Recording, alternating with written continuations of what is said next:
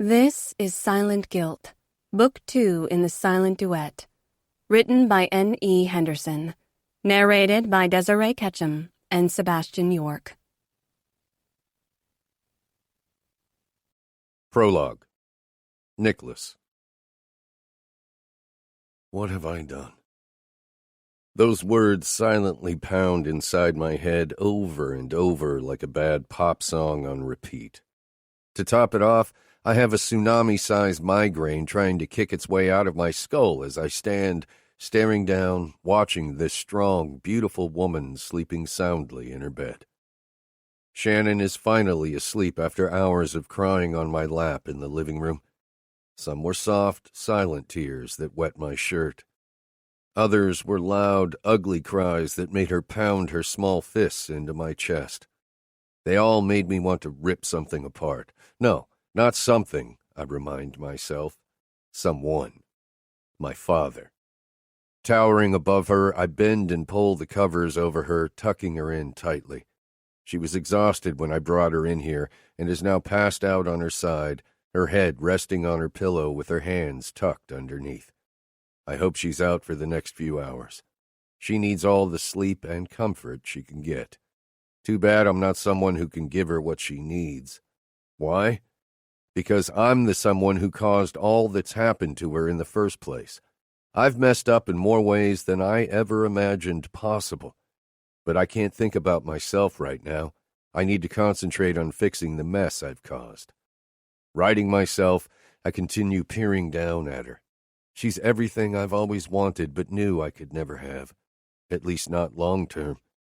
Pinching the bridge of my nose, I close my eyes, only to reopen them immediately. I can't shut them. Every time I do, I see red and I can't breathe. I should have killed that bastard 10 fucking years ago. If I had, she never would have been raped once, let alone twice. I'm a real piece of shit for letting that happen to her. Letting him happen to her. I don't deserve her. I'll never deserve her. Moving quietly, I grab her cell phone from the nightstand next to the bed. Bringing the screen to life, I notice it's a little past midnight. Quickly, I locate her music app and find her favorite Papa Roach album, Metamorphosis. After hitting play, I put the album on repeat. Shannon is one of the few people, like myself, who can sleep peacefully while lyrics are being screamed in the background. Still, I set the volume down to a low beat. Before setting the phone back on the bedside table, I flip the switch on the side of her phone to silent so it doesn't ring while I'm gone. I take my own cell phone out of my pocket, silencing it as well, then place the phone next to hers. I make my way into her closet as quietly as possible and grab my extra gym bag. Walking back into her room, I take one last look at the sleeping beauty before exiting the room, just as Lifeline filters through the small speakers. I don't have a plan, not really, anyway. I know I shouldn't confront my father. It's a bad idea, a very bad idea, but I've never been one to listen to the voice of reason. I grab Shannon's car keys from a basket next to the front door, then quietly slip out, locking the door behind me. Looking down, I remember Nico lying dead when I arrived hours ago, and I ball my hands into tight fists. His blood stains the concrete under my feet. The motherfucker killed my dog. I don't have proof, but I know he did it. It's too coincidental. This was personal. I also know what the message behind it meant, and I'll be damned if I let him hurt her a third time. Not a chance in hell will I allow that to happen again. Jace has probably already handled Nico by now. Knowing him, he buried him in my backyard before he headed to his fight. A fight I had every intention of going to until my sister had to be bailed out of jail and then demanded to be taken to Shannon's house. Nikki had been frightened, unusual for my sister. She never shows weakness, which is why I didn't put up much of an argument with her about coming here. Hitting the unlock button on the key fob, I open the driver's side door, toss my gym bag into the passenger seat, and sink into the car. I adjust the seat to accommodate my long legs, but there still isn't quite enough room, causing me to mutter a slew of curse words under my breath. She needs a bigger car, I think to myself as I ease the door shut. Who the hell enjoys driving this box of shit? I shove the key into the ignition, turning it so the engine comes to life. Simultaneously, the radio starts blaring "Had Enough." "Fuck!" I shout. Startled, I turn it down as quickly as my fingers will move. I know it's not going to wake her with the music already playing, but she has neighbors. I don't need to wake them. Luckily, her house isn't as close to her neighbors as most in this neighborhood are, so I think I'm in the clear. I have no idea what I'm about to do, but I'm smart enough to know I don't want anyone to see me coming or going. Throwing the gear shift into reverse, I ease out of the driveway. I could almost laugh at the song coming through the speakers if the lyrics weren't so dead on at this very moment. Almost. Once on the highway, I head south. I know where I'll find my father. At his on-again, off-again mistress's townhouse. My dad doesn't know I know about her, but I do. I have for a long time. It's only a 20-minute drive, and with next to zero traffic, I can probably make it in 15. Red flags continue to flash in front of my eyes. I need to listen to Jace and not do something stupid, but I can't stop myself. The beast inside rages and wants free. There aren't enough chains in the county of Los Angeles that could hold me back from ripping that monster apart, not after everything I learned tonight. I've never been this on edge before, not even before or during a fight. Not any of the times I've watched or heard him hurt my mother. It should scare the shit out of me, but it doesn't. I've always known my good-for-nothing father was an evil bastard, but never in a million years would I have thought he was capable of what he did to Shannon. The lyrics to the song that just finished playing repeat in my head. We have had enough. By the time I make it to the small community my dad's girlfriend lives in, I only have one thing on my mind: hurting the man who damaged my beautiful girl. I honestly don't care what happens to me as long as he pays for everything he's done. I'm not stupid. I know people rarely get away with the shit I'm about to do, but it has to be done. I'll be damned if I let her feel unprotected another day. If that makes me a bad person, well, I don't give a flying fuck. Parking the car in a small, deserted parking lot a block from Harper's townhouse, I turn off the engine, but I can't bring myself to get out. I have a death grip on the steering wheel as I lean my head back against the headrest. The rational side of me is still trying to talk myself out of it. I know there is no going back once I step out of this car. The other part of me knows if I don't do this, I won't be able to live with myself. Releasing the grip on the steering wheel, I reach over and unzip my gym bag. I take out my sparring gloves and put each one on, noticing a few scratches on my left arm and a small cut above my knuckles on my right hand. At least if I'm questioned, I have my training as an excuse. Once my gloves are secured tightly, I open the door and get out of the vehicle, then make my way down the set of steps next to the parking lot. Noticing the dark car in front of me, I feel a sense of relief. He's still here. Once I make it past his car and to the end of the pavement, I jog down another set of steps to the private beach. Her house isn't far. My father thinks he's slick because he doesn't park in her driveway. No, that wouldn't make good headlines if an L.A. County judge were caught having an affair, now would it? Once my feet hit the sand, I slow my pace. This is a quiet community. Many of the townhouses are rentals for vacationers. I don't need anyone to see me. At least, not until I'm finished doing what I came here to do. If someone saw me now, I'd look out of place with my fighting gloves and a button-down shirt and jeans. I certainly don't need the cops called before I settle the score with my father. After a few minutes of trekking down the beach, I notice a figure in the distance, causing me to stop. A large fence is wrapped around what I assume to be a dumpster on my left. I quickly hop behind it and wait. My heart pounds a tattoo in my chest. After what feels like an eternity, the person passes me. There's enough moonlight to identify the figure. I know it's him, my father, but I can't move. My feet are frozen to the ground. How can I do this? I'm not like him. Even with all the shit I've done over the years, I'm not evil. Only evil people kill. right? Shit. I don't need this right now. I don't need a conscience. God damn it, I hear him say as he halts and pivots. I think he's seen me, but he doesn't look in my direction. He walks back in the direction he came from. After he passes me yet again, I follow him. My heart rate accelerates. All the hate I have for this man boils to the surface. My body begins to heat, making my fists clench together. I can't see anything but the color red when I take a deep breath. You sick fuck, I spit out in a disgusted tone, causing my father to stop dead in his tracks.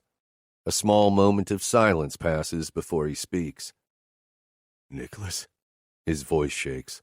It's not the confident tone that normally pours from his mouth. He slowly turns, facing me, and his eyes grow wide as they dip down to my hands.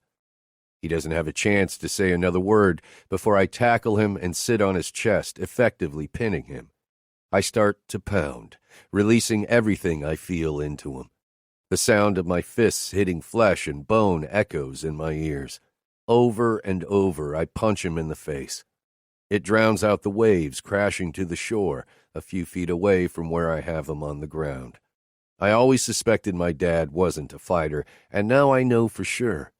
He doesn't know how to fight me off or even how to flip me over. He is a sorry excuse for a man, let alone a father. He doesn't deserve the breath he takes. This man deserves to burn in hell, and that's exactly where I plan on sending him. When I can't punch anymore, when all the fight in my body is gone, I sit back. Looking down, his face finally comes back into focus. My father lies motionless, limp, and bloody. He looks broken, a sight that echoes the way I feel. Quickly looking up and around, I see no one in the area but the two of us. Shit, what have I just done? I'm letting my conscience get the better of me. Fuck. I jump up and off his body. I don't know if he's dead, but I can take an educated guess. Fuck. Isn't this what I wanted? Yes, it is, but hell. I take a step back and rub my gloved palm over my face. That piercing feeling in the center of my chest hasn't gone away. Did I think it would? Did I think killing him would ease my own guilt?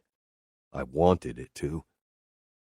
Without thinking too long, I bend down and gather his body up. I make my way to the ocean, my father thrown over my shoulder. Going thigh-deep into the water, I let his body fall from my shoulder. I walk backward as I watch his body float face down. Once I'm out of the water, I turn and jog to the stairs, making my way up and over to the next set. Before I know it, I'm back at Shannon's car and ripping the gloves off. Walking to the passenger side, I swing the door open and pull out a towel and spare clothes from my gym bag. I place the gloves inside. As quickly as I can, I strip out of my soaked clothes, toss them into the bag, and then towel myself off. After placing the dirty, wet towel in my bag, I pull on a pair of gym shorts and a sleeveless workout shirt. Shutting the car door, I jog around to the driver's side and hop in. Holy shit. What the hell have I done? What if he's dead? What if he's not dead? Shit. I should have at least made sure. Should I have weighed his body down? Hell, I don't know. I've never killed anyone before. Fuck! I yell, hitting the steering wheel. I start the car and slam the gear into drive. Chapter 1. Pregnant? She's pregnant. Shannon is pregnant. Oh, God. We're... Making my way to Nikki's car, I pull the door open and then plop into the seat in a daze. I feel like the air has been sucked right out of my lungs. I slam my head back into the headrest, frustrated, as I pull the door closed. I'm hot. It's too damn hot inside this car. Why am I so hot? My body is on fire. Must be, but it's not. Why isn't there any goddamn air running in your fucking car? I yell at my sister before turning a nasty look in her direction. Don't you fucking yell at me. The air is running, asshole, she spits out, gesturing toward the AC vent in the middle of the dashboard. Leaning forward, I rest my forehead in my palms while attempting to bring in air through my mouth, but it's a struggle. I can't think straight. Pregnant? Are you okay? Nikki inquires, and I almost want to laugh. Only nothing about this is anything to laugh about. My sister's voice sounds so far away with everything else running through my head. I can hear the rapid pounding of my own heart beating in my chest. She's pregnant. We're having a baby. What have I done? Nick? Just get me the fuck out of here. Take me to my house, I demand, throwing my body back into the seat. My heart may not have any sympathy for the man I killed, but my brain knows what I did was wrong. So very wrong. I'm not sorry, but hell. Everything changed with two simple words. I'm pregnant. I'm going to be a father. I was fine with going to prison for killing a man, but not if I'm having a kid. Fuck, fuck, fuck! I yell as loud as my voice will push the words out. I hear Nikki put the car in reverse, and I'm jerked farther back into the seat as she accelerates. My sister isn't exactly the smoothest driver. I close my eyes, but I feel every jerk and pull as she makes each turn. She turns the volume on the radio up, but not loud enough that a conversation can't be had over the music. Before I know it, she pulls into my driveway and parks. I open my eyes before swinging my head in her direction. She's biting her fingernails and giving me a pleading look. Damn that look. Please tell me you didn't kill him, she says with a sigh. I've never lied to my sister. I've never had to, and if anyone could see through me, it's her. I turn my face, peering out the window. I can't look her in the face if I'm forced to lie. Drop it, Nikki. I have enough shit to deal with today, I say as I reach for the door. I can't tell her. Even if she despised the man as much as I did, I can't tell her I killed our father. I certainly can't put the burden of that on her conscience. Nick, I really need you to tell me it wasn't you. Please, Nick. Her voice is soft, and I can tell she's on the verge of tears. It's been a long time since I've seen my little sister cry. The last time, it almost cost me my best friend. I can't take my sister's tears. I drop my hand from the door handle and relax back into the seat, feeling defeated. Before I can answer, she says, I punched Dad yesterday morning. What? I ask, turning in the seat to face her, instantly on alert. I took a swing at him yesterday morning in his office. Several people witnessed it, and the whole office watched me be escorted out by the cops. This is not happening. I take a deep breath through my nose and then blow it out through my mouth. That's why you got arrested yesterday, and you're just now telling me. I tried to keep my voice calm, but I'm anything but calm at this moment. Fucking Christ! I scream. Shit! What if people think she did it? No, I'd never let that happen. It's only a matter of time, she starts, but I cut her off. Where were you last night after you left Shannon's? Jace had a fight. Tell me you were with him the whole night. Nick, you don't think... I cut her off again. Just answer me, damn it, I shout. I was at the fight until midnight. Afterward, Jace and I and a couple of other fighters went to Club Blue until 3 a.m. I talked Charlie into letting us stay after the place closed at 2. Jace and I went home, then went to bed. Mom called, waking me up around 7 this morning. Thank God she has an alibi. It was somewhere around 1 when I killed the bastard. I sigh as relief washes over me. There's no way in hell I would take a chance of my sister getting accused. Stop worrying, I tell her in a calmer voice. People saw you last night. No one is going to think you did it. She relaxes into her seat like a weight has been lifted off her. She's smart, but I don't think she even realized she had an alibi. An idea hits me, and I look at my sister. She knew what our father did to Shannon before I did. The memory of her telling Shannon to tell me or she would rushes back. How did she know? Why did you take a swing at Dad? Nikki tenses and looks away. She can't lie to me either. Nikki? She reaches forward, turning the volume down on Blood-Empty Promises, the song giving me a bad feeling about what she's going to reveal. Because of what he did to her, she huffs. You knew? Realization dawns on me. Shannon told you before she told me. It comes out more of an accusation than a question. A flash of anger mixed with hurt floods me from head to toe. No, Mom told me, she clarifies. Say what? How the hell did Mom find out? Did everyone know before I did? Nikki leans forward, pressing her face against her hands wrapped tightly around the steering wheel. 2 days ago. Mom let it slip 2 days ago. Did she just say 2 days ago? Surely I'm not hearing this correctly. There's no way they both knew that long and hadn't said one word to me about it. Before I form any words, my sister continues. I immediately went to see Shannon. When I got there, she was puking her guts out. I didn't get a chance to talk to her about it. I made her go to the doctor where she found out she was pregnant. Nikki pauses, panic crossing her blue eyes. Oh, God, please tell me she told you about the baby. 2 days. 2 fucking days ago. My body heats, and I can feel my blood coming to a simmer. I only nod and wait for her to continue. Why didn't my sister tell me then? When I dropped Shannon off, she said she was going to tell you about the baby. Then later that day, when I saw you at Knocked Out, I knew she hadn't told you. By the next morning, I just lost it. She wouldn't answer her phone, so I confronted Dad about it. Then everything went to shit and I got arrested. He fucking had me arrested, she tells me, rushing her words out all at once. I stare at my sister in silent disbelief.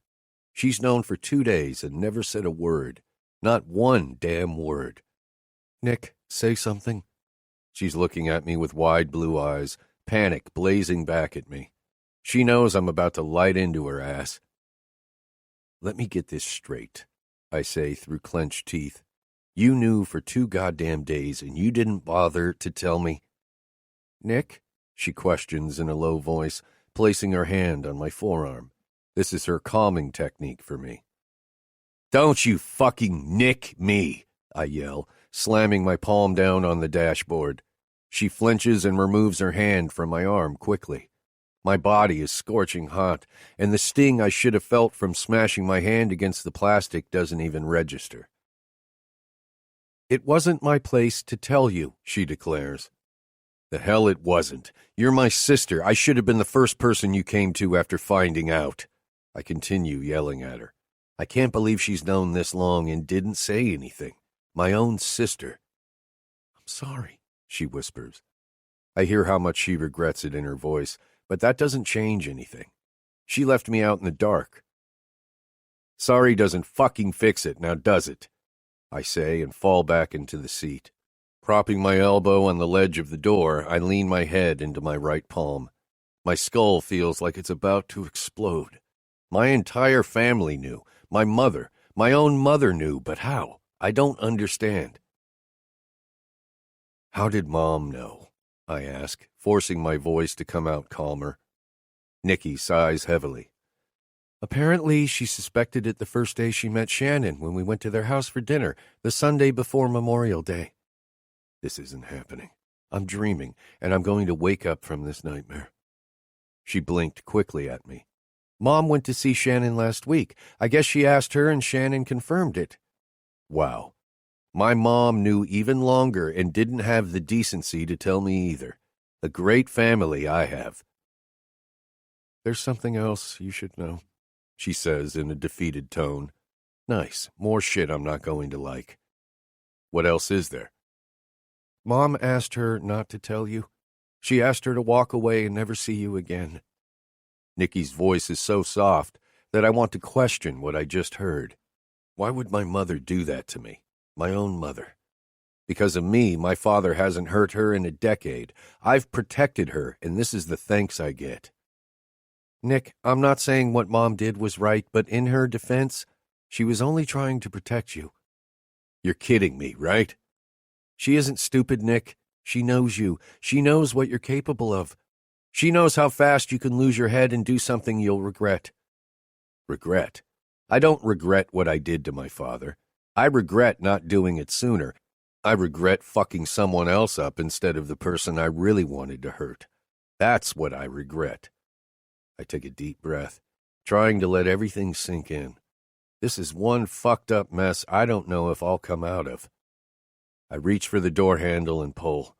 Before I can get a leg out, Nikki stops me with a hand on my arm. Nick, that was a lot of information to process.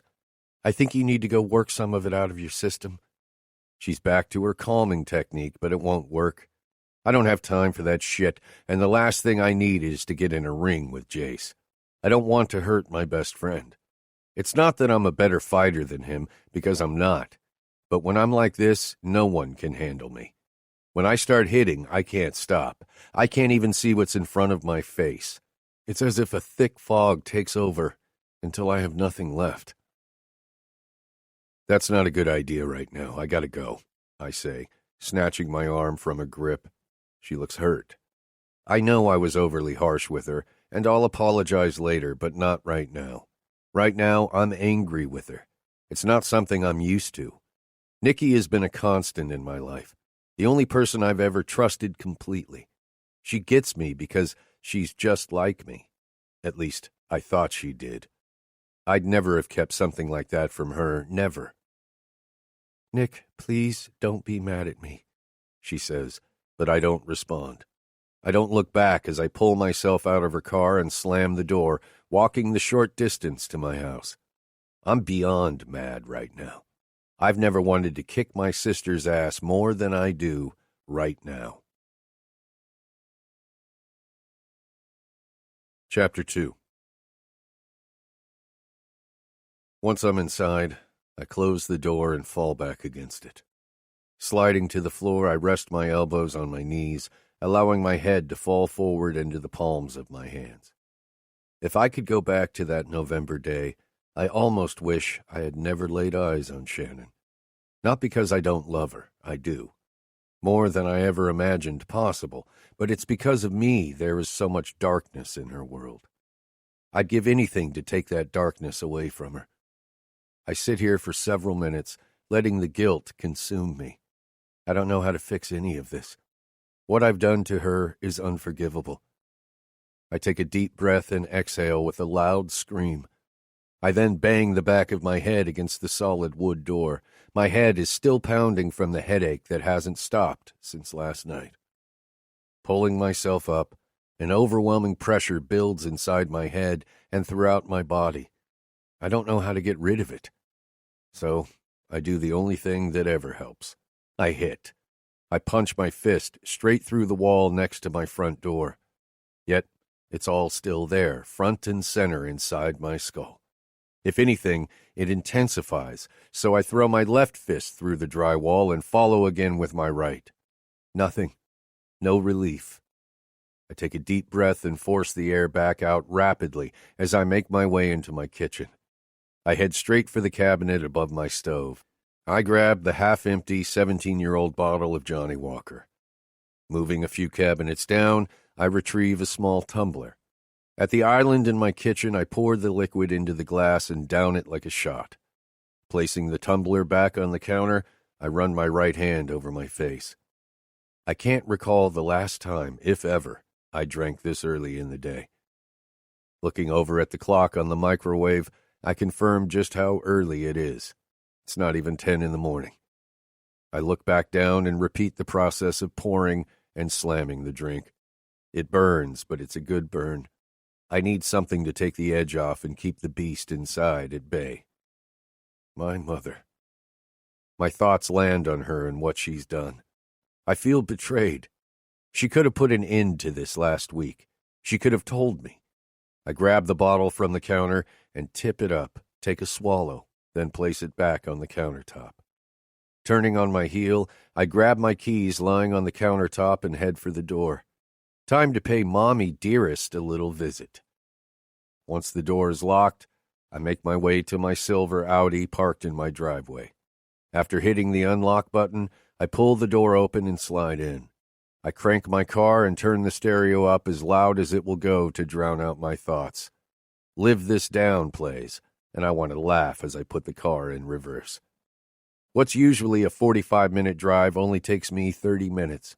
Once I'm parked, I don't hesitate. I turn the engine off and get out. I slip my keys into my pocket as I reach the front door. I don't bother to knock. Today, I don't care. I haven't entered my parents' house without knocking since I moved out right before my 18th birthday. Once I step into their foyer, I slam the door.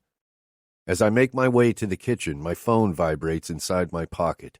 I ignore it. I don't have the time, nor do I want to talk to anyone right now. As I enter, I notice my mother sitting at the table.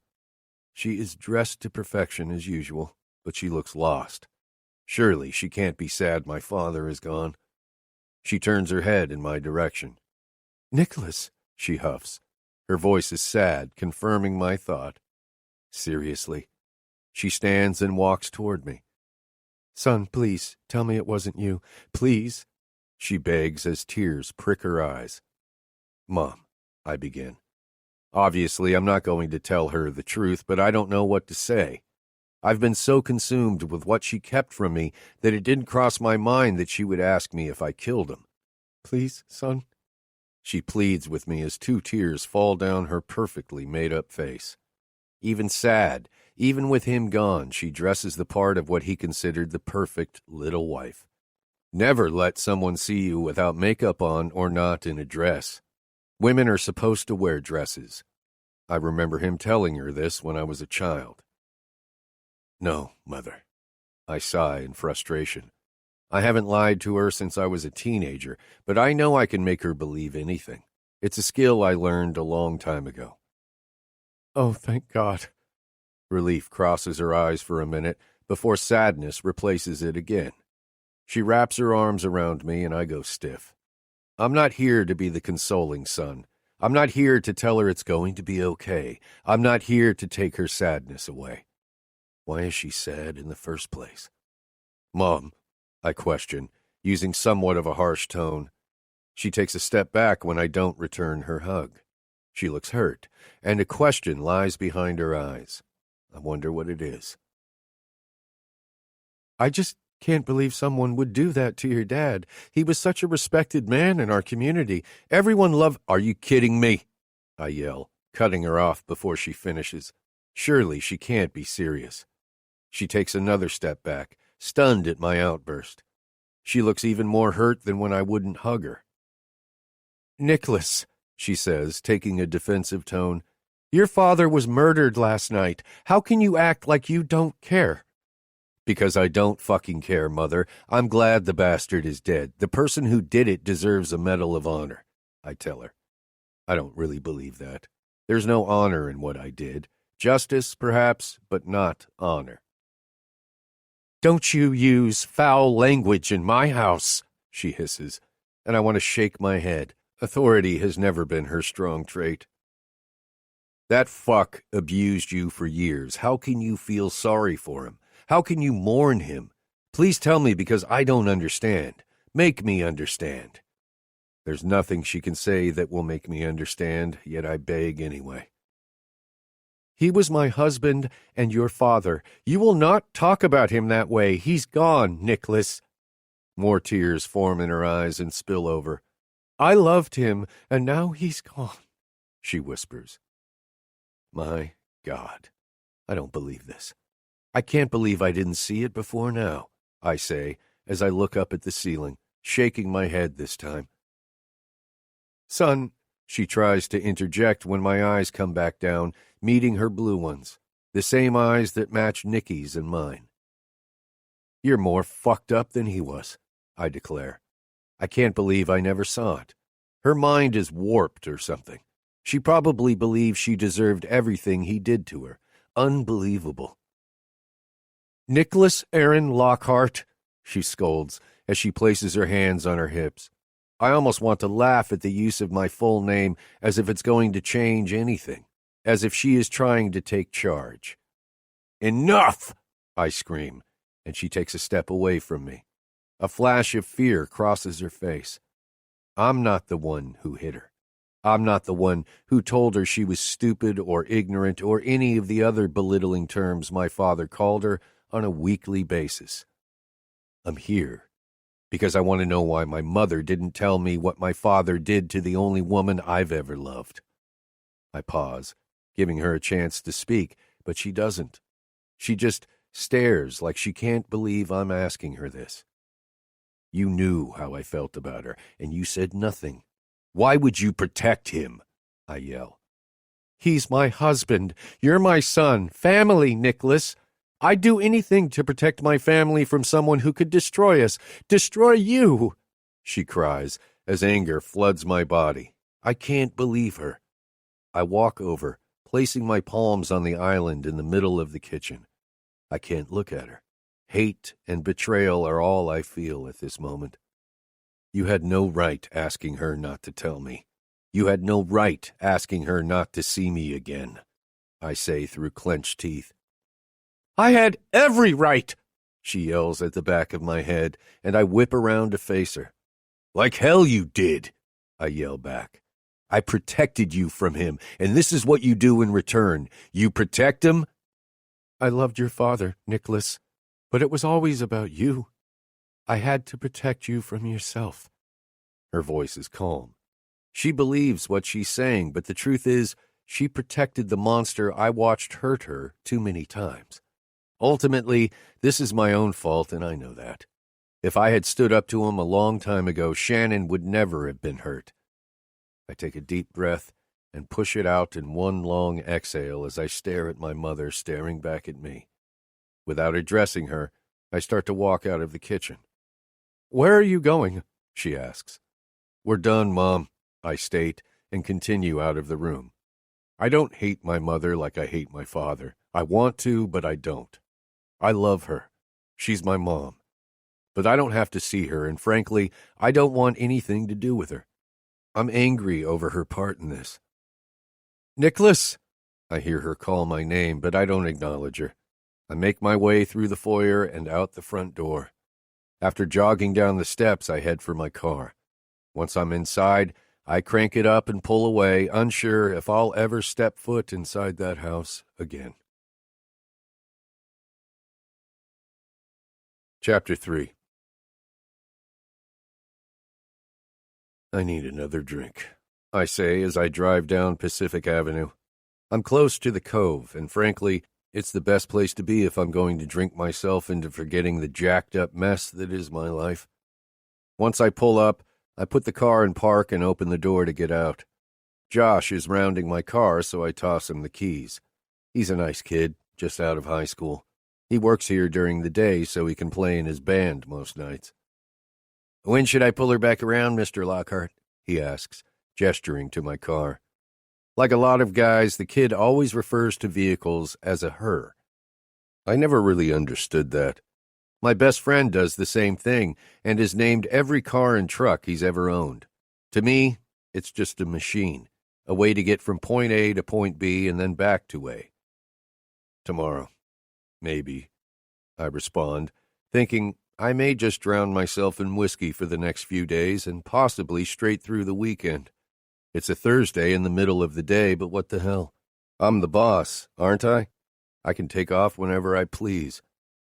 Making my way inside, I head straight to the elevators, passing the receptionist's desk on the way.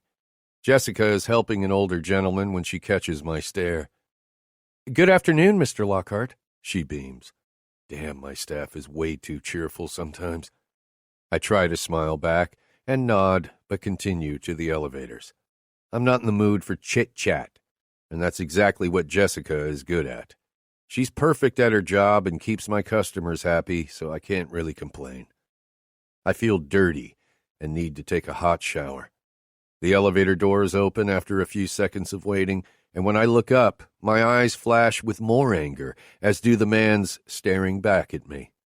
We don't speak as he exits, guiding a petite brunette. I enter the elevator, press the code for the penthouse floor, and as the doors close, I wonder why Jeffrey Chaney is in my hotel. The last time I checked, it wasn't a pay-by-the-hour motel, so what the fuck? My hatred for him may be misplaced, but I don't care at the moment. His hatred for me isn't, and really, can I blame him? Still, I never liked the prick in high school, and I certainly don't like him now. As long as he stays away from what belongs to me, we won't have a problem. The ride up the elevator is short, and I'm lost in my thoughts. When the doors open, I exit, walking the distance to my room. Once the door is unlocked, I enter and slam it shut. I head to my kitchen first for that drink I'm so desperate for. Seeing the unopened bottle of the famous Grouse Scottish oak finish sitting on the countertop, I walk straight over to it and open it as quickly as my fingers will twist off the cap. I toss the cap on the granite and retrieve a small tumbler from the cabinet above me. After pouring a large amount in, I pick up the glass, tip it up to my lips, and toss it back, swallowing it in one gulp. Seems like such a waste of expensive scotch. It should be sipped, but that isn't my goal. Without setting the glass back down, I pour another large drink and throw it back like a shot. Setting the glass down, I place my palms down on the edge of the granite and close my eyes. Opening them back up, I take a swig from the bottle. The alcohol hasn't started working yet, and I don't like the image staring back at me when I close my eyes. I see the lifeless body of my father lying beneath me. I take another swig. I put the bottle down when I feel the vibration of my phone in my pocket. Why can't people just leave me alone? My cell has buzzed more than a dozen times since I shoved it in my pocket this morning. I should turn the damn thing off. Taking my right hand off the counter, I fumble into my pocket to retrieve my cell phone. With one smooth slide to the right, it opens, showing me about a dozen missed calls and more than 3 times that amount in text messages. Shit. Apparently, my father's murder, has broken. That's what it was, right? Might as well be honest with myself. First, I clear all the calls, noting that most are from my sister, with a couple of others from Jace and one from Marcus. Clicking over to clear my texts, I see they range from Rachel and a few other staff members from LP, including Teresa. Most are from the few people in my life who I actually consider my friends: Jace, Nikki, Shane, and Matt. A couple of the messages are from numbers I don't recognize, and I have one from Shannon. I stare at her name the longest. I should just turn the phone off. Easy, right? Just have to press one button and slide my thumb to the right on the screen to power off. So do it, Nicholas. Finally, I click on the message she left. Oh, hell. Shannon. Happy birthday. It's her birthday. It's my birthday. A great birthday today is. Without thinking, I toss my phone on the countertop. God damn it, I spit, right before it hits the hard granite, making a cracking sound. I reach for it and turn it over as I pick it up. Sure enough, the glass screen is a shattered mess. Fuck. Oh well, it's not like I planned on talking to anyone for the remainder of the day. I set the phone back on the granite, then grab the bottle and push away from the counter, turning to leave the kitchen.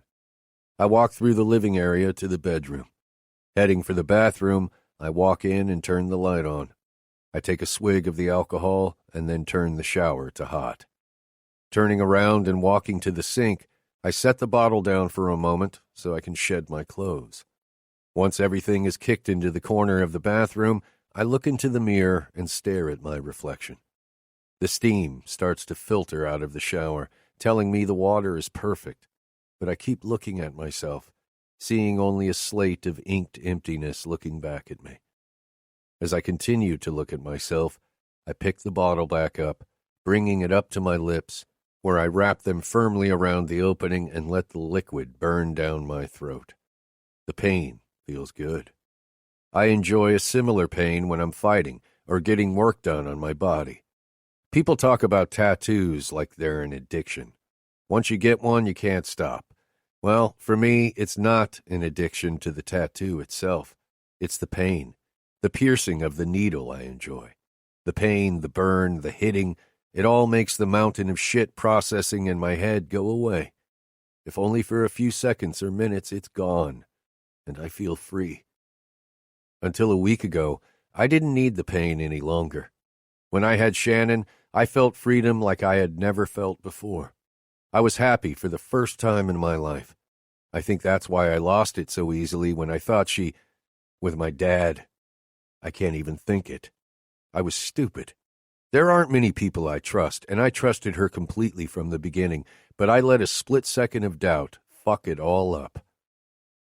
I set the bottle back down to run my hand over my face, through my hair, and back down over my face again. Looking down at the soon-to-be half-empty bottle, I suck in air through my mouth and then exhale in a long, drawn-out breath. Quickly turning toward the shower, I take a step and almost lose my balance. I spring forward, grabbing the corner of the wall to catch myself. I stand still for a few seconds to gain my balance back. I shake my head from side to side and then continue forward, stepping under the hot spray. I stand under the heat, letting the water fall onto my head and run down my achy body. I stare at the water pooling at my feet, waiting to go down the drain, washing away the dirt. If only everything jumbled in my head could wash away that easily. I'm going to be a father, and I don't know what to think. I really never thought I'd be here. It's not like I never wanted kids. I do. But I would never have considered bringing them into this world as long as that man was alive. No kid should be subjected to that evil bastard. If I'm really honest with myself, I never wanted to carry his genes further in this world. I wanted them to stop with Nikki and me. What if I'm a shitty father? What if I'm worse than he was? What if I'm really just like him? Shannon would be better off without me, and certainly the kid would too. A pain shoots through my chest at the thought of living a life without her. I turn, grab the bottle of shampoo, and push all thoughts of her out of my mind. The more I think of Shannon, the guiltier I feel, but the more I try not to think of her, the more I do. It's a lose-lose situation no matter what I do. I pop the top on the shampoo and squirt a small amount into my palm. Placing the bottle down, I lather the white creamy liquid in my hands and then run them through the dark strands on my head. Once I've scrubbed my scalp, I do the same to every inch of my body. And I'm not gentle about it. I feel dirty, and no matter how rough I am, that clean feeling never comes. After showering, I towel off and quickly dress. Alcohol. I need more. I decide to leave my hotel room. I could stay and finish off the scotch, but I'd rather be down at Quaint. At least I know Sam will keep my mind off things I don't want to think about. Looking at my watch, I see it's almost 3 in the afternoon. Perfect timing. Sam should be arriving soon. I walk out the door, letting it slam shut behind me. I make my way to the elevator and press the down button. Once on the ground level, I exit and head for my destination. "Mr. Lockhart?" I hear as I'm about to walk past Jessica. Her voice is stressed and packed full of concern. Not now. I stop and turn as she rounds the desk. "I heard. I am so sorry to hear about your dad. Is there anything I can do, Mr. Lockhart?" "For starters, you can just not give a shit like me, but I don't say that. No, I know I have to act like a man who actually cares that his father was killed." "No, Jessica, but thank you," I tell her.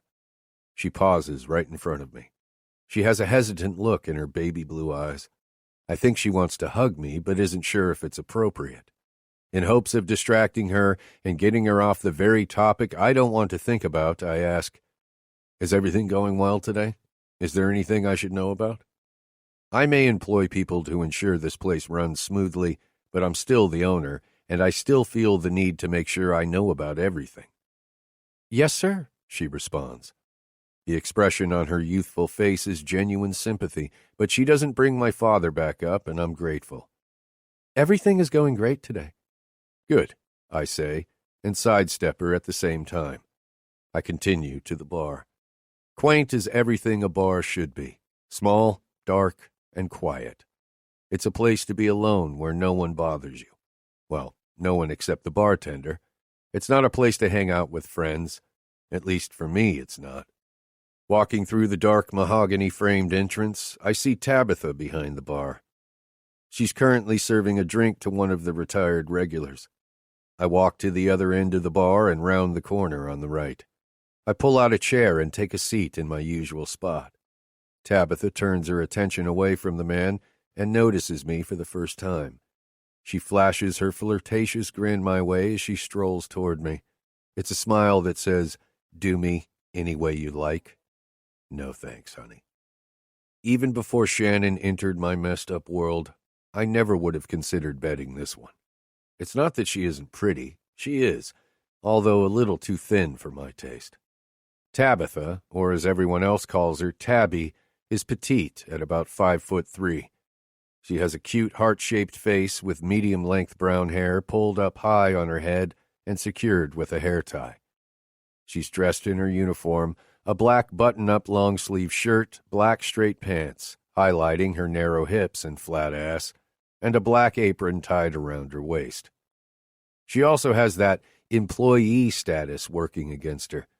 I've made that mistake before and won't be doing it again, no matter how drunk, alone, or miserable I am. It's not worth it. Plus now, there is Shannon. And I don't have the slightest clue what to do about her, or them, rather.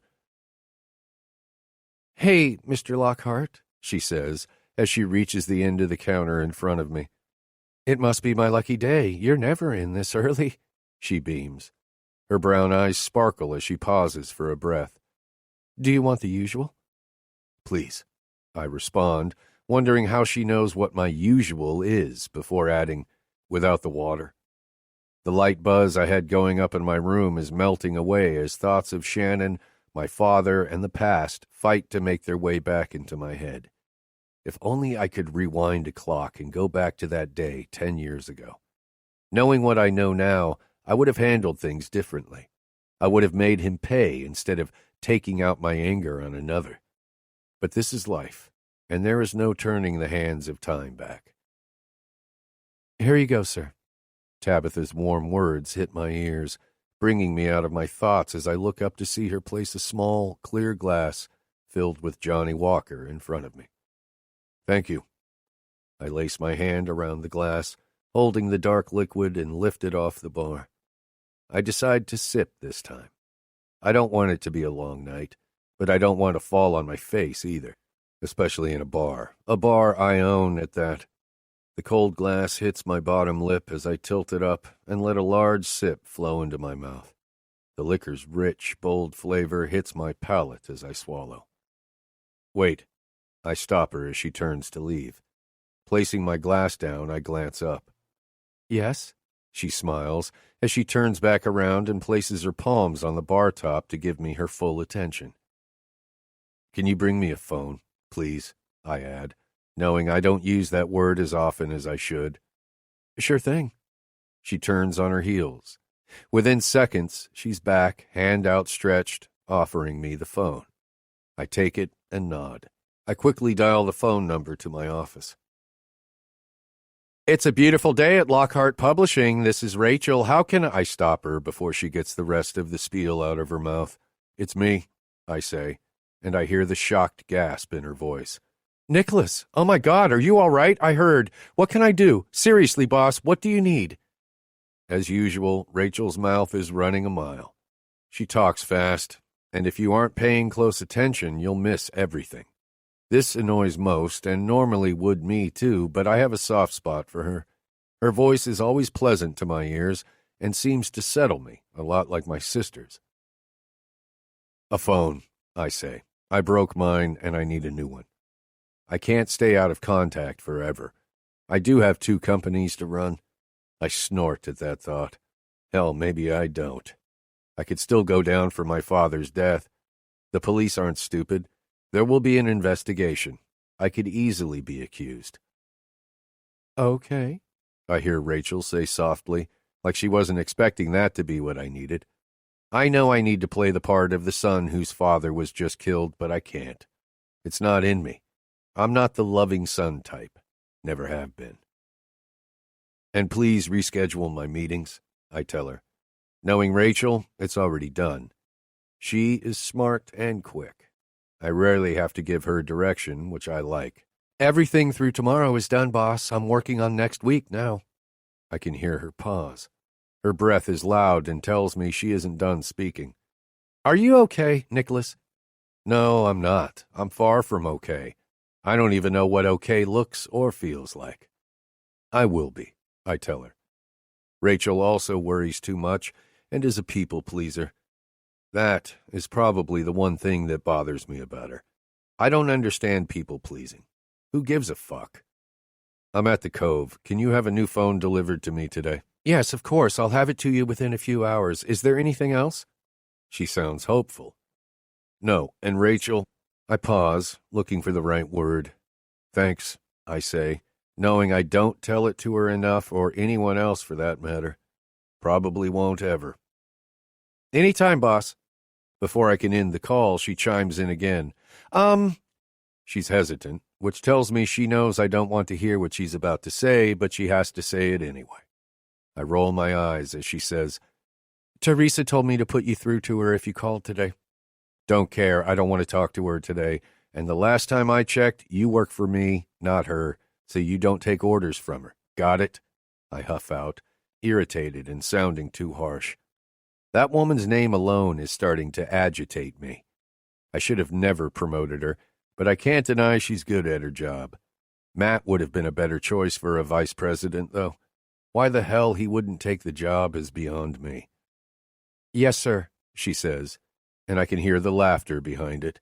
Rachel isn't as easily offended by my tones or moods. Expect a new phone shortly, she adds, as I click off the phone and end the call. Setting it down on the counter, I grab my glass and toss it back in one gulp. So much for the sipping method. Figured you could use another. I hear and look in front of me. Sam is standing with another glass, a bigger glass of whiskey than the one I just killed. Thanks, I say as I take it from him. Saw the news. He grabs the empty glass and puts it on the counter behind him. I take a large sip and then look up to meet his stare. And what did the news say? I ask, partly because I need to know and partly because I know Sam isn't going to shut up. And maybe I don't want him to. It's the reason I came down here in the first place. Sam is chatty, a great distraction. That the good judge was found dead, washed up on a beach not far from a pretty little junior district attorney's condo. He smirks. Is that an observation, or was Harper Douglas's name thrown out into the media? She's been my father's mistress for a long time. Since she was in law school, to be exact. I wonder what my mother now thinks about the man she loved and took abuse from. He didn't love her. He didn't love any of us. Not that he loved Harper, either. He only loved that she allowed him to hurt her physically. Whacked bitch. Not my observation. Some mousy reporter on Channel 5 put it together from what I heard, he offers. So, any ideas on who did it? Fucker. He's trying to goad me. He knows I hate my father. Hell, he's probably standing here wondering if I hate him so much to do something like that. Yes, apparently I do. Serves me right for getting hammered in this bar on more than a few occasions. No, I say, and take another sip from my glass. Well, in that case, new topic. How much more do you need to drink before you agree to sell the Cove to me? And here it is, our typical conversation. He wants to own my hotel. If the old-timer only knew, at this rate, I'd give the place to him, so it was one thing off the list of endless shit on my plate. How much? And bring me a fresh one? This one's about to be gone, I say as I tip up the half glass of whiskey and swallow the contents down. I concentrate on the fire I feel from my neck down into my stomach. It quickly passes, but it feels good. So good, I think I want to do it again. Why don't I leave the bottle here? Sam says as he sets it next to my drink. Smart man, but at this rate, I'm not going to last more than a few hours. Perhaps that's best. If I'm passed out, I can't think about my father, Shannon, or the baby. The baby. There's a kid inside her, my kid. How the hell am I supposed to be a dad, let alone a good one? I glance up, giving Sam a, well, I'm waiting, look. What? He asks. How much? I force out through clenched teeth.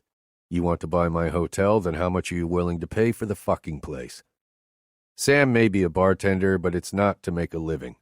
He does this job for fun. I'd be willing to bet the old fuck has more money than I do. I'd be surprised if he didn't tip the scale at billionaire status. Nicholas, you're not serious, so who the fuck cares? If you're looking for a distraction, you have it in front of you. Sam glances down at the alcohol in front of me. I smirk as I pick the glass up and take a healthy sip. Perhaps, but who's to say I'm not being serious? Am I being serious, or am I just jacking with the middle-aged man standing in front of me?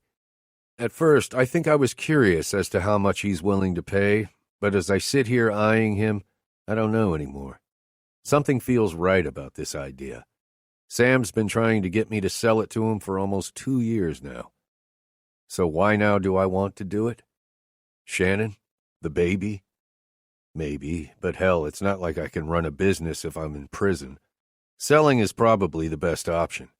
This place is more of a hobby anyway. Lockhart Publishing is my pride and joy. My dream after my first dream was cut short. Because you're not, and we both know it. Sam sighs, bringing me out of my thoughts. This isn't some game for me, Nicholas. I do want this place. He gestures around the bar with his arm, like I don't know he's serious. He's the only person I'd even consider selling to. Well then, let me put it this way, old man. It's the only time I'll ever entertain the idea.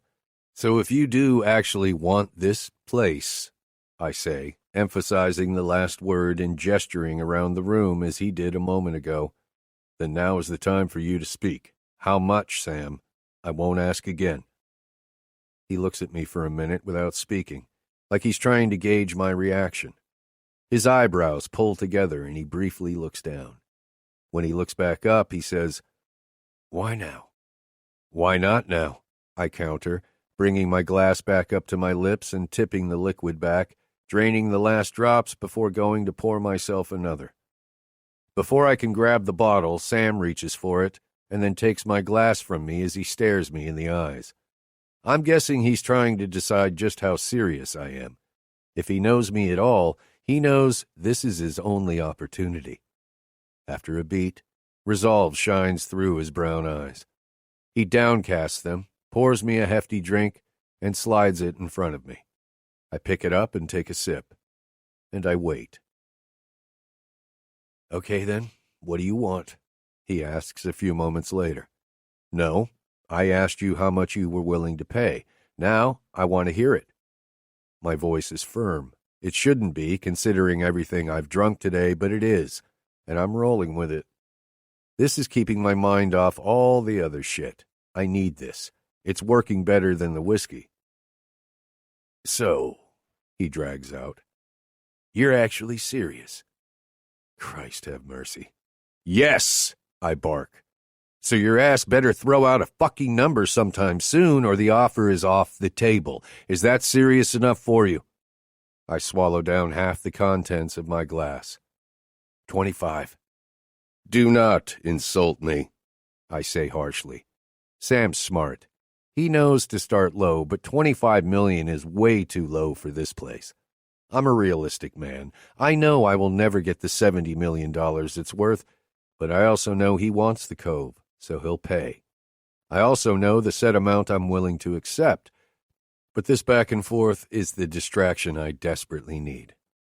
Fine, 40. It's a good offer for all this, he says, and gestures around the room again. Try again. I take another sip. He sighs heavily, more dramatically than necessary. 50, he spits out at me. He looks as though he's getting angry. I like angry. You're doing great. Keep going, I tell him, in a condescending tone, purposely trying to push his buttons. I'm not paying more than 50. He almost shouts it at me, causing a few heads to turn. I want to laugh for the first time today, but I don't. I keep my face hard. Sure you are. You're going to pay 60 and not a penny less. What the fuck? He mumbles, almost to himself, and I know I have him. He'll pay it. If he wants it like he says he does anyway. I stay silent.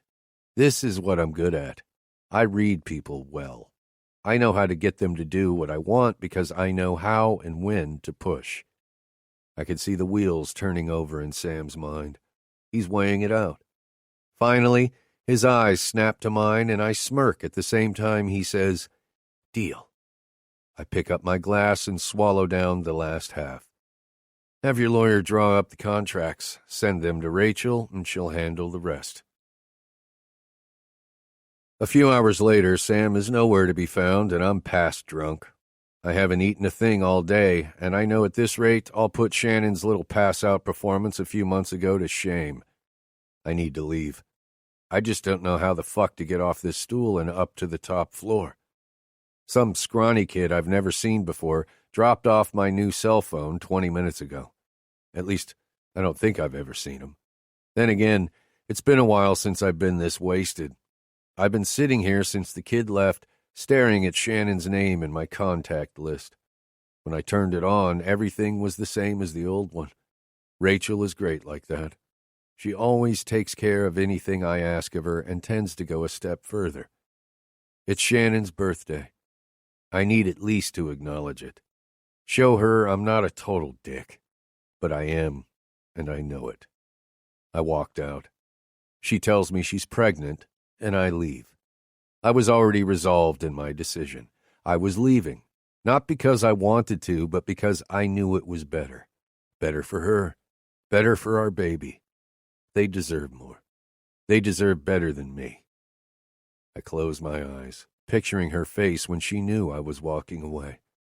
She looked crushed, shocked even. I'm glad I never turned around after she told me the news. I knew if I did, I'd fall. I'd have fallen at her feet and begged her to forgive me for everything. But I don't want her to know. She can't find out, not ever. Yes, I'm a coward. A guilty piece of shit coward. That's what I am. Just before I open my eyes again, a strong, firm hand grips me lightly, squeezing between my neck and shoulder on my right side. Normally, anyone who grabs me like that would be laid out on the floor by now. But I know Jace like I know myself. He's been like a brother since the first day of kindergarten. He knows how to handle me better than anyone. Better than my sister, even. Took you long enough. I breathe out as he releases his grip and takes a seat next to me at the bar.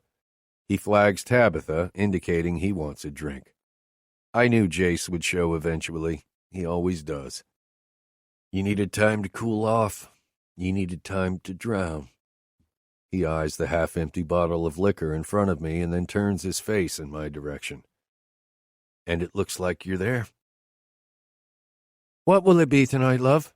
Tabitha asks Jace as she eyes him up and down hungrily. This is nothing unusual. Jace is hit on everywhere we go. He's often mistaken for a rock star rather than an MMA fighter with his tattoos poking out from his clothes. It's how he got his nickname, Rockstar, early in his fighting career. If the girls could only see all the ink underneath his clothes, they'd probably cream their panties. Girls like tattoos. Not sure why, but they do, and Jace is covered. His opponents often find themselves distracted by all the ink, me included, and I've been with him when he's received every ink mark on his flesh. I'll have whatever he's having, I guess, he tells her. Tabitha pulls out a clean tumbler and fills it. She smiles, but doesn't wait for a thank you before she turns to leave. Good thing, because getting a thank you from Jace is about as easy as getting one from me. Want to talk about it? He asks, and I pull my head in his direction. What the fuck do you think? I say flatly. You take care of my dog? I ask, as an image of Nico lying in a pool of blood on Shannon's doorstep enters my mind.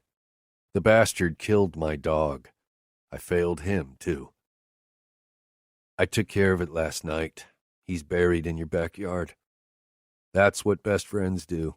They take care of your shit without you having to ask because they just know what to do. And they don't need a thank you for it either. You owe your sister a fucking apology. He starts, but I quickly cut him off. Leave it alone, I say through clenched teeth. She's my sister. She fucked up and she knows it. Maybe, but she didn't deserve the way you treated her. Drop it, Jace. I'm not going to ask again. Nikki and I will be fine. We always are. You also know I'll apologize when I'm damn good and ready, but that isn't today. And he knows this. But I know why he's pushing the issue. The same reason I'd be all over his ass if he had done what I did. She's his. She always has been. And no one hurts what is yours. No one. Not even your best friend and brother. He stares at me. I can see it in his eyes. He'd love nothing more than to beat the shit out of me right now. And he could if he wanted to. Not because I'm drunk as shit, but because he's the better fighter. I can beat Jace on a good day, but not if he puts his all into it. Not if it's a real fight. There's no one else I'd rather have at my back, even if we constantly want to kill each other over my sister. She is his, but she's mine, too. And no one hurts my baby sister. The look in his eyes right now is the same one I've given him countless times. He tips the contents of his drink back in one gulp, and he waves for another. Doesn't he see the bottle in front of him? He can fix his own glass. I wave Tabitha off as she saunters over. Grabbing his glass from the counter, I pour the remainder of the liquid in the bottle into his tumbler and push it back in his direction, spilling a small amount in my jerky movements. Finish it quickly. I need to get out of here. Then let's go, brother, he says, and once again turns it up and downs it like a shot. Hopping off the stool, he waits for me. Yeah, right, like it's that easy. I've been here for a while, dickhead. Let's go, Lush, he laughs as he grabs my arm and pulls me off, wrapping my arm around his neck for support. The look of wanting to see my face under his boot is forgotten. Jace maneuvers us out of the bar and to the elevator with ease. He's done this on more than one occasion. He's done this a lot, actually, but rarely ever here. I don't like to get drunk in my own hotel. Once in my penthouse, he pushes me onto the couch in the center of the room and starts to walk off. Ass fuck, I mumble under my breath. Want another? I know he's talking about alcohol. What the fuck do you think? I say to him for a second time tonight as I try to right myself. The last thing I want is to sober up. The last thing I want to do is think. But that's exactly what I can't seem to stop doing, except everything is jumbled and flying at me too fast. Leaning my head back against the top of the couch cushion, I inhale deeply and close my eyes. Shannon. I can picture her beautiful face any time I shut my eyes. I left. She told me she was pregnant, and like the asshole I am, I continued out the door. I'm a dick. No, I'm worse than that. But what else could I have done? She deserves more. She deserves better. I've done nothing except cause pain on top of pain. She just doesn't know to what degree, and I don't want her to. It's selfish, and I know I need to tell her everything, but I don't think I can. She already has too much to deal with. A shadow passes over my face, so I open my eyes. Jace is standing in front of me, his hand outstretched, holding a small glass of dark amber liquid. I lean forward, and my head spins a little, but I grab the glass, bring it to my lips, and tip it back. I only take a small sip. It won't take much more to push me over the edge and into oblivion. My goal. Jace turns and sits in a chair next to the couch. He leans back and crosses one leg over his knee. He stares. He waits. He sips. He's waiting for me to talk. He knows if he pushes, it'll only piss me off and unleash a whole lot of hell. Well, screw that. I don't need to talk. I want to forget. In reality, I realize I'm only ignoring things, but that's what I do. I thought if I ignored my father's ways long enough, it would go away. It didn't. It got Shannon hurt. No, it got my girl raped. Raped by my own father. Everything in life has consequences. The messed up part is you never find out what they are until it's too late. You can't go back and change a damn thing. I wish the son of a bitch were still alive so I could beat the life out of him again. So, Jace starts, bringing me out of my thoughts. He sighs deeply and takes another sip. What did it feel like? He asks, and I know exactly what he means. Fuck me. Jace knows me better than anyone. I know he's often wanted to do the same thing to his dad. Not for the same reason, but he hates his dad just as I've always hated mine. He won't, though. He may hate the man, but he also loves him, and that's our difference. I didn't love my father. I don't remember ever loving him. How did what feel? I huff out. I'm only prolonging the inevitable. I know I'm going to tell him. He knows I'm going to as well. I tell this motherfucker everything. I always have. Don't, is all he says. His voice is laced with irritation. Jace isn't one to walk around a subject. He's to the point, straightforward. You always know where you stand with him. I sit there for about a minute, simply eyeing my best friend. Fuck it. It felt great.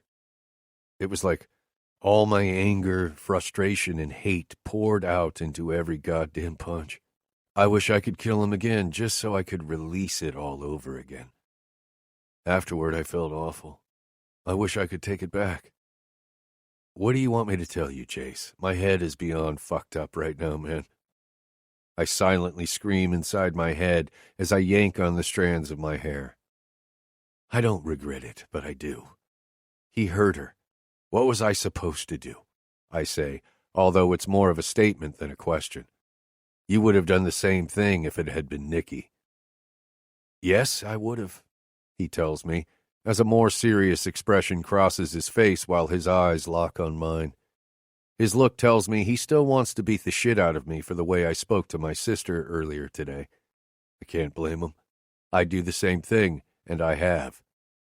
But she betrayed me by keeping something that huge from me. I don't care what her reasons were. I don't care if she thought she was doing the right thing.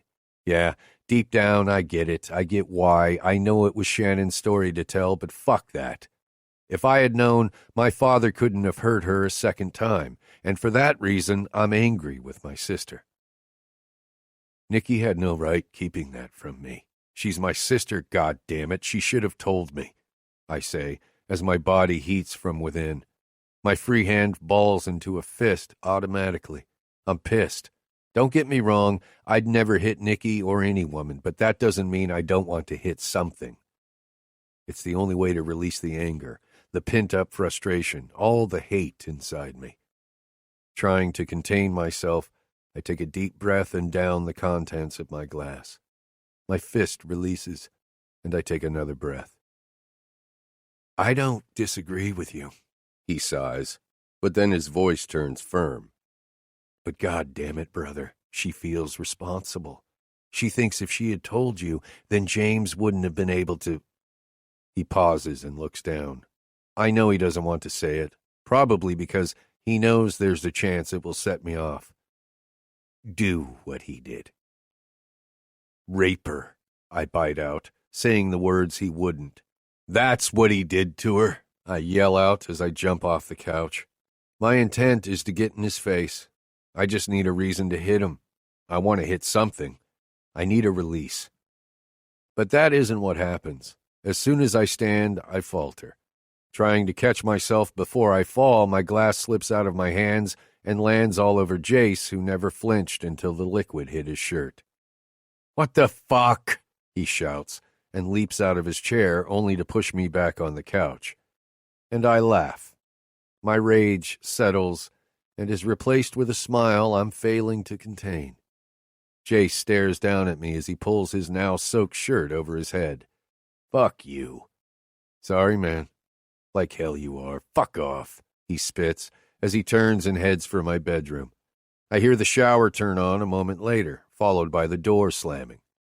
Looking over to the chair Jace was sitting in, I see there isn't a drop of liquid on the furniture. At least I managed to get it all on him and not the soft fabric of my chair.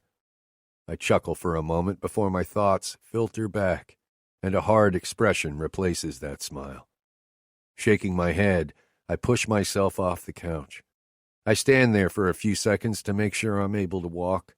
Once I feel sure, I set off on a slow path to my kitchen for another round. Finally, I make my way there and go straight for the liquor cabinet, since I'm sure I left the good stuff in the bathroom earlier today. Knowing Jace, he probably found it with the bottle damn near empty. Opening the cabinet door, I eye an unopened bottle of Elijah Craig 18 year and smile. That's exactly what I want. I reach for it, pull it down, and quickly open it. Taking a swig, I walk over and grab a tall, clean glass from the cabinet. Setting the bottle down, I walk over to the ice maker, quickly grabbing the refrigerator door handle so I don't fall. Standing there for a moment, I place my forehead on the cold metal of the stainless steel. Once I'm certain I can stand without needing something to brace myself against, I step back and place my glass up to get ice. I add a small amount of water to take the bite off the alcohol. Walking back over to the counter, I grab the bottle and pour it in until it reaches the top rim of the glass. I sip and walk over to a bar stool on the other side of the granite island. Jace walks through the doorway, freshly showered, barefoot, and wearing a pair of my blue jeans and one of my black t-shirts. As expected, he holds up a now empty bottle of the famous grouse Scottish oak finish. I gesture with my eyes to the bottle of whiskey I just opened. Jace walks over and retrieves it before joining me. He slides onto a stool off to my side and takes a large sip. Jace rarely needs water or anything added to his whiskey. He likes it straight. When Jace wants to get wasted, he doesn't waste time. He goes all in, just like he does everything from his fights to trying to make my sister his wife. I just don't know if that will ever happen for them. We sit in silence, me sipping my drink and looking off into space, looking at nothing and thinking about everything, and Jace, well, he's more or less just chugging liquor. I take another sip as he tosses something small onto the granite countertop. Once I realize what it is, I cut a hard look at him and grab the small velvet box. I don't open it. I don't have to. I already know what's inside. I've had it for the past 6 weeks. Well, Jace has had it for the past 6 weeks. If I had kept it, I would have asked her to marry me the afternoon I first walked into her gallery. Is there a reason you brought this tonight? I ask, knowing damn well what point he's about to make. I know Jace as well, if not better, than I know myself. You know what your problem is. It's more of a statement than a question. I train my eyes on the wall directly in front of me, waiting to hear the line of bullshit about to spill out of his mouth. You don't appreciate all the good shit you have. The fuck! I shout as I turn my heated eyes on him and slam the box on the hard surface of the island. You don't? And you know it, brother. You know I would kill to be in your shoes right now. And here it goes. The reason my best friend is trying to get as drunk as I am right now. My sister. Everything always comes back to Nikki and her inability to commit. If you'd ask her, he says, gesturing to the box clutched in my hand, referring to Shannon. She'd say yes, and you'd have everything you want, her, a kid, a happily ever fucking after. He spits the last sentence out, and I almost want to laugh at the ridiculousness of it. There is no happily ever after for us. There never was. I just didn't know it until last night. I've messed everything up beyond repair. There is no undoing any of it. I've lived most of my life questioning if there was a God. I thought if there was, then a man like my father wouldn't have existed. But if the devil exists, then there must be a God, too, and if so, I have a lot of sins to pay for. Get rid of this. It isn't going to happen. I toss the box in his direction, hitting him in the chest with it, but Jace is quick. He scoops it up before it lands on the countertop. You're so stupid sometimes, Jace whispers as he slowly shakes his head from side to side. Fuck you, I state, as I toss the rest of my alcohol down my throat. The burning effect is long gone. Now there's only a dull, numb feeling in my head. This is the feeling I wanted. I ripped the bottle of whiskey from his hands, bringing it to my lips and downing the contents. As long as I have this, as long as I feel nothing, the guilt that consumes my every thought isn't there. Chapter 4 A loud sound jars me awake. My eyes fly open and the sunlight stings, causing me to shut them quickly. Opening my eyes slowly, I realize I'm in my bed at the cove, lying on my stomach. As I rise to my forearms, I notice a wet spot on my pillow where I obviously drooled. Nice. Stop moving, fuckhead, I hear to my right as Jace's voice penetrates my now pounding skull. Not that it matters. My head hasn't stopped hurting for 2 days now. The events of last night start to come back to me as the door to my bedroom swings open, hitting the wall behind it and making a loud thud. I look up to see my sister standing in the entryway with her hands on her hips. She looks pissed. "Did you two ass fucks have a fun fucking night?" Great. This is exactly what I want to deal with this morning. At least I'm assuming it's morning, but who knows? I slowly push myself up and sit on the edge of the bed. Ignoring my sister, I look around, searching for my phone. "Heads up," Nikki says, and as I turn to look at her, she is tossing something in my direction, but I'm not quick enough to reach out and grab it before it lands on the bed next to me. Looking down, it's my phone. "Try answering it once in a while, would you?" "I'll answer it when I'm good and ready," I say, pinning her with a stare and trying to remember why I ever gave her a key to this place, but then Nikki has a key to everything of mine. "And don't throw my phone. I just replaced the son of a bitch yesterday." Picking it up, I see I have a heap of missed calls and text messages. "Can't you people pipe the fuck down or go into another fucking room?" I look behind me at Jace, who now has a pillow covering his head. I'd roll my eyes, but what's the point? He can't see me. The last time I checked, this was my bedroom. Nikki pushes herself off the door frame and walks over to Jace's side of the bed. "Get up, babe." The second she gets it out of her mouth, Jace reaches out, pulling her onto the bed and rolling on top of her. "Oh, come the fuck on," I say as I jump up. This is not what I need to see, and certainly not in my bed either. "You two can take that shit the fuck home," I shout as I make my way to the bathroom for a quick shower. Slamming the door behind me, I walk over and turn the shower faucet to hot.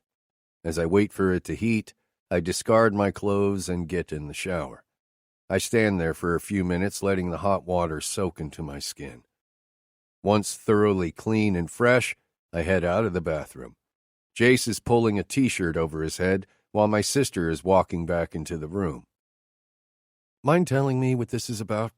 She walks up to me and hands me a thick manila envelope. I take it and toss it on the bed as I head into the closet to dress. It's got to be the contract and check for the purchase of the cove. Sam is quick. I'll give him that, and I didn't doubt for a second that he was serious. He wants all of this, and I don't anymore. At this point, I need to inform my staff before he does. It needs to come from me, not him. They are all loyal and deserve to know what's going on immediately. Once I've dressed in a pair of jeans, a white t-shirt, and boots, I walk back out of the closet. My sister is eyeing me, clearly waiting for an explanation. "Get off his ass, Nikki," Jace tells her. Then he turns his eyes on me. "Drag your ass to knocked out. You need a release. You need to pound that shit out." Give me an hour and I'll be there. Walking over to my bed, I pick up the envelope and open it. I purposely don't look at my sister, although I feel her eyes on me. Jace walks out, and a few seconds later, I hear her let out a dramatic sigh, but she turns and follows him. Picking up my phone, I open my contacts and scroll down until I find the number to my general manager's office. Once he answers, I request a meeting with as many people who can be pulled off their duty to be in the large community room on the second floor in 30 minutes. Once I hang up, I sit on the bed and review the paperwork. As expected, my lawyer, along with Rachel, has indicated notes for me to read before signing. Once I have checked over everything, I sign the pages that require a signature. Mainly, I want to make sure the amount of the check is right and the ownership of this penthouse remains mine. Both are here, so I'm satisfied. Once I'm done, I look at my phone and see it's time to head for the meeting. I type out a quick text to Rachel as I walk out. Me. Documents signed. I'll be knocked out within an hour. Come get them. You, not someone else. I don't trust someone else with that amount of money. I'll be damned if I hand over a $60 million check to some random errand boy. My phone chimes seconds later. Rachel. Sure, boss. An hour later, I park my car in front of Knocked Out.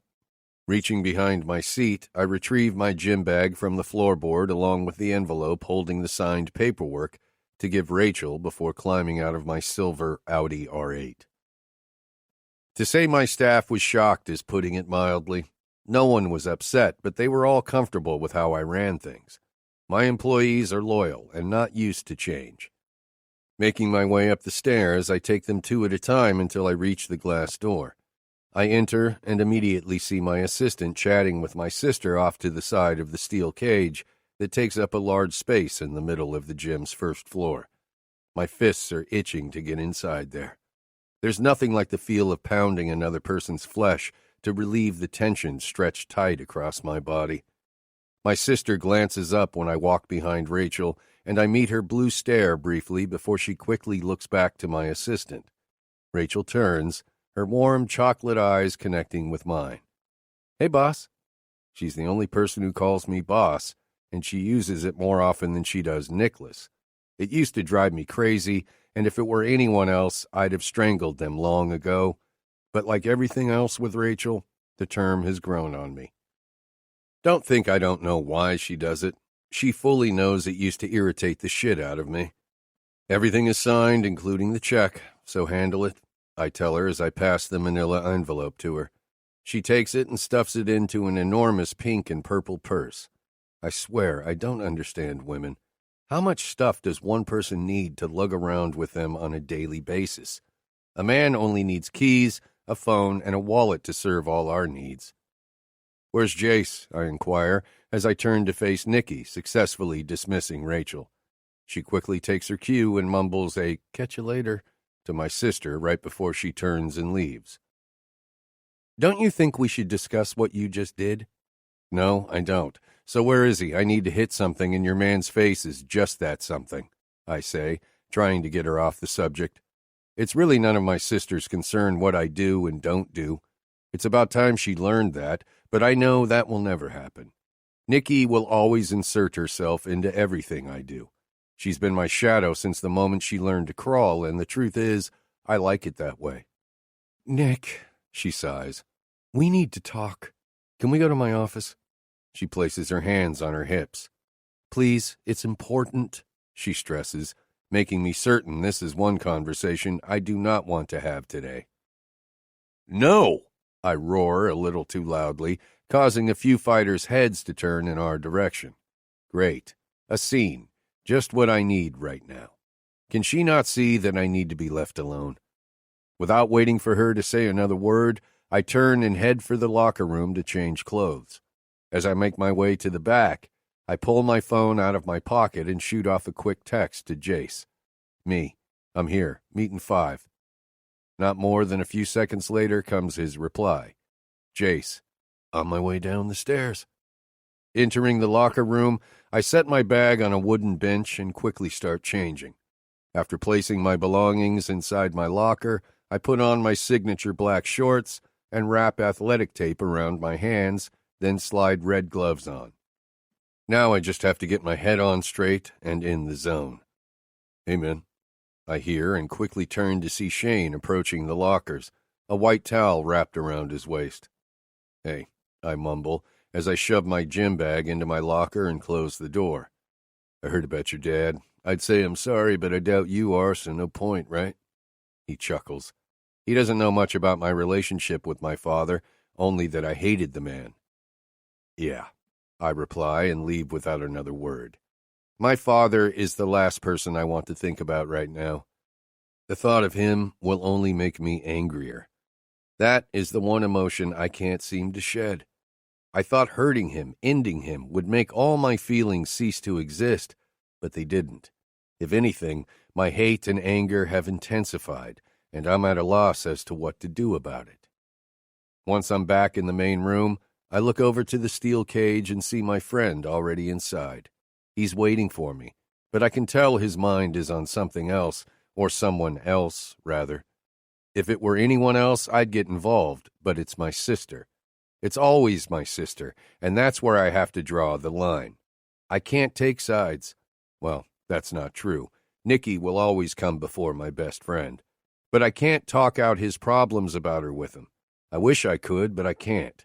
I can't even help myself with relationships, which is why I never wanted one. Not until Shannon, that is. God, I am a sorry bastard. Even she probably realizes that by now. Who walks out on their girl when she tells them she's pregnant? Me, apparently. Entering the ring, I take a deep breath. Every time I've ever entered an octagon cage or, hell, even a boxing ring, there is this moment, a split second of peace that washes over me, starting at my head and flowing all the way to my toes. I love this feeling.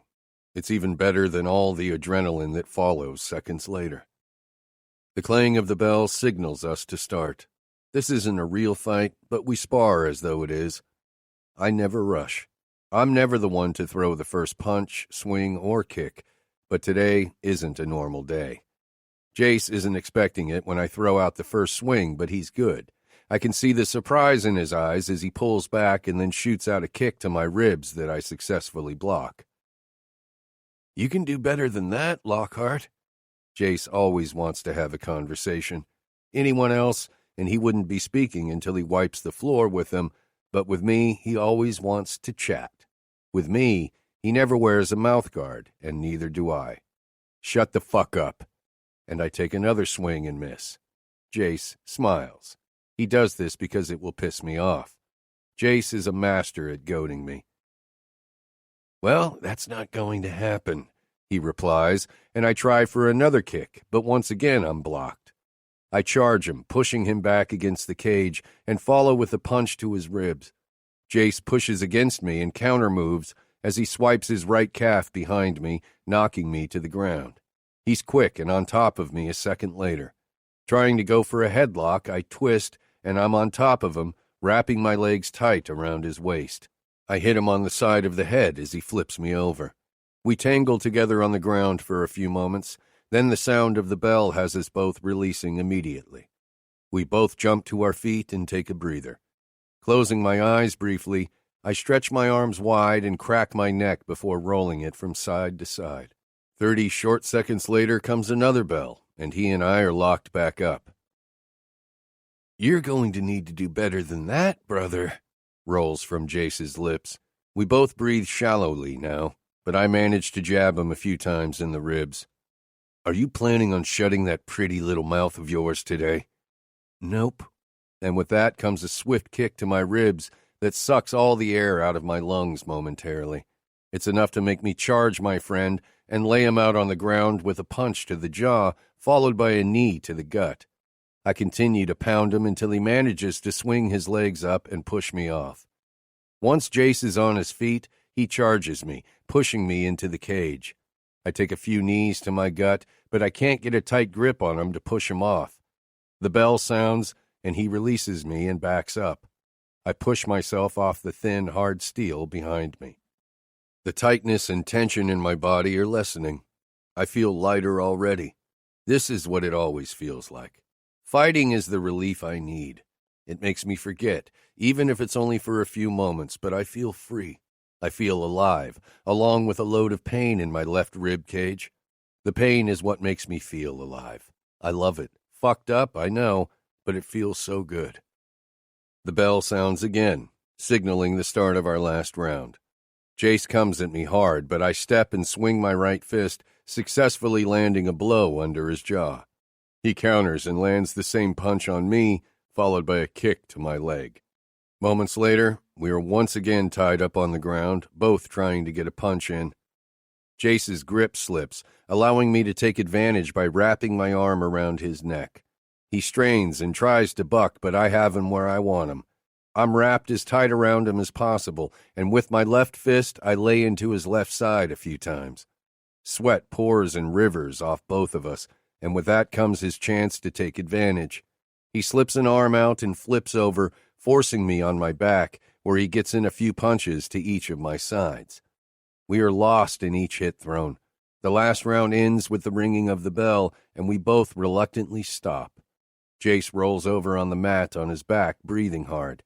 We lie here, both coming down from our high, the adrenaline still running strong in both of us. "You need to stop acting like a little bitch-ass pussy and go see your girl," Jace huffs out. "Can you stay out of my shit for once?" I bite out. "No, I can't. You need to fix that shit before it's too late." "It's already too late. Don't you get that?" I say as I hop up on both feet. The calm I felt a moment ago is gone the second Jace opens his mouth. "Since when are you a quitter?"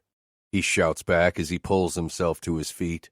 He's not standing long before I walk over and land a fist to his mouth, which knocks him on his ass. "Fuck you," I spit, before turning and leaving the cage. I make a beeline for the locker room before my sister has a chance to pounce. I need a cold shower to stop the smoke I'm sure is pouring off my body. That motherfucker is always pushing me. I walk through the door and head straight to the showers. I turn on the water and quickly shed my clothes before entering the freezing water. Sometimes I question why I'm even friends with him. A day doesn't go by where we aren't arguing like two bitches. Why I ever entertained the idea of marriage when I've had a wife since kindergarten is beyond me. He's enough fucking drama in my life. Turning off the water, I grab a clean towel and wrap it snug around my waist as I make it over to my locker to retrieve the clothes I had on earlier. Once I'm dry and dressed, I run my hands through my hair a few times. The technique Shannon uses seems to relieve the pressure in my head, but when I do it, nothing. I miss holding my woman in my arms. The moment I found her lying on the floor in her closet and she jumped into my arms was like coming home for the first time. There's nothing like the feel of her against me. Too bad it was short-lived. I make my way out to the main floor and walk over to where I see Nikki. As I get closer, I can hear her conversation with Shane. He's asking her about the pending funeral. I stop in front of Nikki and look down at the man staring holes into my head from the bench he's sitting on. Jace is pissed. I'd be pissed too if he sucker punched me. "Hello?" I turn away from Jace to see Shane looking at me like he's expecting something. "What?" I demand. "I asked if your woman was going to be back in time for your father's funeral." No way would Shannon get near that man again. Dead or alive, I don't give a shit. No way in hell would I want her at his funeral. Not that she would mourn him, but still. It takes me a second, and then I realize he said something about her being back. "What do you mean by if she's going to be back?" I question, and cut my eyes to my sister. Is that what she was trying to tell me? "Where is she?" I turn back to Shane, who obviously knows more about Shannon than I do right now, which doesn't sit well with me. The tension I finally released is starting to form again. Vegas is what Katie mentioned to me this morning," he says as he backs away, as if he's expecting me to blow up. Maybe with the look I'm giving him, he should be worried. "Why the fuck is she in Las Vegas?"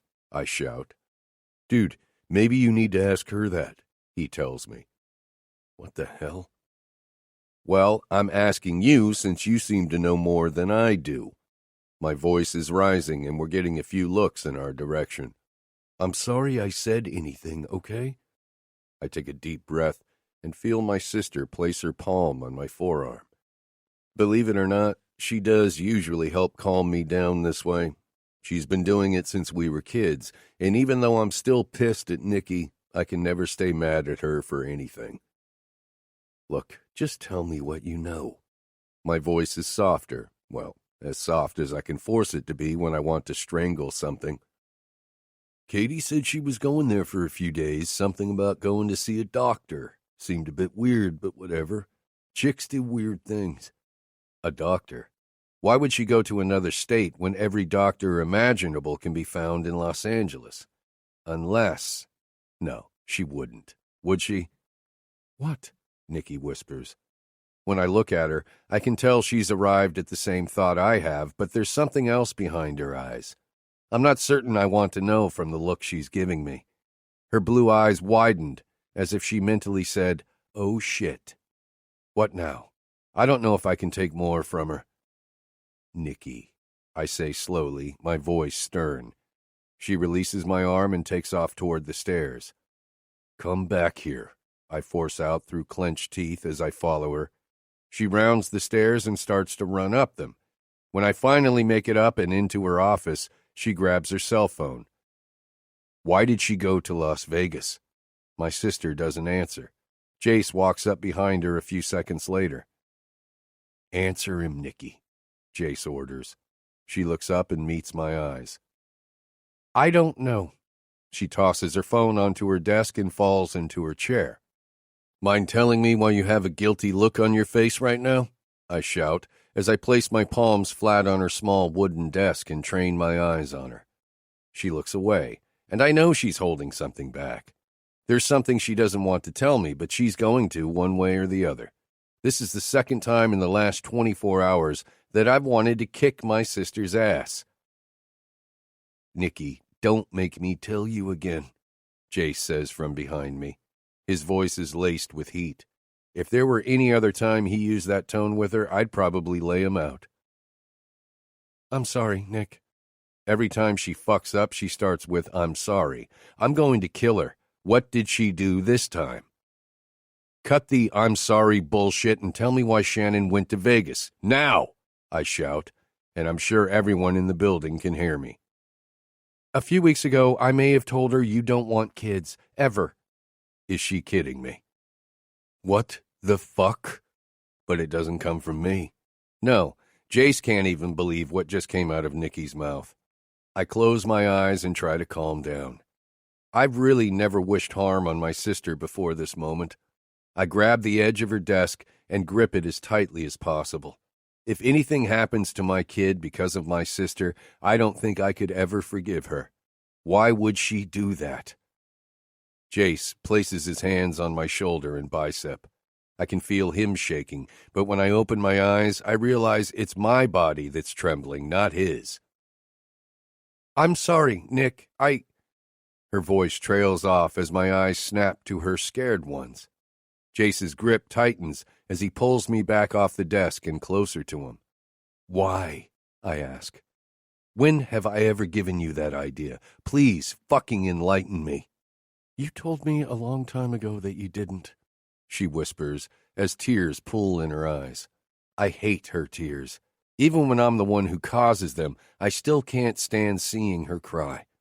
A small part of me wants to round the desk and pull her into my arms to stop them from spilling down her face. "No, I did not. I told you I never wanted to bring a child into this world as long as our father was still breathing the same air. I never wanted another kid to be subjected to the same evil we were. Don't put me into the same category you do yourself. Just because you don't want kids doesn't mean I never do." And as I say that, I instantly regret it. Jace tenses and his fingers bite into my skin. The one subject he and my sister skate around I just brought home, but I can't think about that. I can't even wrap my head around what Nikki had admitted to. Jace's grip loosens until I no longer feel his hands on me. Then I hear his heavy body fall into the chair behind me. "You need to find her right now. Don't call me until you have." And with that, I exit her office and practically run down the stairs and out the door. I have no idea where I'm going, but I have to find her. I have to stop her if... No, surely she wouldn't get an abortion, at least not without talking to me first. "You walked out, asshole. You didn't give her a chance to talk, remember?" Pulling the keys out of my pocket, I press the button to unlock the door. I get in, start up the engine, and I speed off.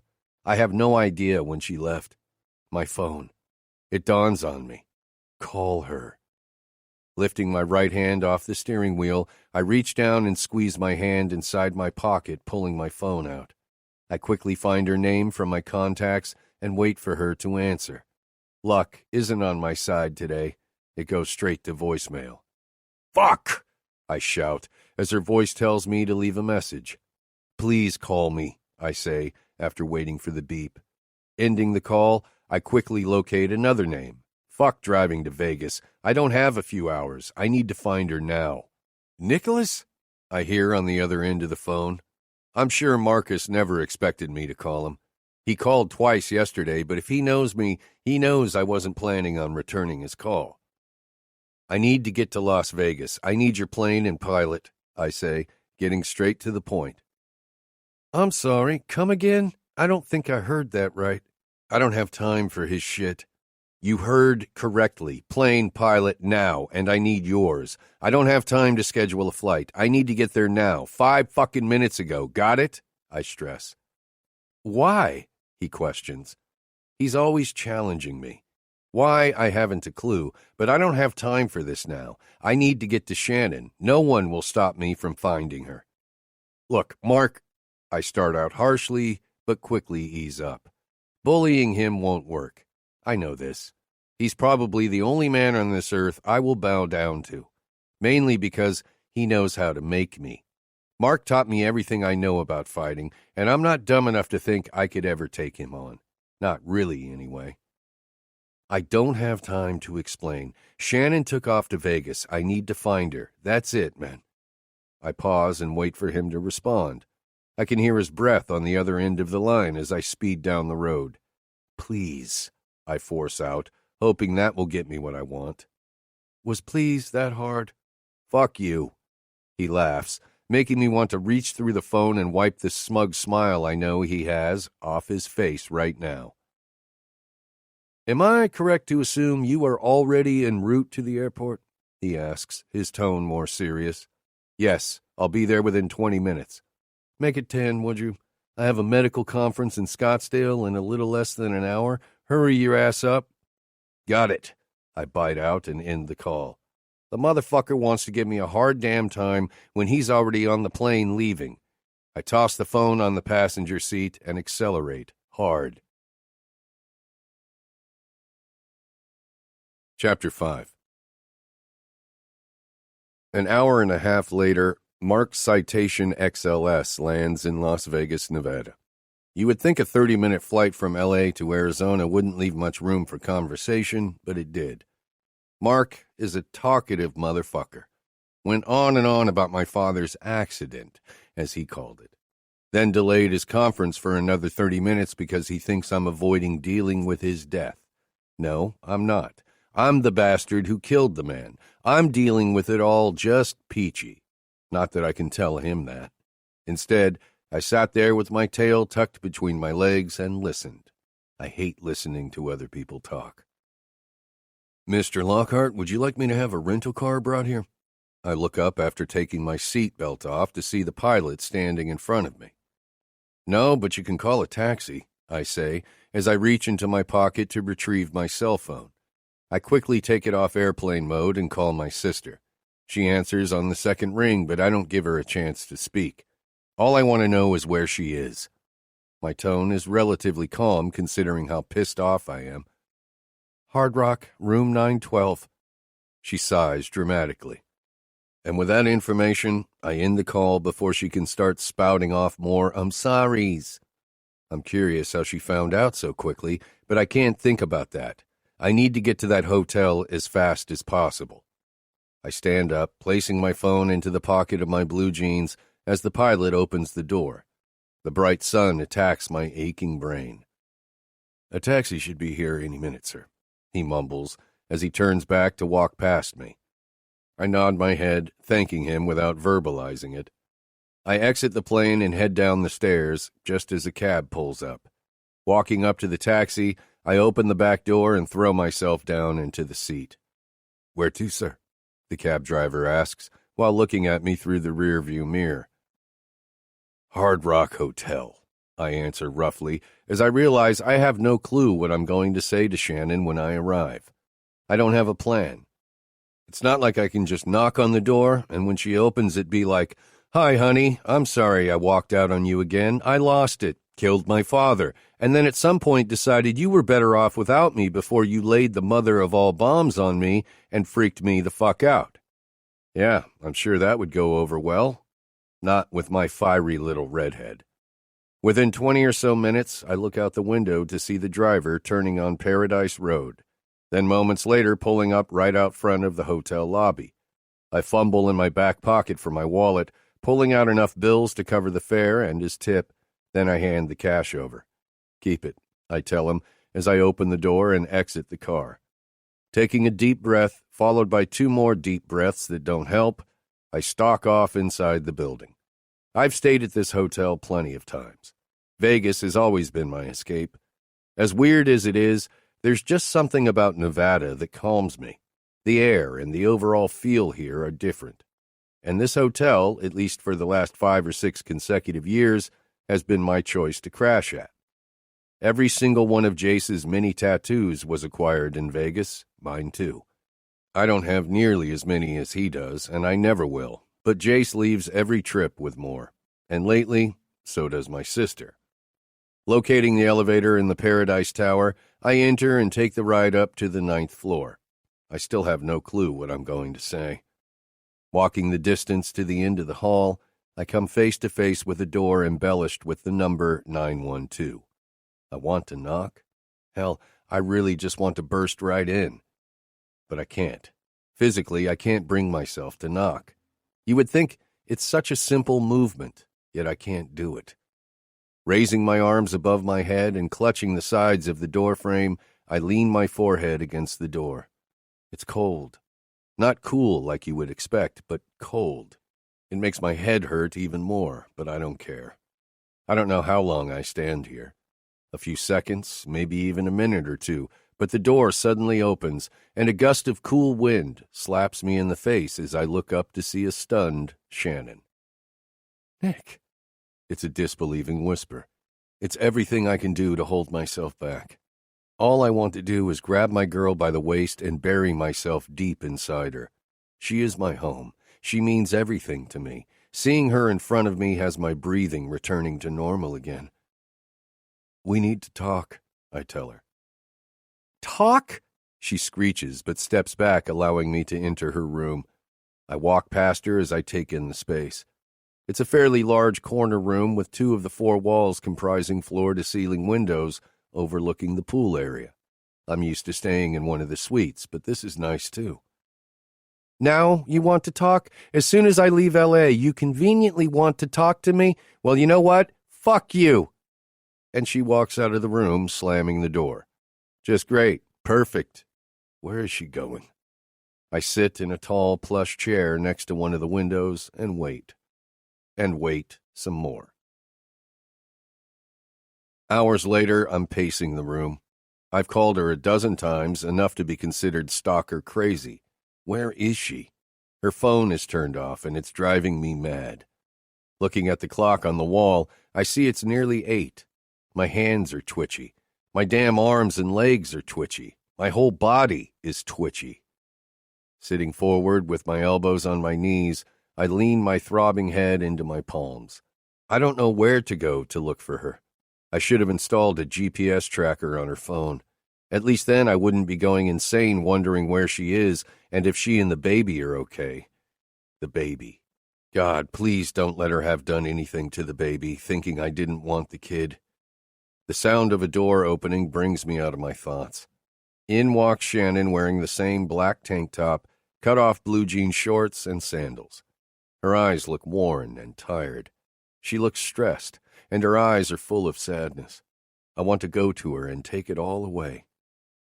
"You're still here," she states, acting as if she is surprised. She knows damn well that if I came, I wouldn't leave until we spoke. "Yeah, I said we needed to talk, remember?" I know I sound annoyed and pissed, and you know what? I am. Why did she take off? At this, she laughs out loud. It's one of those bitchy laughs that chicks do. The hell? "Yes, Nicholas." She turns, her voice serious.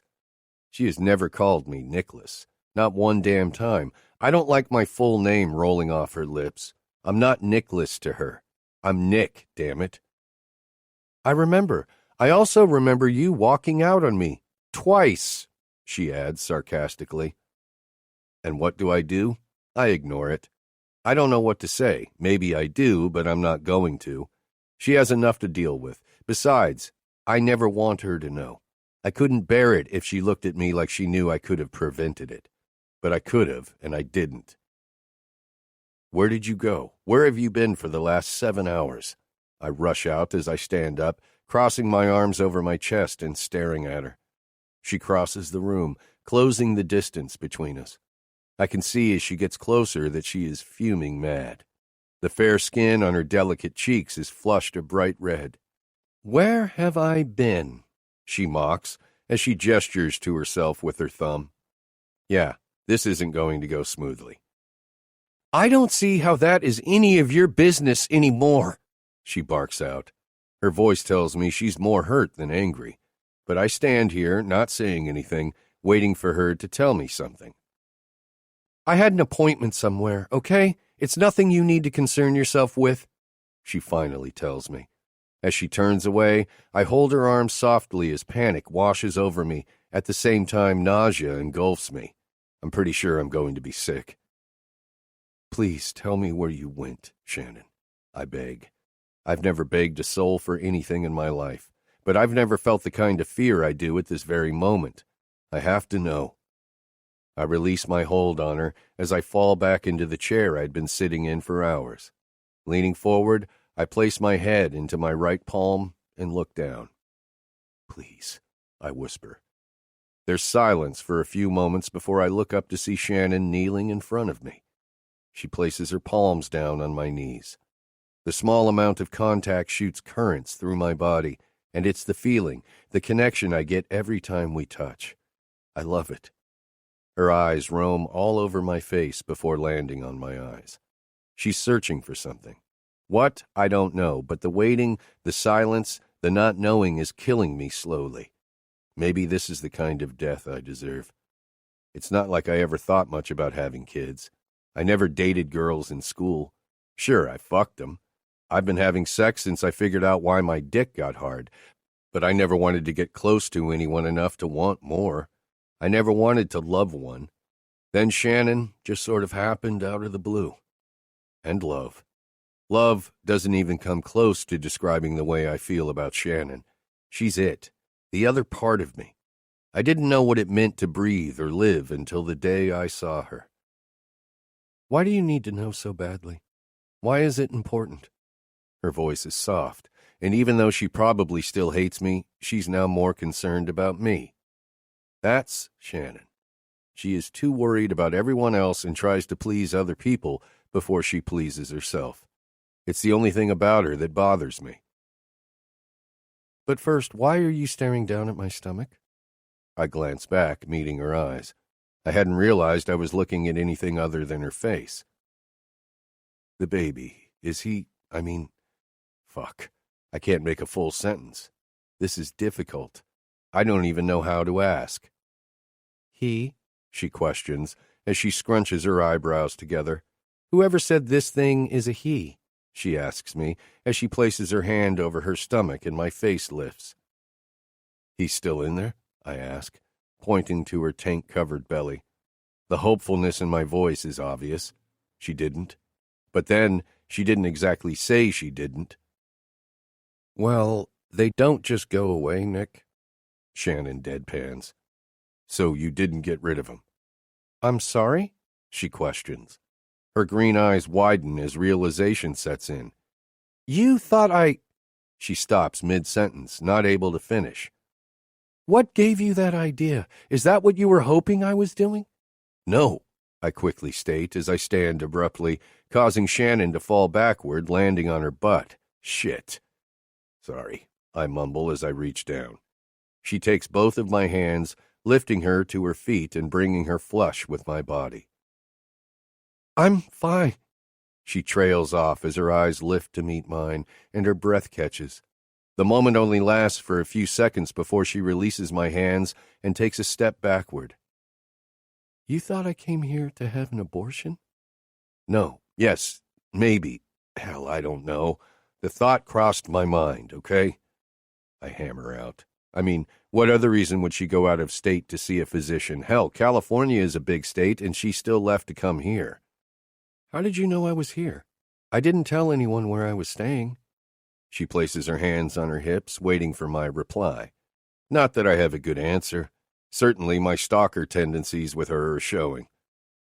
I was at the gym this morning. Shane was there. He mentioned it, and your friend told him about your planned doctor's visit.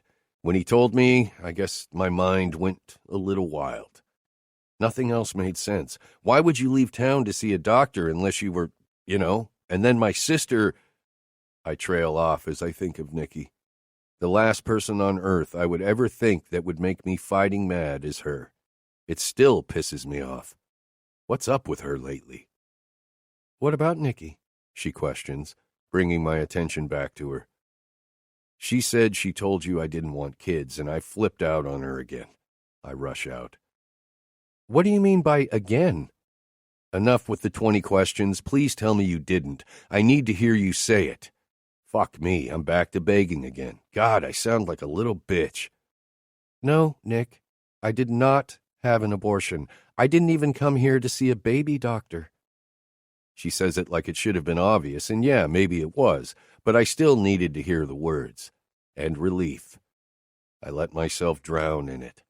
I haven't felt this amount of relief in days, but I still don't know why she is here. Then what kind of doctor did you go see? Why did you come to Las Vegas? First, you answer my questions, starting with the last one. Why did you lose your cool with your sister multiple times? For the love. I don't want to get into this. My head can't take any more. Lots of reasons I don't want to get into right now. It's been a long, fucked up and miserable couple of days for me. And I instantly regret the words that just came out of my mouth. Shit. I have a lot of damn nerve for saying that after everything she's been through. Fuck, Shannon. But she quickly cuts me off. Seriously? And you think it's been peachy perfect for me? I know. Wow, I can't stop myself. I should not have just said that. No, you don't know. You don't know what anything has been like for me. You left. You walked out of the door like it didn't matter. Like I didn't matter. Like we didn't matter to you one bit. She says the last part while placing her hand over her stomach once again. No, that is the last thing I want to hear coming out of her mouth. Don't say that. I'm sorry, okay? But don't think for a minute that you don't matter to me. You matter more than anyone ever has or ever will. Then why did you leave me? And right there she loses it. You just walked out. After everything we said and everything I told you, you left. You left me. Why? From the moment I woke up that morning, I knew. I just knew. I saw you pulling away. What was it, Nick? Why did you leave me when I needed you the most? That question guts me more than anything else in my life ever has. You're a bastard for doing that to me, and I hate you. And the kicker to this whole mess is I hate you because I love you. Right now, I don't want to love you, but I do. I don't know how to stop loving you because you have penetrated my soul. You should hate me, I say as defeat takes over. She needs to hate me, but I don't want her to, not ever. I'll never deserve you, not even a little bit. You deserve someone who can protect you, but that isn't me. I didn't protect you. She takes a moment, soaking my words in, hopefully realizing I'm right. I should have prevented what happened, but I didn't. I should have protected her. I should have ended his life sooner, a long time ago. So you're feeling guilty. Is that it? Is that what you're trying to tell me? Her voice is somber, and I don't want it to be. I want her to be mad, maybe even hit me. Lord knows I deserve it. Guilt. Yeah, I feel guilty. Babe, I start as I sit back down in the chair behind me. I run my thumb and index fingers back and forth across my eyebrows, trying to iron out the headache that won't ease up on the full-out attack it's doing inside my head. I deserve it, too. I don't feel guilty. I am guilty. I'm guilty of a lot of things. Things I don't have the balls to tell you. I should own up to my mistakes right here and now. She deserves to know the whole story, but I'm a coward. I don't want her to truly hate me. I don't want her to know it all. Guilt. It's a real fucking bitch. Nick, it still hurts that you didn't give me the benefit of the doubt when you left the first time, but I get it. Really, I do. She kneels in front of me, just like she did a few minutes ago. Then she continues, placing her palms on my knees. But there was nothing you could have done. Maybe there could have been if I had told you sooner, but I didn't. I thought silence was my protection, but it wasn't. Silence was my hindrance. You shouldn't blame yourself for something someone else did. You had no control over it. But I did, and I should have made a different choice. I stop myself before I say too much. Stop this, please. What happened isn't your fault, damn it, she says with force. I look down into her beautiful, pale green eyes. They remind me of a bright spring day. I love those eyes. I lift a hand and bring it across her cheek and into her hair. God, I love her hair. Just looking at it makes my dick swell, but she doesn't need that right now. Maybe not ever. This certainly isn't the time or place, even though I'd love nothing more than to bury my face in the hot, wet heat of her pussy. I wish I could. I wish it were that simple. I sigh as I drop my hand to my side. She drops her face for a second or two before bringing her wide eyes back to mine. Great. She caught sight of my hard-on at the worst possible time. But hell, it's nearly impossible not to get hard when I'm near her. And when she's touching me, well, I just can't control it. You could try. Her tone is sad, but with a hint of hope. You could try for us, she finishes, her eyes filled with lust. Is there an us? I want there to be an us, but I just don't know. Even if we both want there to be an us. Sometimes the damage is too great to be fixed. Pieces don't always go back together like they once were, no matter how hard you try. Glue doesn't really fix anything. Sure, it can mend things, but it's never going to look like it once did. I want the us we had weeks ago. Her eyes cast down between my legs once again. It's enough to bring my cock fully alive and rock solid. Shannon? I question as her hands start to move upward on my thighs. I close my eyes and lean against the soft back of the chair. I know she doesn't need this after everything she's been through, but I don't know if I can stop it. My dick would hate me for the rest of my life. Well, fuck him. If it wasn't for him, I might not have pursued her to begin with, and she would never have known me. She would never have had to face her past. She never would have had to face my father. Babe, you don't have to do this. She lifts my shirt to reach the belt buckle on my jeans and pulls it loose. Shannon, you shouldn't want to do this. And it pains me to say that. If my dick had a fist, he would have just knocked me out. Nick, I'll never do anything I don't want to do, not ever. At least not willingly, anyway, she tells me, as she pops the button on my pants and then pulls down the zipper. I open my eyes to peer down at her, to see if what she is saying's true. I know it is. Shannon is strong. Shannon is defiant. She marches to her own drum. There's still a lot we need to talk about, and I mean a lot, but I want this. She looks up at me. I don't know yet about sex, regular sex, but I know I need this. I need you, and right now, I need you in my mouth. No sane or crazy man would ever say no to that. As she grips the waistband of my jeans, I lift to allow her to pull them down. She doesn't stop there. She proceeds to take off my boots, too. I want it all off. She gestures to my shirt, and I thought only men thought this way. I quickly grab the hem of my t-shirt and pull it over my head before tossing it to the floor. I sit naked in front of Shannon, and she stares at my package like it's a chocolate sundae she wants to devour. She's staring at my junk the same way I look at her pretty little wet pussy before I suck her dry. She glances up at me as she reaches forward, taking my dick and wrapping her warm palm around my shaft. She licks her lips as she's getting ready to move south, but I lean forward, grabbing the back of her neck just under her hair as I lower my lips to hers. Running my palm up into her hair, I grip it softly, just the way she likes it, just the way I know makes her wet. Her lips part, allowing me access to her hot, wet mouth. Our tongues meet and dance together before I latch on and suck. I love to suck on every inch of Shannon. If it were possible to overdose on her skin, her warm juices, it would be the most satisfying death I could ever imagine.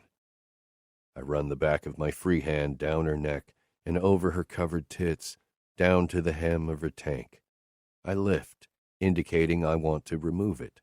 She pulls back, breaking our kiss as I remove her shirt, tossing it to the side. "Nick," she says, breathless, "I want you, please." At this rate, with her hands slowly working me up and down, if she keeps begging, I'm going to blow before her mouth consumes me. "Patience, baby," I say, as I bring her lips back to meet mine. Quickly removing her bra, I skim over her nipple with my thumb, using feather-like precision. Releasing her hair, I move my other thumb over her other nipple and do the same thing. I know what this does to her, and I love teasing my girl. When I know I can't take any more of just her hand on my cock, I pull back, breaking our kiss once more. Leaning back into the chair, I cast my eyes down to my dick and then roll them back up to meet her eyes again. My cocky smile flashes. Shannon doesn't go for my length right off, though. No. First, she pushes my thighs farther apart, and then she runs her left hand slowly up my leg. Bending forward, she places a soft kiss on my inner leg. She continues up, and her kisses change into licks as her tongue runs across the length of my lower abs. She traces each tattooed star before running her lips across the other side of my inner leg. Women might not think a man wants or needs to be teased, and truthfully, we don't need it, but we sure as fuck love it. At least I do, as long as it's Shannon laying on the slow, torturous build-up. Before her, I fucked, fast and hard, with quick and instant gratification. I didn't want this, ever. This is how a woman can drive a man crazy with emotions. Finally, her lips meet the head of my dick. Her hot, wet mouth makes me tense. I know I'm not going to last long, but I'm sure as hell going to enjoy every second of her lips wrapped around me. Fuck, baby, that feels so good. God, it feels so good. Her lips make a popping sound as she releases me, and I'm pretty sure I just whined like a little bitch as I open my eyes. That's not God, baby. That's me. And that, my friend, is Shannon making me eat the words I once said to her. If we were in any other situation, I might laugh, but my dick is in need of her mouth sucking me off. Mouth, now, I manage to force out, knowing I'm about to blow my load. I reach up, pulling her head back down. She quickly takes me back into her hot mouth and starts to suck vigorously. "Oh, fucking shit!" I shout as she pulls me down her throat.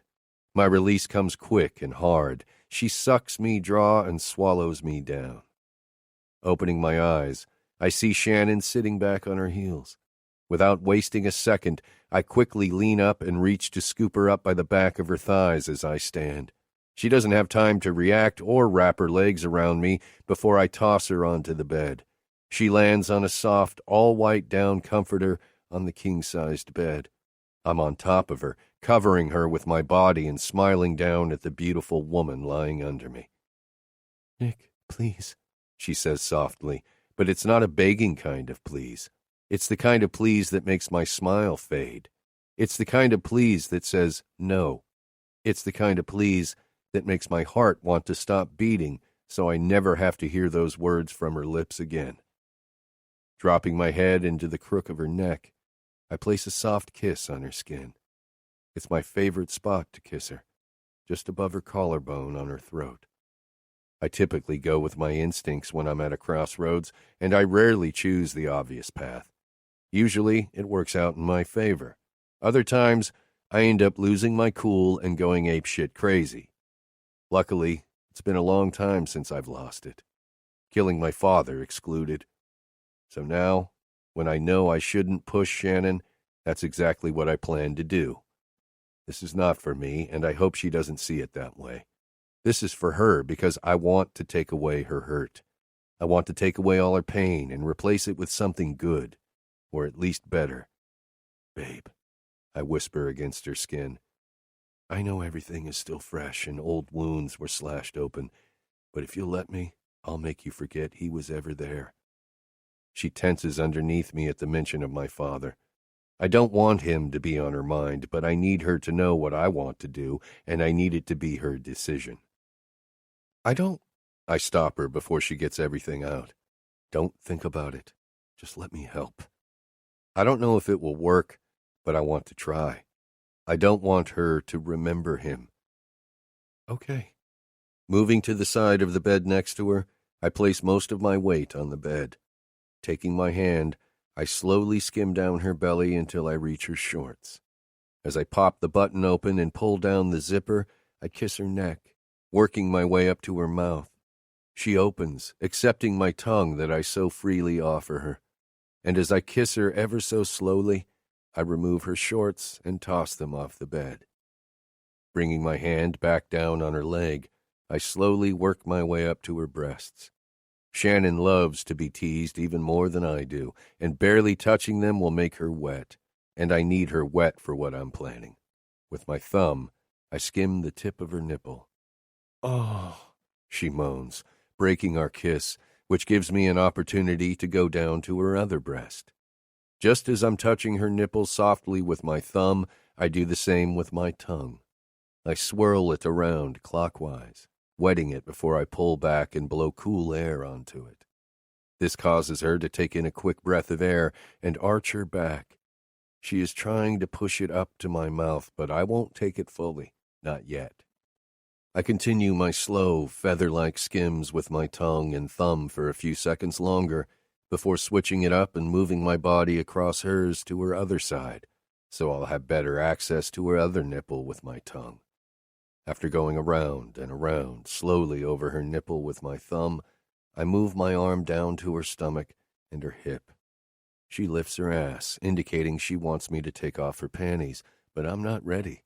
Close, but not just yet. Adding a small amount of pressure, I get her to drop her ass back down on the bed. She sighs in frustration. Easy, baby, I say to her through my licks. Patience. I want to do this right. Please, Nick. Please, she pants as I move my hand over her center, cupping her. I run my palms softly, slowing my hand over her panty-covered pussy. I can already feel the moisture through the silky material. I love silk. The feel of it turns me on. I could stare at Shannon dressed in nothing but silk panties for hours. Finally, I tap the side of her hip, letting her know I'm ready to remove them. She lifts up quickly, and I ease them down her legs. Pulling her nipple into my mouth, I suck slowly as I bring my hand back down to her leg. Moving up to her thigh, I part her legs and open her up as far as I can. I release her nipple and skim down her body ever so slowly, my mouth barely touching her skin until I know she is hot. Please fuck me already. I can't take it anymore. Her words have me smiling like a fool. This is what my girl needs. Rising above her, I kiss her fast on the lips and then make my descent south. As you wish. I do plan on fucking her, but not with my dick. He will have to get over himself tonight. I'm going to devour her pussy and fuck her with my tongue. Inching closer down, I kiss her stomach and linger for just a moment. There's a human growing in there. I still can hardly believe it.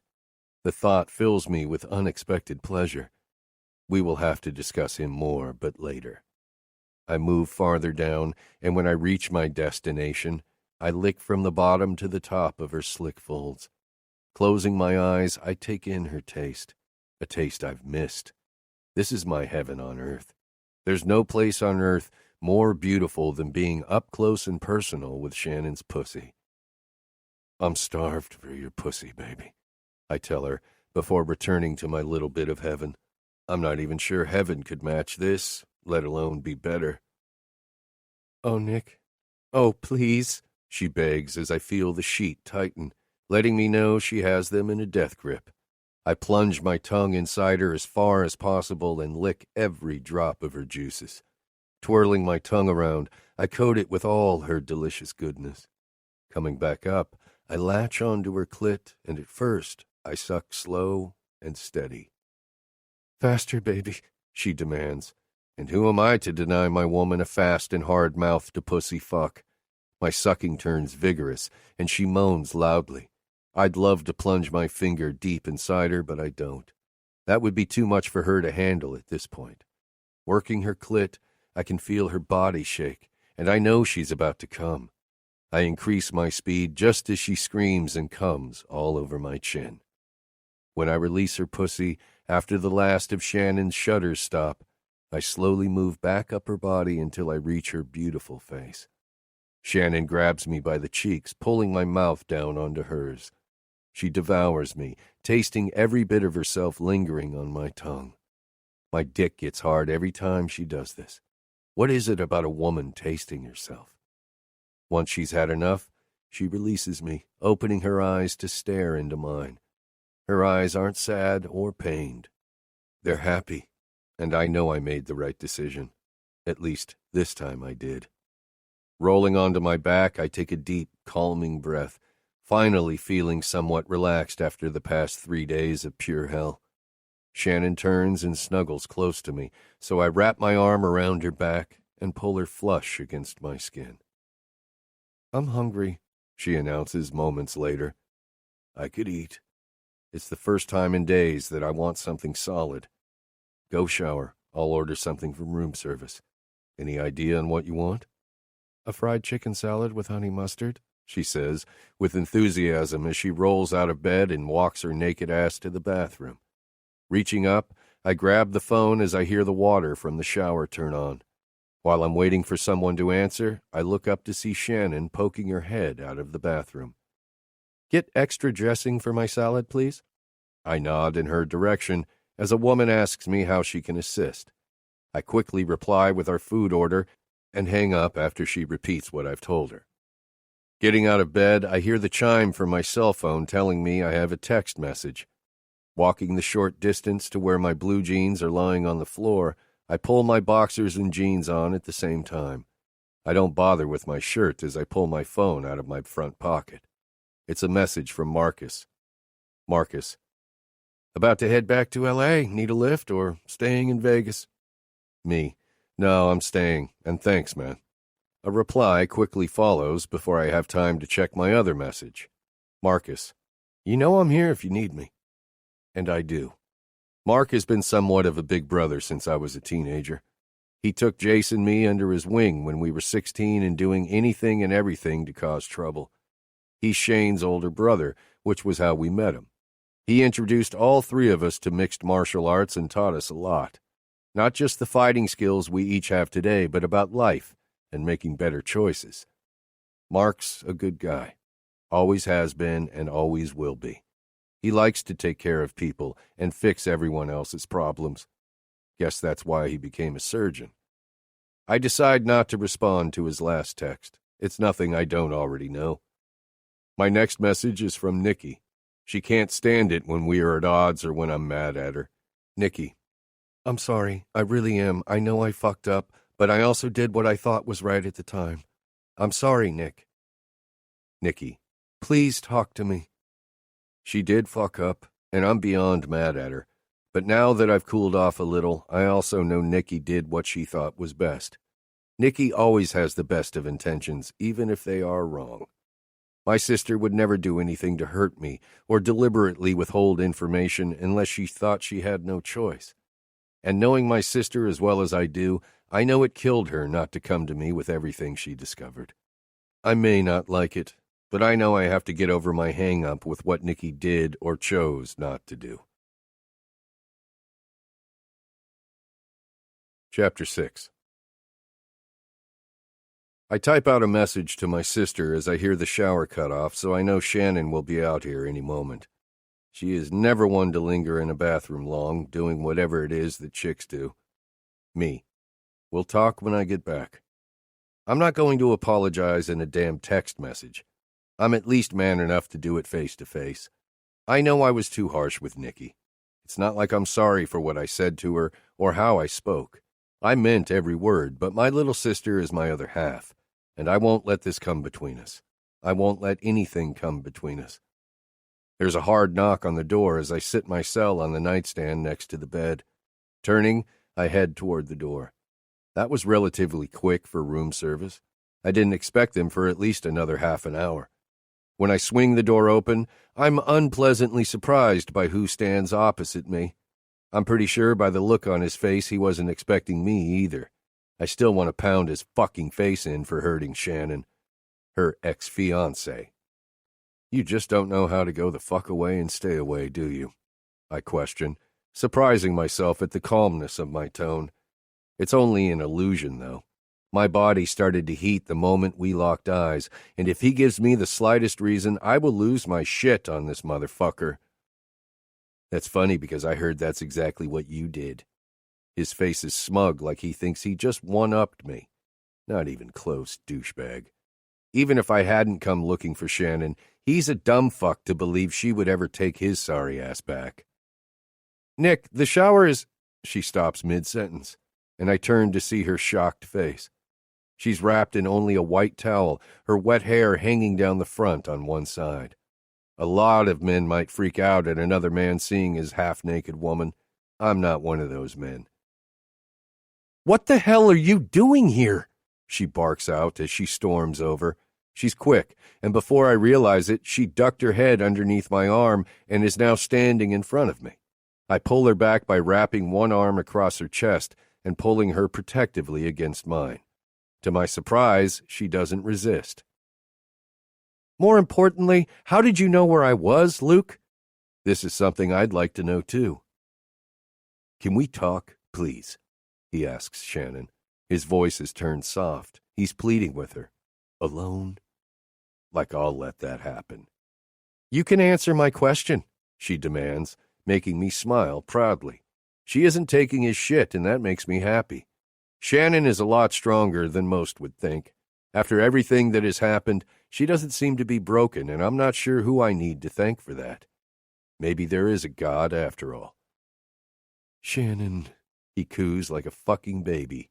Hearing her name rolling off his tongue disgusts me. Please, answer me, she demands, successfully cutting him off. I still have access to your credit card.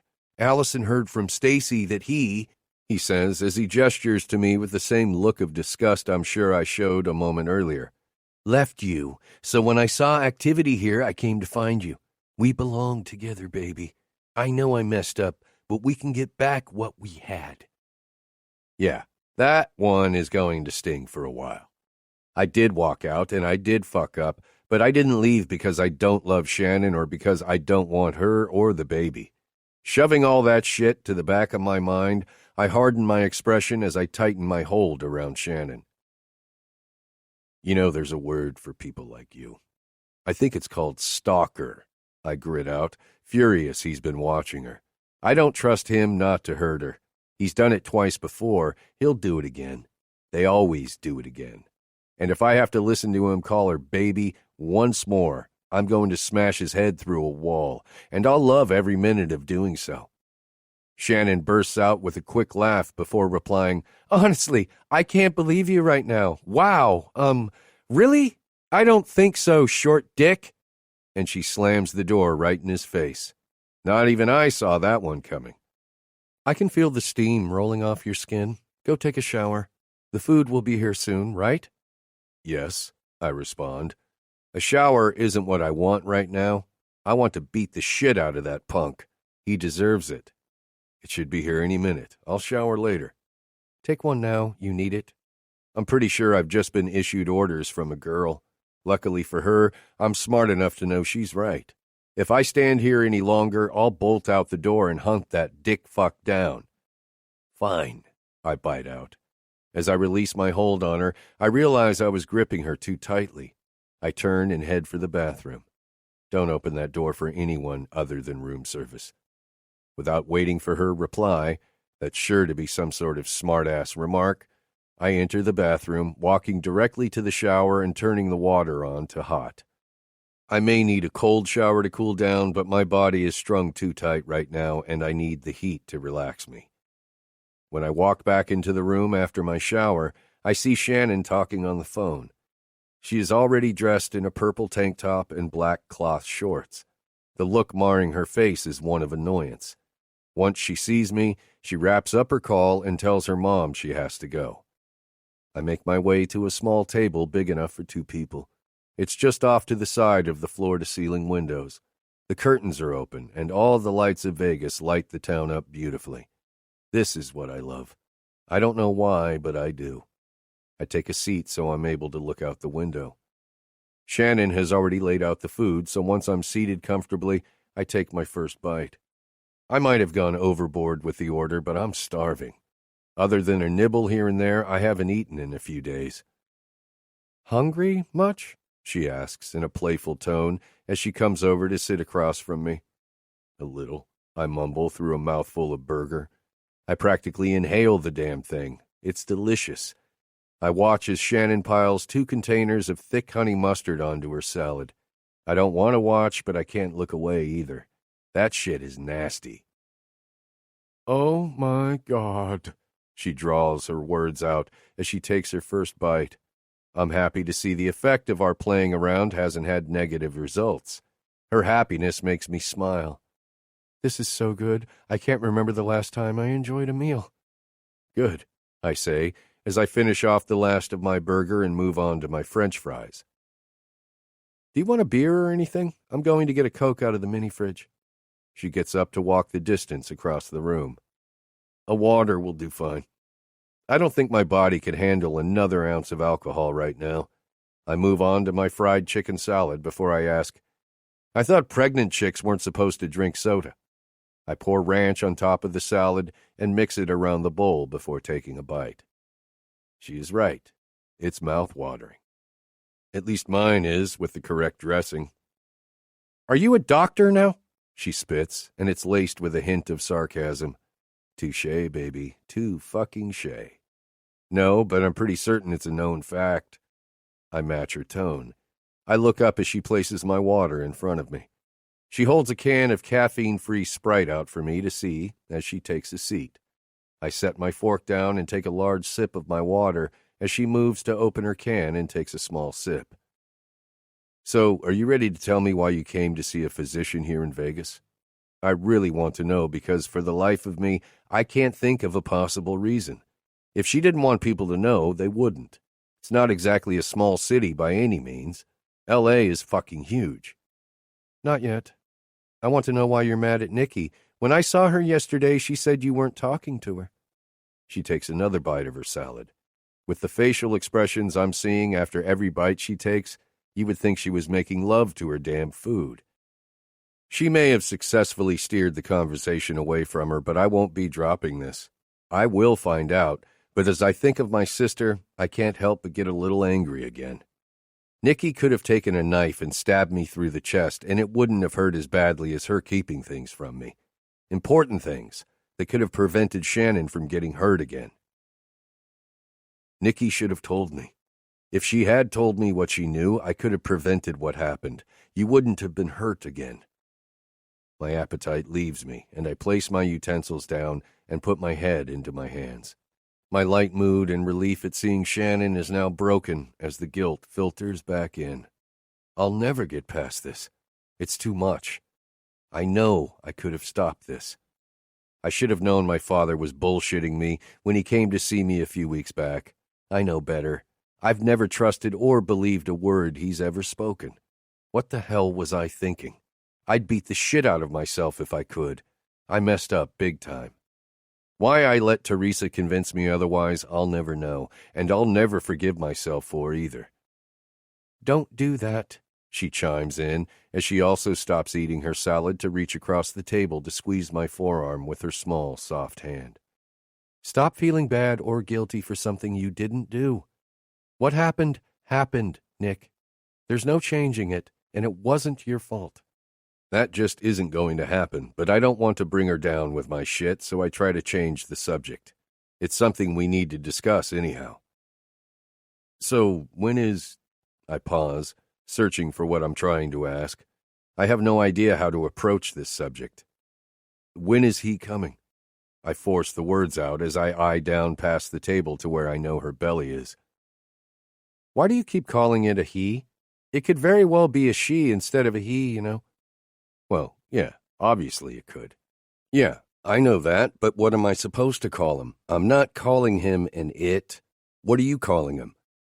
Oh, well, I've settled on my minion, but that's my word. You can't use it. She's smiling at this like it's funny. I'm not calling our baby a minion, and neither are you, damn it. My baby is not a fucking minion. Our baby. Those words feel strange rolling off my tongue. Honestly, I never thought I'd be saying them. I hate to admit it, but it feels weird. Not weird in a bad way, just weird. Odd, I guess. I'll call my baby anything I want. Get over it, Nick. He's not a fucking minion. He's probably not a he either, she throws back at me. I'm being an ass. I know this, but I am an ass. Woman, I say with a softer tone. I don't say anything else afterward. She's strong-headed and stubborn. Going down this road will only lead to an argument, and I don't want that. So you're okay with this? She asks, as she places her hands over her stomach. I don't know. I mean, I haven't really given it much thought. I've thought about it, sure, but I haven't, not really, if that makes any sense. I don't know how I feel about it. I know I don't want anything bad to happen to the baby. I don't want it to go away. I think my brain just hasn't fully wrapped around it yet. It makes perfect sense, actually. I was in shock myself. Maybe I still am. I know I need to make an appointment with my gynecologist, but I haven't yet. I think I feel the same. I don't want anything bad to happen to it, and not even for a second did I consider getting rid of it. I wouldn't do that. I'm not sure if knowing you feel the same makes me feel better or worse. I don't have my shit together. I certainly don't have a clear head right now, but I think one of us needs to. I know this isn't an ideal situation, but it is what it is, and we'll deal with it, okay? She asks, before adding, and I'd like to deal with it together. I sit back in my chair, pulling my arm free of her hold before standing and walking over to the window overlooking a beautiful pool in Sin City. Leaning forward, I press my forehead against the cold glass. It feels nice against my heated skin. Moments later, I feel Shannon standing directly behind me. She mimics my stance by placing her forehead on my back and her hands on my towel-covered hips. Only her thumbs and forehead are touching my skin, but it's enough to cause small tingles to shoot up my back and make me forget what we were talking about. All I want to do is get lost inside her hot, wet heat, but I know she isn't ready for that. I'd be a bastard to push her, but damn it, I feel like it's been forever since my aching cock has been inside her body instead of the nearly 2 weeks it's been. I instantly feel the warmth of her hot breath wash over my skin, making me shiver all over when she parts her lips to speak. My dick grows hard underneath my towel, but no sound comes out of her mouth. I know she has something to say, but she's hesitant. I suck in a steady breath of air through my mouth, trying to calm my growing hard-on. The air that I exhale is shaky as Shannon moves her hands over the towel and onto more of my exposed skin. My erection is getting stiffer by the second. What is she doing to me? I bring my palms up and press them flat against the window to steady myself. This woman will have me dropping to my knees like a whipped, submissive little pussy any moment now. God, what's happened to me? I'm certain my man card expired the moment I laid my eyes on her all those months ago. I'm also pretty sure my brain has gone to mush because I can't think past the feel of her warm hands and the hot breath coating my skin like the thick, humid heat you only find in the South. As I'm calming my breathing, she kisses the center of my back. Damn, a man only has so much willpower, but when it comes to her, I have zero, nada, zip. Yeah, I'm definitely pussy whipped. But fuck me, her lips feel good. My straining cock is starting to scream. My balls are aching for her to touch them too, and just as I'm about to remove my palm from the window to place my hand underneath the towel before it falls to the floor, she stills. No more kissing or caressing my skin. Just hot breath on my back and delicious heat. Something changed. As I'm about to twist around to find out what's wrong, Shannon bolts. I've never seen another person run that fast in my life. 1 minute she's behind me, and seconds later she's in the bathroom. I'm not far behind, and when I enter, she already has her head hovering over the toilet. I walk over, gather her hair, and pull it out of the line of fire. I hold it in one hand while I lean over the sink and grab a clean washcloth. After running cool water over it, I squeeze out the excess. I'm not new to this. I've taken care of Nikki plenty of times when she's been sick or when she's been plastered, but this is different. This is gross. The massive hard-on I was sporting only moments ago is gone. No guy wants to watch shit come back up the sexy little mouth they kiss, suck, bite, and devour. Babe, you okay? I ask. She seems to be done, but no, I'm wrong. She is far from done. She starts again. How on earth does she have that much in her stomach? She didn't even eat much. She ate a salad, just a salad. That's a fuckload more than just a salad. Why am I even looking in the toilet? Are you sick? I ask, when she sits back on her heels. Please, God, let her be done. Just morning sickness. She reaches up for the washcloth and runs it over her face and mouth. When she's done, she hands it back to me. Yeah, this is gross too, but not nearly as bad as watching your girl worship the porcelain god. It's night, I deadpan, and she looks up at me with a glare like I'm stupid. What? It is. How can she have morning sickness at night? It's only called morning sickness. It can occur any time of the day. That makes no sense, but I'm not going to say that. Not after the look she gave me. So, you're okay, though, right? She stands, flushes the toilet, then walks over to the sink. Yeah, I'm fine. That was nothing compared to earlier today. She grabs her toothbrush and toothpaste. Moments later, her mouth is clean, and I walk out of the bathroom behind her. Shannon walks over to the bed and climbs in. I remove the leftover food and containers and put them in the trash. Once I'm done and the table is clean, I turn and face her. Her eyes lock on mine. I'm not sure I want to find out my fate. Does she want me to stay or go get another room to stay in? Am I sleeping in that bed with you? She just stares at me. Seconds tick by like hours while I wait on her response. You're here, but your clothes aren't. I don't think it would be fair of me to kick you out with only a towel.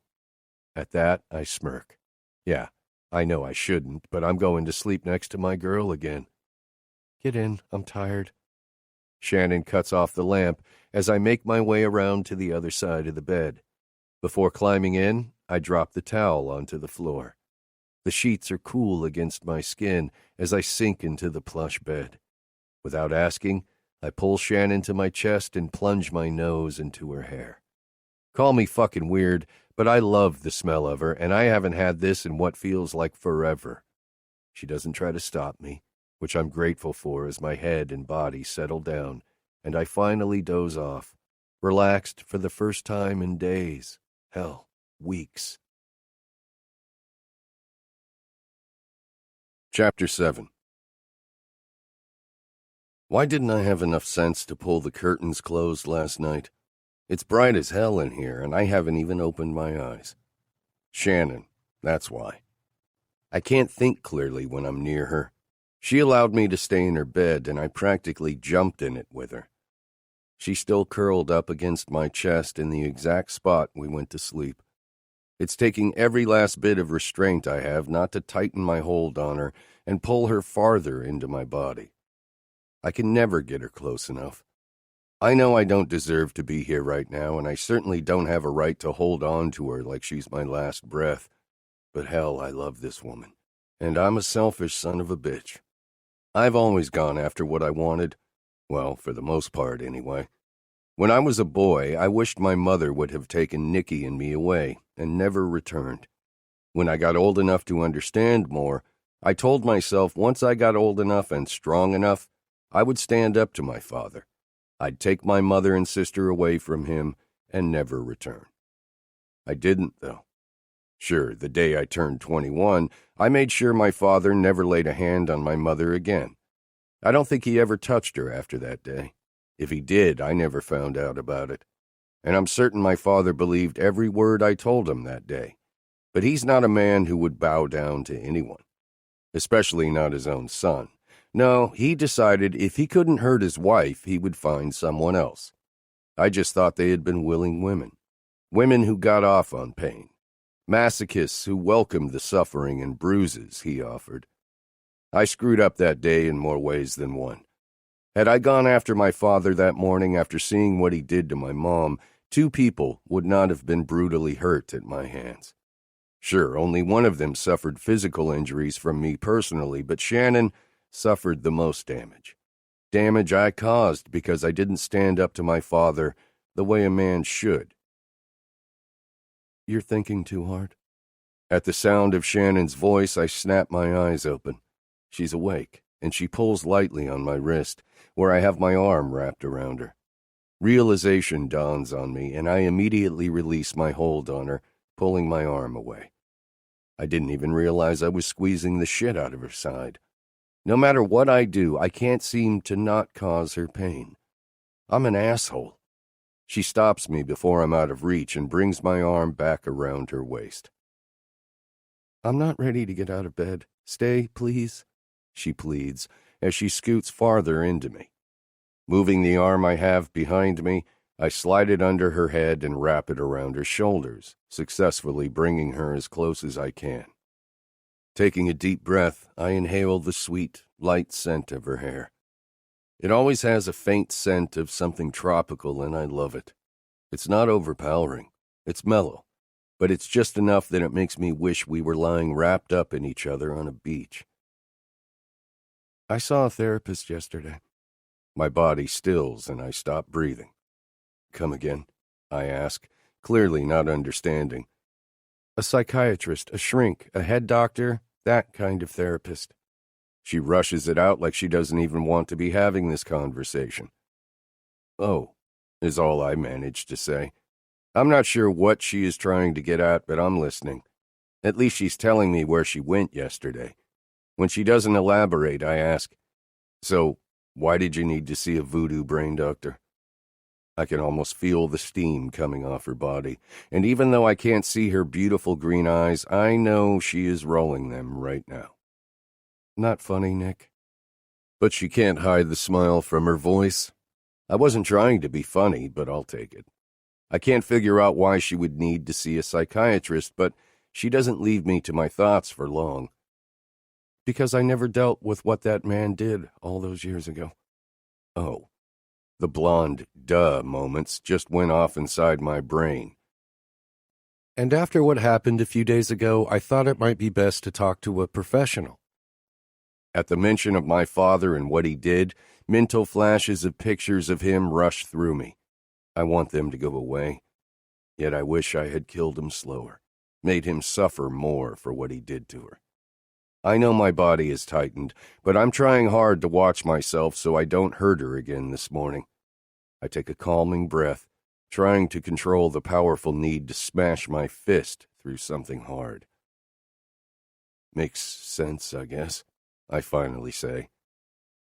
Do you... Fuck, I don't know what I'm trying to ask here. Baby, I'm so sorry. I bury my face in her hair. I could happily get lost in all of it. Stop, Nick. Stop apologizing. Shannon turns, rolls on her back, and looks up at me. I don't want to look into her eyes. What if she can see the truth? I don't want her to know the truth. Well, I do, but I don't. I'm not sure if it helped. I only met with him for about an hour, and I didn't go into many details. But you were gone for hours. Yeah, well, I needed to be alone. Working actually helps the most, and I got a lot of great shots taken in the city and out in the desert. Photos? You came here to take photographs? Partly, yes.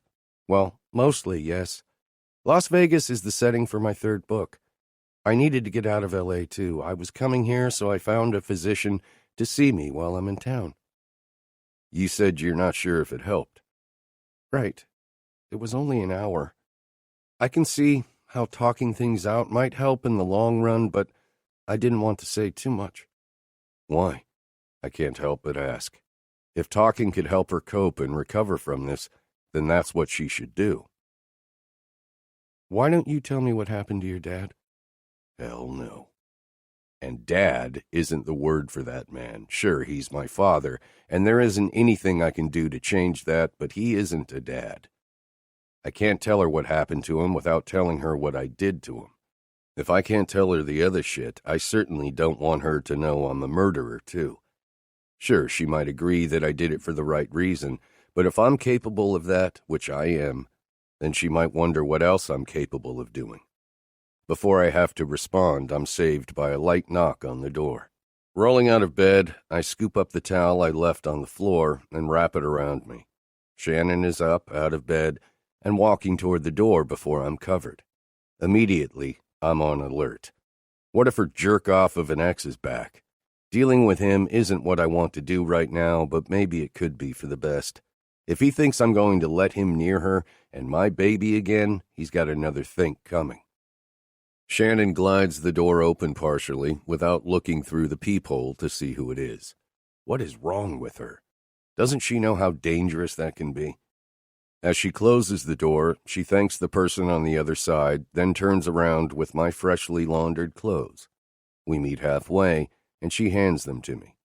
I take them, discarding my towel by tossing it to the floor. As I dress, I notice the look in her eyes. She wants answers. I want to know what happened. Her voice is firm. I don't look at her as I pull on my black boxers.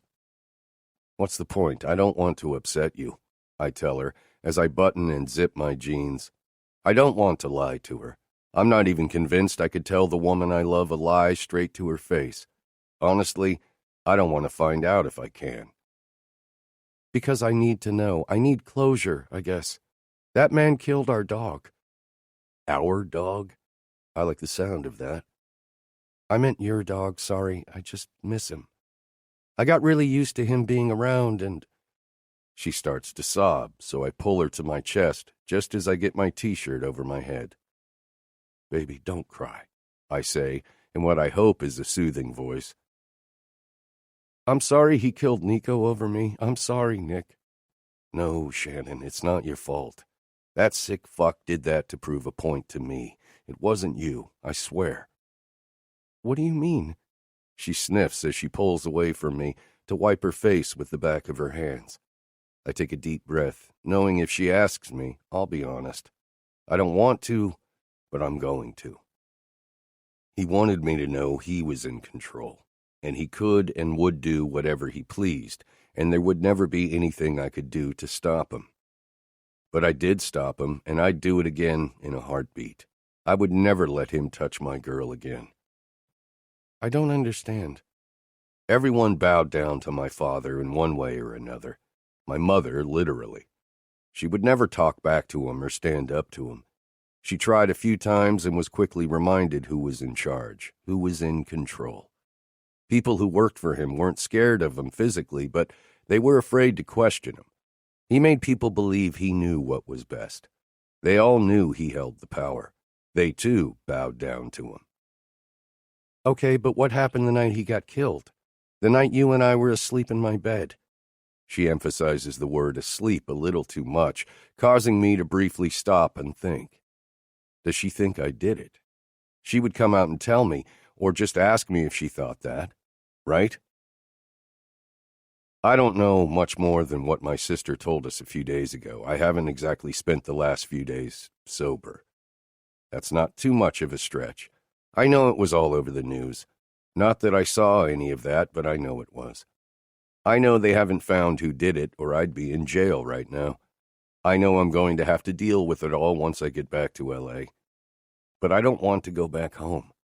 Maybe we can just stay here and forget about all the baggage that is my life. Start fresh. Isn't that what people talk about? A fresh start is what Shannon and I need, what we deserve. Well, it's what she deserves. What I deserve doesn't include happiness and her or our kid. Yesterday was the first time since leaving your house that I wasn't drunk, and trust me, that would not have lasted longer had I not found out you came to Nevada. I'm hungry. She changes the subject, as if sensing I don't want to discuss my father any longer. She really is too good for me. Get dressed, I'll grab some food. I place a chaste kiss on her lips before she turns and heads into the bathroom.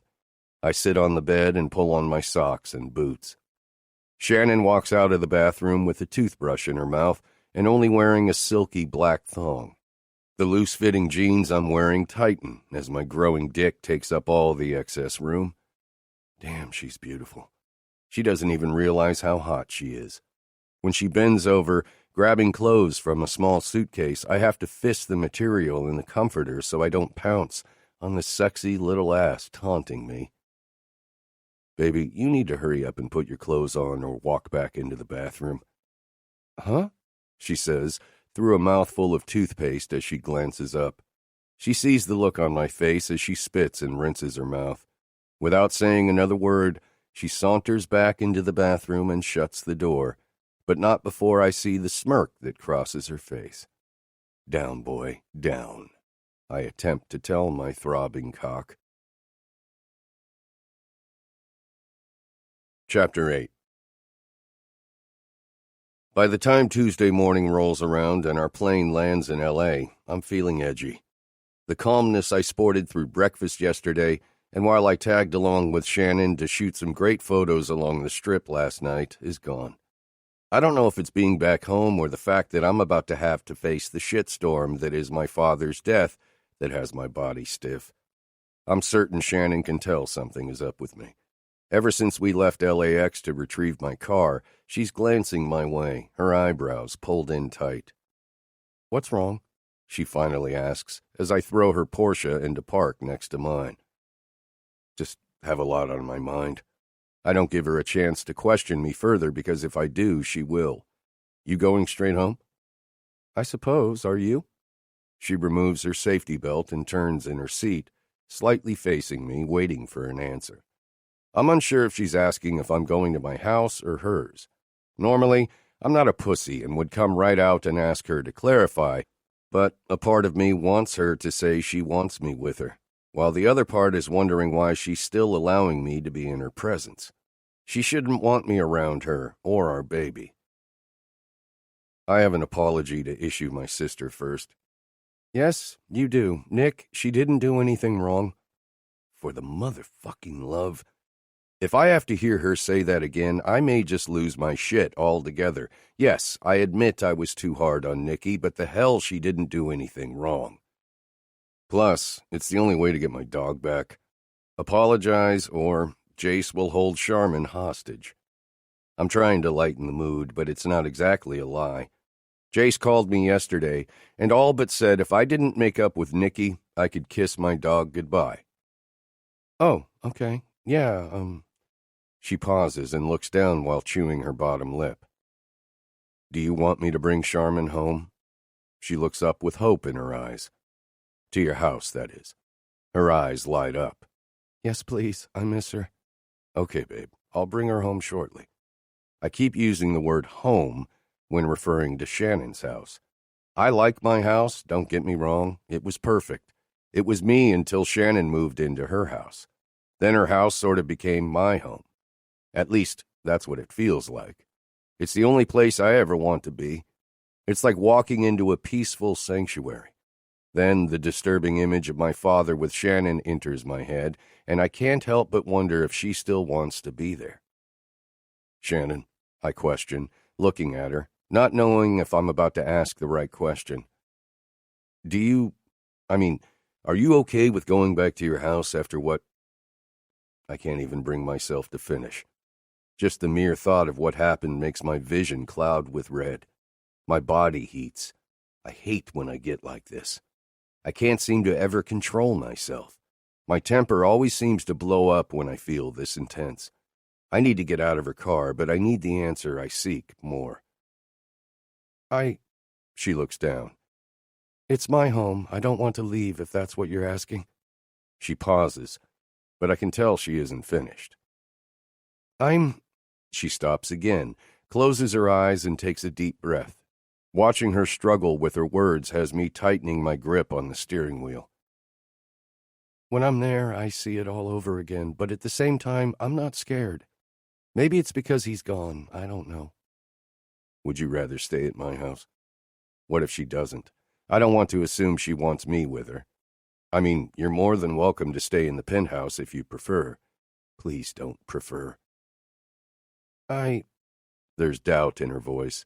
I'd do anything to never hear it again. Nick, Again, she pauses, and I swear if my skin tightens any more, the flesh is going to rip apart.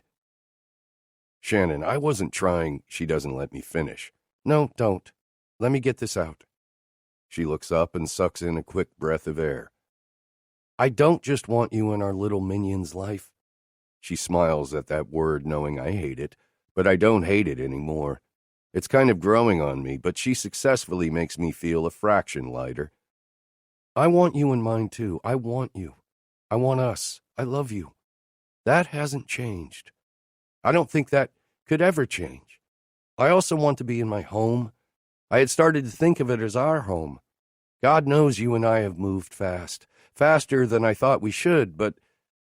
She pauses, and hell, I think I would have needed a breath sooner than that. It's like we're inevitable. God, I sound like a girl right now. She puffs air out of her mouth, causing her hair to fly around her face. Before it lands back in place, I reach over and yank her into my lap, bringing my lips down on hers.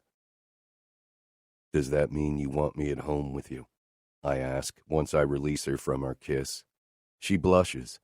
I've missed that. Yes. Okay. Then I'll go see my sister tomorrow. No, she immediately fires back. Go see her now. Bring my dog home. Yes, ma'am. I open the driver's door and maneuver my way out from under her, which lands her in the driver's seat. I'm not sure how I did all that, considering how damn small that car is. And that leads me to something else entirely. She needs a bigger car, for her and the baby. On second thought, you take my car. I pull her out of her car as I dig my car keys from my jean pocket. Once I have them in her hands, I sink back into her Porsche. Yeah, this is definitely too small. Nick, what the... But I don't give her a chance to finish. No time, babe. I have to go get our dog. And with that, I slam the door shut and put the car in drive. Pulling up outside Jace and Nikki's condo, I park and turn off the ignition. Both of their vehicles are here, I notice as I look around. With the way my mind is running in different directions, I didn't even think to call first. Nikki is usually at knocked out by this time of the morning. Odd, but whatever, I don't think about that for long. I trudge up the steps to their second-floor apartment. A large part of me dreads coming face-to-face with my sister. The other part just wants to get this over with. Coming to a stop in front of their door, I raise my hand to knock, but before I can, the door swings open and Jace nearly barrels into me before realizing I'm standing there. What the...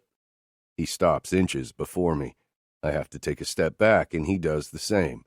His face is heated, and his eyes are a shade darker than his normal blue eyes. Looking past Jace, I see my sister sitting on their couch. Her face is red and blotchy. She's been crying. Immediately my fists ball, and I turn back to Jace. Only two people in this world can make her cry, and we're staring at each other. I don't have a right to judge. Not really. Not when I'm here to apologize for the ass I was to her. But all the same, she is still my little sister, and no one is going to hurt her. Problem? I ask, pinning Jace with my, you're a fucking dead man look. Leave it, Lockhart. He forces out through clenched teeth as he shoves past me and jogs down the steps. Looking back inside, I eye my sister before walking in and shutting the door. She's sitting on the couch, barefoot, with her knees pulled to her chest and arms wrapped around her legs. Oh, fuck. Want to talk about it, sis? I sigh as I walk the short distance and sit beside her. Before my back hits the soft leather behind me, she leans over and places her head on my chest. My arms automatically go around her shoulders, pulling her closer. No. She forces back a sob. Hell, how am I supposed to stay mad? I can't. Then we'll start with me and come back to you. I'm sorry. Nikki lifts her head and looks at me like she can't believe that word came out of my mouth. I am, okay? Yeah, okay. She doesn't sound convinced. Great. Look, I'm mad, I am, and there is nothing I can do to change that, but I shouldn't have blown up on you. I pause, taking in air through my mouth. And for that, I'm sorry. She puffs out as she lifts her head off my chest and then leans her back against the couch. She takes a deep breath and glances up at me. I can see she is sorry. She has a hard time saying it, although she's much better at it than me. You're my sister. The fact that you didn't come to me immediately burns. It really fucking burns, Nikki, but I'll get over it. You know I will, but right now, I can't stop myself from being angry.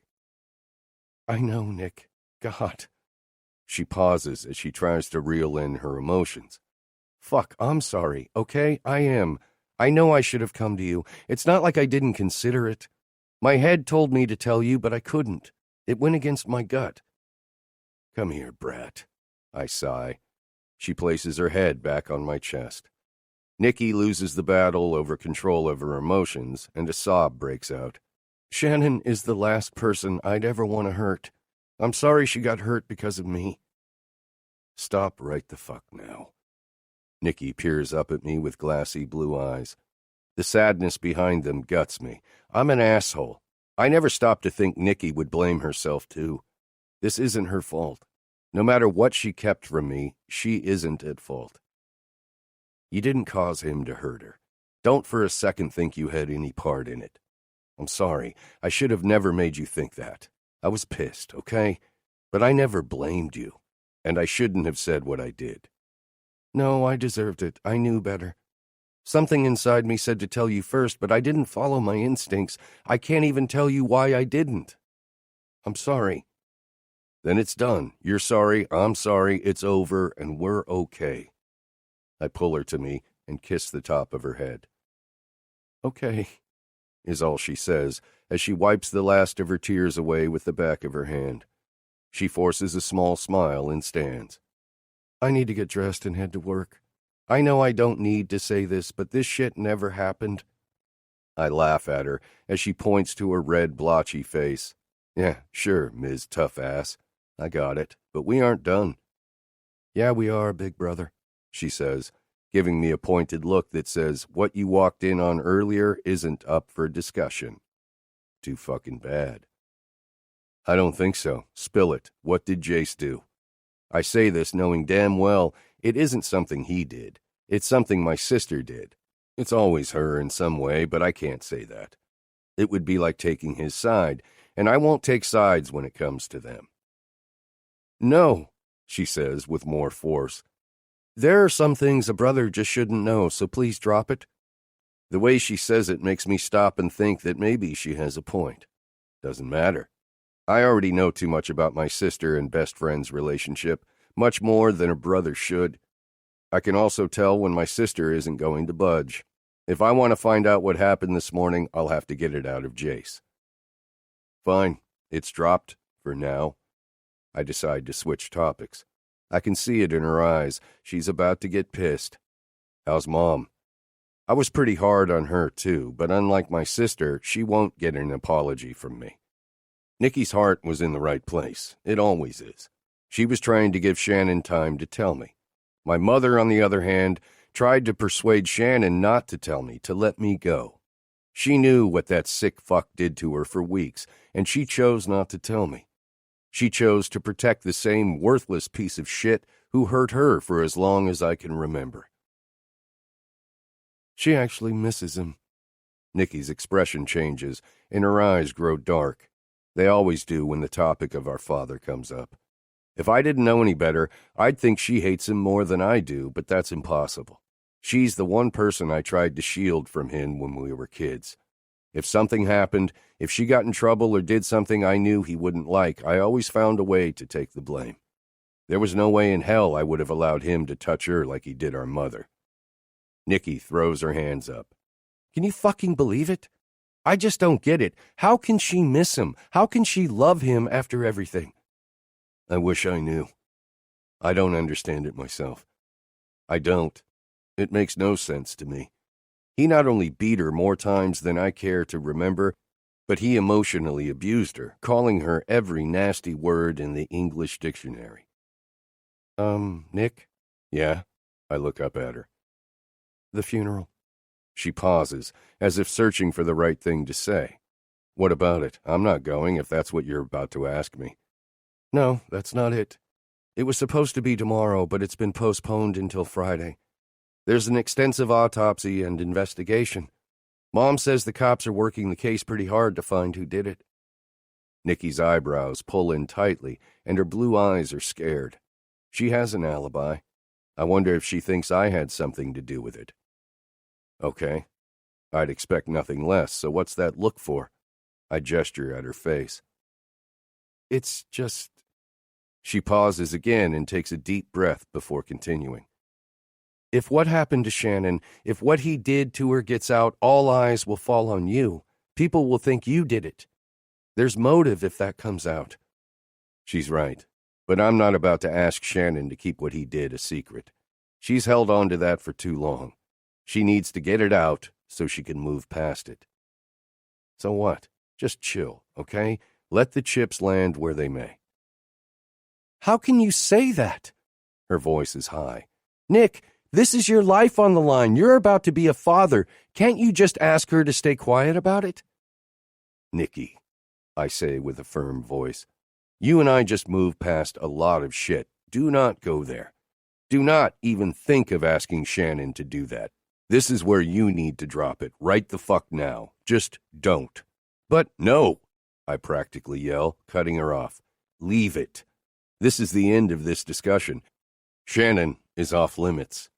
Do not even bring our father up in front of her, ever. Are we clear? Okay, Nick, I'm sorry. I shouldn't have mentioned it. You shouldn't have thought it. She rolls her eyes at me, but I let it go. Aren't you going to ask about Shannon? Why would I need to? She looks at me like I'm stupid, making me think I've missed something. We've been texting since Sunday. I know you two are back together. Now leave. I have to get dressed for work. She doesn't give me a chance to respond. She turns on her heel and walks down the hall, slamming her bedroom door behind her. I take that as my cue and leave. As I'm jogging down the steps, I realize I forgot my dog. Damn it, I mumble, as I reach for my cell phone tucked inside my pocket. I send a quick text message to Nikki. Me, my dog, take her to Shannon's, and tell your newly acquired BFF I'll be a few more hours. I'm going to find Jace. Chapter 9. Walking in the door at Quaint, I stop momentarily, taking everything in and realizing the hotel is no longer mine. Maybe that should pain me, and perhaps it does a little, but I know deep down I've grown bored. This was my first success. I bought this place 9 years ago and grew this company to what it is today. I'm proud of what I've accomplished, but I'm not sad to see it go. Plus, I know I handed it over to someone who will only grow it further. Sam is a good man. Lockhart Publishing is my pride. It's my passion. It's where my heart is. It's still early afternoon, so there aren't many people drinking, but the one person I am looking for is. I look over to the far right of the bar and see him sitting there with a drink in hand and his head down as if in thought. Jace looks defeated. What the hell did my sister do this time? Scanning the room, I see Tabitha behind the bar once again. She's flirting with an old man at the other end. He throws his head back and laughs. As I make my way over to Jace, I nod in her direction as she looks over at me. She flashes her eyes from me to the left side of the room, causing me to look in that direction. When our eyes meet, I stop dead in my tracks. Jeffrey Chaney. Twice in less than a week. I could go without seeing his face for the rest of my life. He smirks and then turns back to the woman sitting in a booth across from him. It's dark in here and I can't see her face, but I can tell she has long dark hair. Jeffrey is an average-sized guy, about my height, but not as built. Still, he's much larger than the woman in front of him. I shake my head and continue. There isn't anything I can do about Jeffrey anyway. Not my bar, I remind myself. I pull out the stool and sit down. Jace doesn't look up. He doesn't have to. He knows it's me. I'm certain he knows I'd find him eventually. It's what we do. Hey, you, Tabitha beams as she walks over. What's my ex-boss up to today? And furthermore, what can I get you? Just a glass of water, I tell her flatly, not bothering to answer her first question. She's sweet and all, but I'm not here to converse with her, and I really don't want to deal with the flirting that comes with Tabitha. Tabitha catches on that I don't want to talk as she scurries away to fulfill my request. Is this what reverse deja vu feels like? I laugh, but my hopes of lightening the mood die out like I knew it would when Jace turns, pinning me with a glare that says, "Fuck off." Not in the mood. Turning his attention back to his drink, he lifts it and tosses it back in one shot. He looks at Tabitha, holding his glass in the air and shaking the empty cup. Great. How many of those has he had? That was only my first. Did I say that aloud? I don't think I did. You got that judgmental look on your face, asshole, he follows, as if reading my thoughts. You know I'm the last person who's ever judged you, so don't give me that shit. The asshole might be able to read my thoughts, but he isn't going to sit here and spit bullshit because he wants to piss me off. When Jace is mad or upset, it's what he does. He wants everyone else to be as miserable as he is. He goes out of his way to pick fights. What do you want, Lockhart? Motherfucker, don't start shit you can't finish. And this is what I do. I goad him. I fuel his anger because it's what he needs. Fucked up, I know, but it's the only thing that works for us. Fighting out our pent-up frustration, anger, stress. It's the only way to get rid of it. If only it worked for my guilt, too, but it doesn't. That pansy-ass mouth of yours needs to shut up before I shove my dick down your pretty little throat, showing every motherfucker in this place what a little bitch you really are. His voice may have been harsh, but the slight upward turn of his lips tells me he's not thinking about his and my sister's shit any longer. Tabitha sets my glass of water down in front of me, and then eyes Jace and me back and forth. She can't tell that this is just fucked up friendly banter.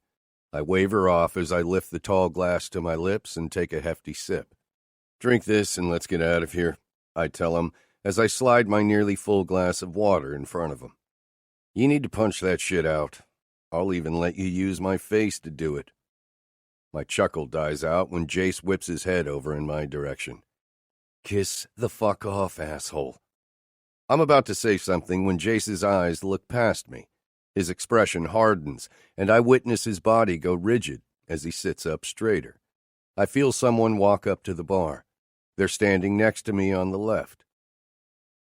Are you leaving so soon, Mr. Cheney? Tabitha asks, as I look over to see Jeffrey toss a credit card on the counter. She scoops it up and turns to head over to the machine to run it through. Jeffrey turns his head and eyes us both before looking directly at me.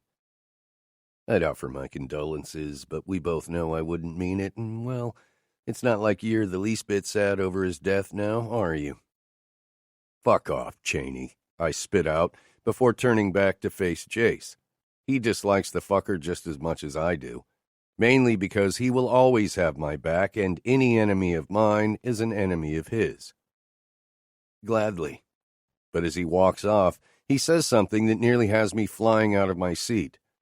But before I go, I was wondering, did my favorite little photographer get any great shots for me while she was in Vegas? What the mother? Before I can stand, Jace grabs my arm and pulls me back. How the hell did he know she was in Las Vegas? A better question is, why was she taking photos for him? No worries, Lockhart. I have a meeting with her next week. I'll find out what she has for me then. With a smirk, he turns and leaves. Don't, Jace says. Let go, I demand. Not a chance, brother. That fucker is trying to get a rise out of you. He knows Shannon is his ticket to set you off. He'll use anything he can, and you know it. Don't jump to conclusions before you ask her. His voice is stern, and I know he's right. But I also can't help myself. Like hell she is going to meet with him. Over my dead body will she ever do any work for him. then let me go so I can do just that. I go to walk out as he throws cash down on the counter to follow me. Seconds later, he's by my side as I exit the bar. She's knocked out. Excuse me? Nikki sent me a text before you came in. She mentioned Shannon was there. When I enter the gym, it takes seconds for me to scan the floor. My eyes land on Shannon in the far back corner. She's throwing kicks and punches into a red punching bag Nikki is standing behind. My sister is moving it from side to side, forward and backward, to throw her off, trying to make her miss her targets. The only other time I've witnessed Shannon throw a punch was when she and Nikki sparred weeks back. I stopped dead in my tracks. I'm a little stunned. She's good. Sure, she put Nikki on her ass, but I thought that was pure luck. The woman has strength and skill. I'll give her that. No matter where Nikki swings the bag, Shannon doesn't miss it. Each hit and kick are dead on, and shit, it's hot. Her long, makes my dick hard every time red hair is pulled back into a high ponytail. She's wearing a black sports bra and a pair of black loose-fitting shorts with "knocked out" spelled out across the rear in white letters. Her hands are clad in black gloves that have the fingers cut out. Her feet are bare, making her look sexy as fuck. Talk about a turn-on. My sister is also dressed in similar attire, except she's wearing her signature knocked-out red tank top. You planning on staring like the rest of the motherfuckers in this place all day, or are you going to walk over there? You sure flew out of the bar like you were planning to rip off her head. I pin Jace with a kiss the fuck off look. He smiles. When I pull my head back around, I notice damn near every man in the place is looking. No, staring at Shannon and Nikki. They're all pussyfooting around with the weights, barely lifting anything. I take a deep breath that does nothing to calm the storm sitting just below the surface. Come find me when you're done. You promised me I could use that ugly mug of yours as a punching bag. He pushes past me as he makes his way to the locker room. Asshole. I stalk my way over. Nikki sees me coming but does nothing to warn Shannon. I know she can tell I'm pissed. As I get closer, I watch Shannon land kick after hard kick into that bag, and a thought enters my head. Should she be doing that? Is it safe since she's pregnant? You really need to research baby shit, Lockhart. Get lost, I bark, as I wave Nikki out of the way and take her place behind the hanging bag. My sister rolls her eyes and then mumbles a "later" to Shannon before she walks off. What's up with you? Her eyes are full of concern, yet I ignore her question. Sure, I know I'm starting this conversation off by being an ass, but guess what? I am a fucking ass. No more leg kicks, but continue to jab the bag. My tone is harsh and full of heated emotions. I've always let my feelings fuel my temper. It's probably my biggest downfall. Shannon looks at me, her eyes full of questions. She just stands there. Today, please. What's your problem? She fires back. Her eyes flash, showing me she'll give back every bit of what I'm about to lay on her. This really is one of the many things I love about her. She fights. She's so defiant. She doesn't take my shit. Just punch the bag, I grit out, as I try to control my dick from getting any harder so I can remember why I was so angry when I walked in here. Ah, yes, Jeffrey Chaney. I'll ask the questions here. I'm a dick. I know I should give her the benefit of the doubt for once. I almost ended us, and in the process got her hurt again because I let my anger control me. Guilt. It's always there, but I'm here for a reason, so I shove that pussy shit back inside. I'm waiting, she almost shouts. I continue to stare at her. I'm not ready to bring Chaney up yet. My temper needs another minute or 12 to cool down. Plus, I'm pissing her off, so telling her she isn't allowed to work for that shit fuck wouldn't go over very well. Is it safe for the kid for you to be doing this? I ask, as I motion between her and the punching bag in front of me. Huh? Is it safe for the baby? Why wouldn't it be? She counters, like I'm asking the dumbest question she has ever heard. Well, have you seen a doctor yet? Made sure the baby is okay, especially after what? I stop mid-sentence, not wanting to finish. Why didn't I take her to the hospital? Fuck. That's what I should have done. Why the hell didn't I get her checked out? I close my eyes as I pull in a breath of air and push it back out. Opening my eyes again, I look down at the gray carpeted floor and I want to punch myself. No, I want to do a lot worse than that. I was so angry and hurt and only thinking about my own guilt that I let him inside my head again. He consumed my every thought, and I had to get it out. I had to hurt him. I had to kill him. I cast my eyes back to hers and finish where I was going a moment ago. What my father did to you. Shannon stills at the mention of him and looks down. Her slender arms are hanging by her side. No. Her voice is a whisper. Surely she knows she should have gotten checked out, too. A second later, she glances back at me, and those green eyes shred me. All I want to do is close the distance between us and take her in my arms. I want to grab her, scoop her up, and take it all away. Her eyes have so much lingering pain behind them. I did make an appointment, though, for later this week. Happy now? She finishes as she places her hands on her hips. Good. Now hit. I place my hand on the bag, moving it so it swings to my right. She simply stands, eyeing me with suspicion. Nick, that's not the reason you're here in one of your pissy moods, so what's crawled up your ass in the last few hours? Hit the goddamn bag, Shannon. I really should shut up. We had 2 perfect days in Las Vegas. I'm ruining it. I know that, but hell, I can't help myself. Really, this is her fault. She brings out the fire in me. She challenges me. Who the fuck challenges me? No one. So why does she have to do it all the damn time? No. Goddamn female. I hold the bag back in front of us and let go. She is going to be the death of me. Woman, don't start this with me. Hit the motherfucking bag. Yeah, that's not going to go over well. You're an idiot, Lockhart. Fuck off. I'm staring at her with blazing fire behind my eyes, yet I don't anticipate her move. She raises her left leg and kicks the bag dead on, sending it directly at me, or my balls, more accurately. My eyes grow wide, and even though they momentarily cloud with moisture, yeah, that's right, moisture, I'm not a pussy. I don't cry. I see the shock on her face before her mouth drops, and I drop to my knees in pain. Why the hell do women always have to go for a man's nuts? Fuck, that hurts. Shit! Fucking hell! I yell. Does it help? No, it does not. My palms land on the carpet, and now I'm on all fours. Fuck. I didn't mean to do that, Nick. I can tell by the soft tone of her voice that she didn't. She was irritated. I pissed her off, and she was just shoving the bag at me. Not that I'd admit it, but I deserved that. Damn. I hear Jace jogging over in our direction. That was a nice hit, girl. I look up to see his arm draped over her shoulders while looking down at me with a mile-wide smile on his face. That's Jace.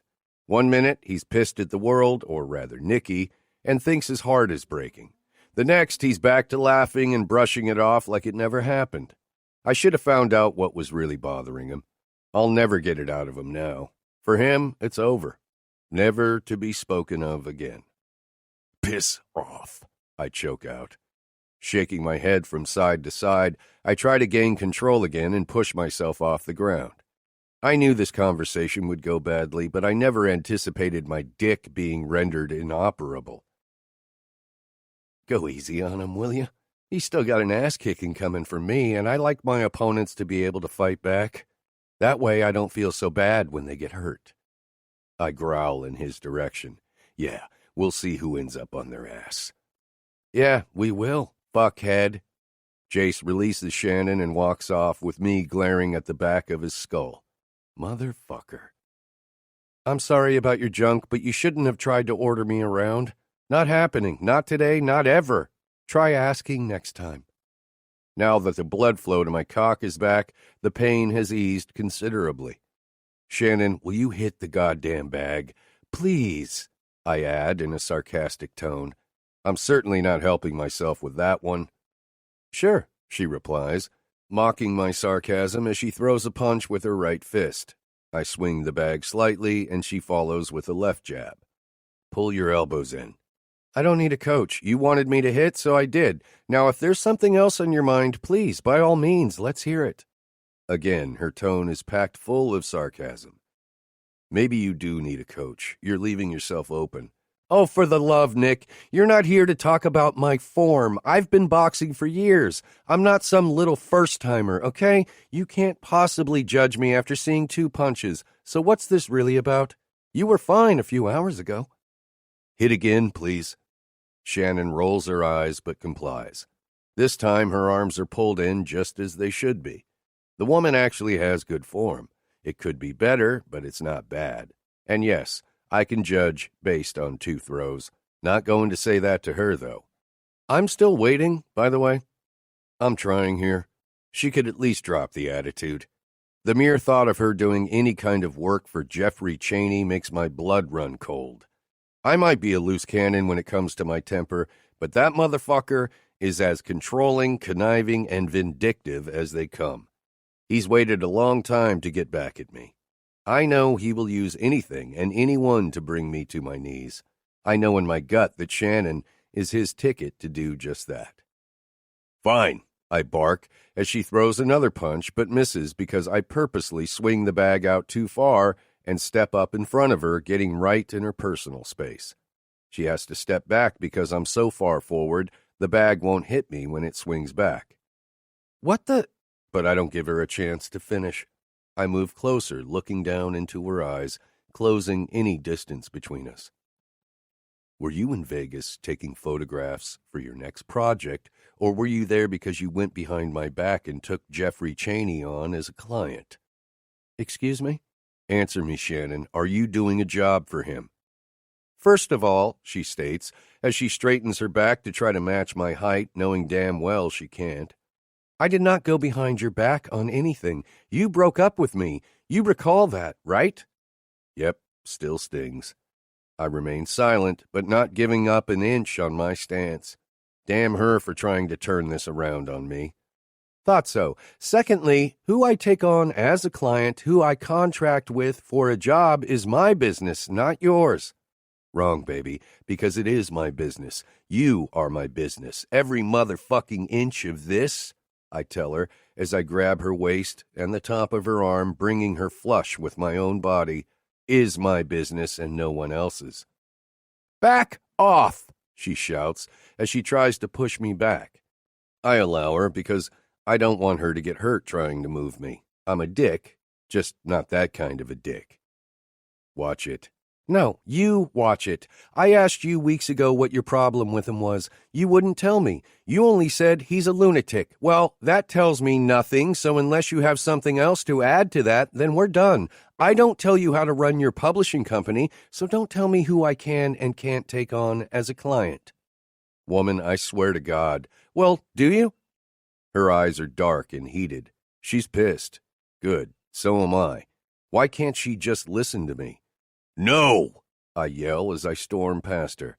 No way in hell I want her to know that mess. Chapter 10.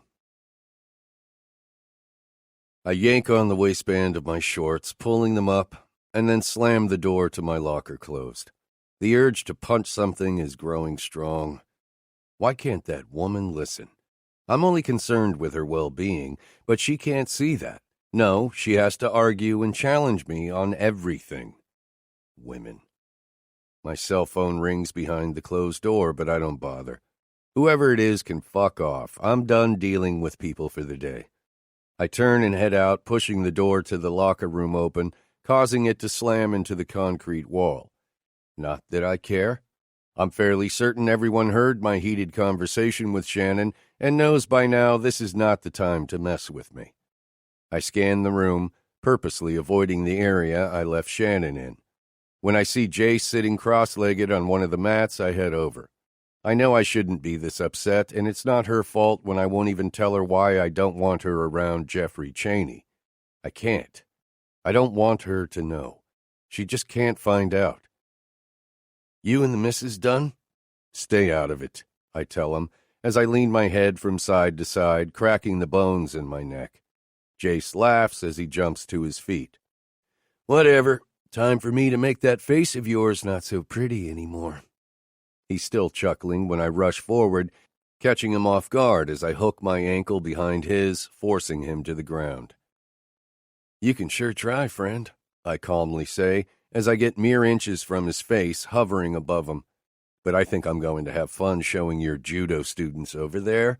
I gesture and nod to my left side. What a pussy boy bitch you really are. Jace rolls his head over toward the two young boys, eagerly watching the two of us before looking back up at me. We'll see who leaves here crying with a bloody twat, you little fucking girl. He has me in a double wrist lock before I realize it. My head is bent over to the side of his body. Jace's legs are wrapped around my torso as he pulls my wrist back behind me. I have no choice but to tap the mat. He releases. Tapped out after a few seconds? He smirks as I lean back up, coming to rest on my knees. Shut up. Bringing his right leg up, he wraps it around my neck, forcing me to fall forward, as he also grabs my arm, securing me to his body. With my free hand and legs, I push off the mat, and I'm able to turn us, but Jace lands on top of me, nailing me in the jaw with his fist. And like that, all the shit clouding my mind is gone. All the stress over Shannon and the baby, my guilt, my father, it's no longer pounding away inside my head. I'm free, and in this moment, there's no one to judge me, not even me. I'm simply free. Maneuvering my hand around his ankle, I twist my right leg, forcing him to the ground as I go for a knee bar. It takes a few seconds, and after applying more pressure, Jace submits. I release him, but he's quickly coming at me again. Standing in front of me, he goes for a right straight, which I duck, but he catches my jaw with a left hook. I welcome the pain, absorbing it into my body like oxygen, like a breath of fresh air. Come on, Lockhart. You can do better than that. Hell, your sister can do better than that. Fuckstick, I mutter, before taking a step in his direction. The feel of the plastic mat against my bare feet is cool, welcoming. Jace charges me and tries to hook his ankle around mine to take me down to the mat, but I manage to sidestep him and land a kick to his hip. He quickly turns, facing me again, and begins a slow stalk, causing me to move backward. As he nears, Jace throws out a punch, which I easily block, but he follows with another hit, which lands against my jaw on my right side. I stumble momentarily before recovering my footing. Why don't you just tell her your issues with Cheney, or rather, his issues with you? Did I not tell you to leave it alone? Sure you did, but you know I'm not going to. You're pissing me off. I've already pissed you off, and you've pissed me off too, so bring it, bitch.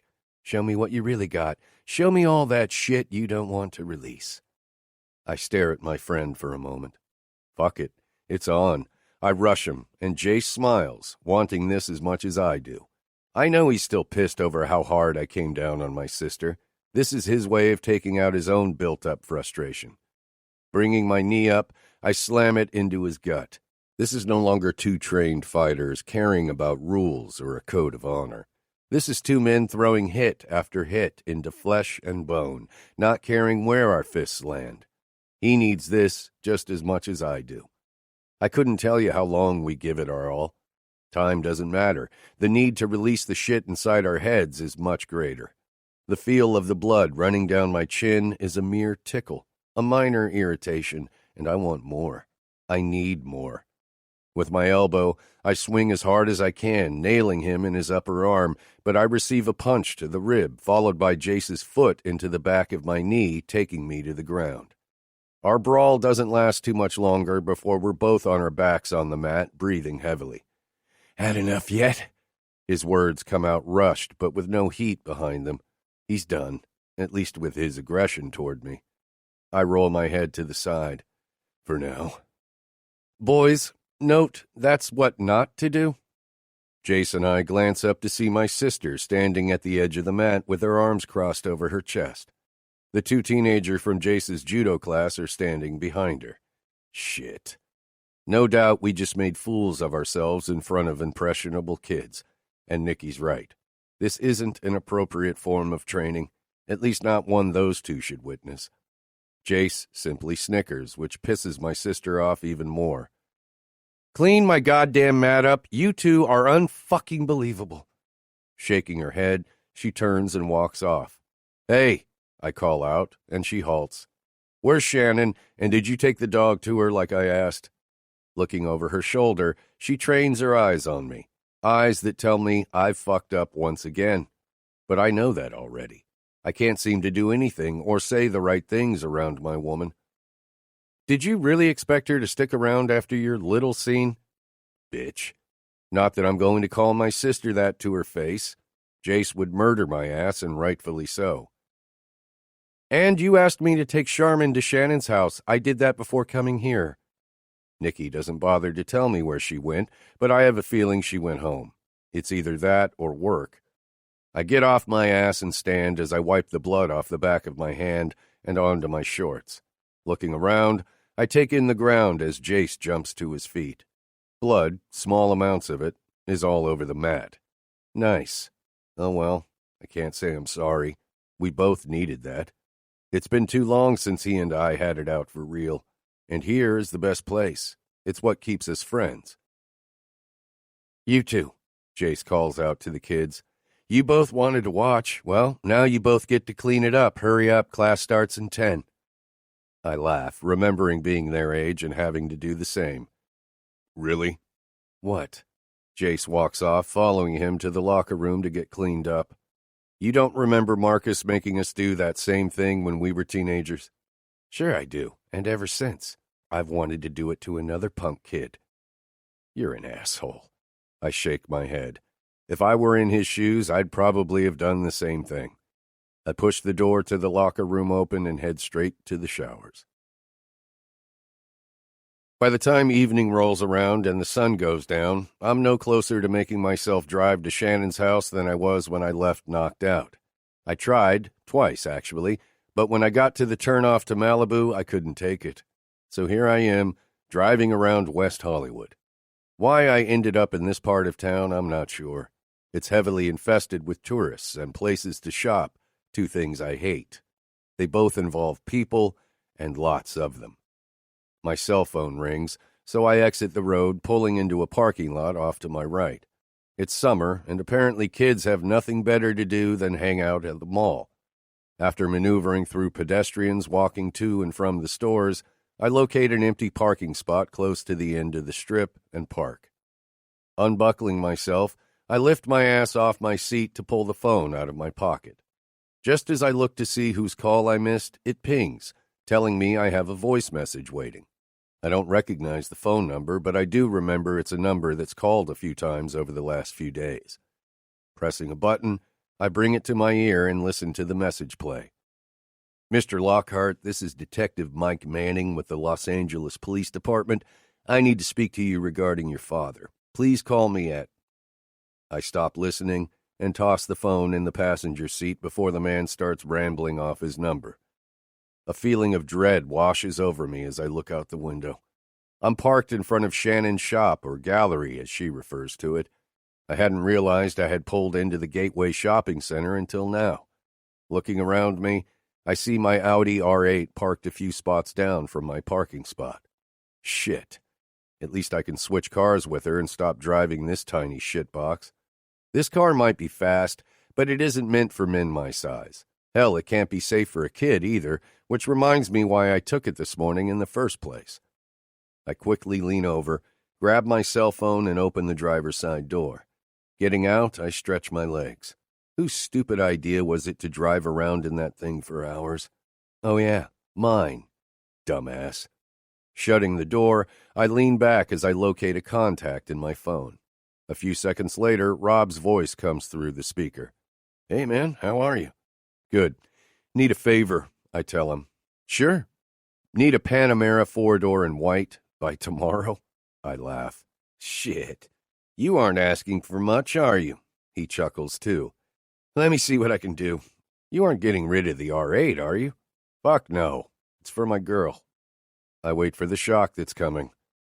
So let me get this straight. Nicholas Never Does a Chick Twice Lockhart is buying a car for a woman. Yeah, what of it? I know this isn't my normal, but Shannon isn't normal in the sense previous women I've been with are.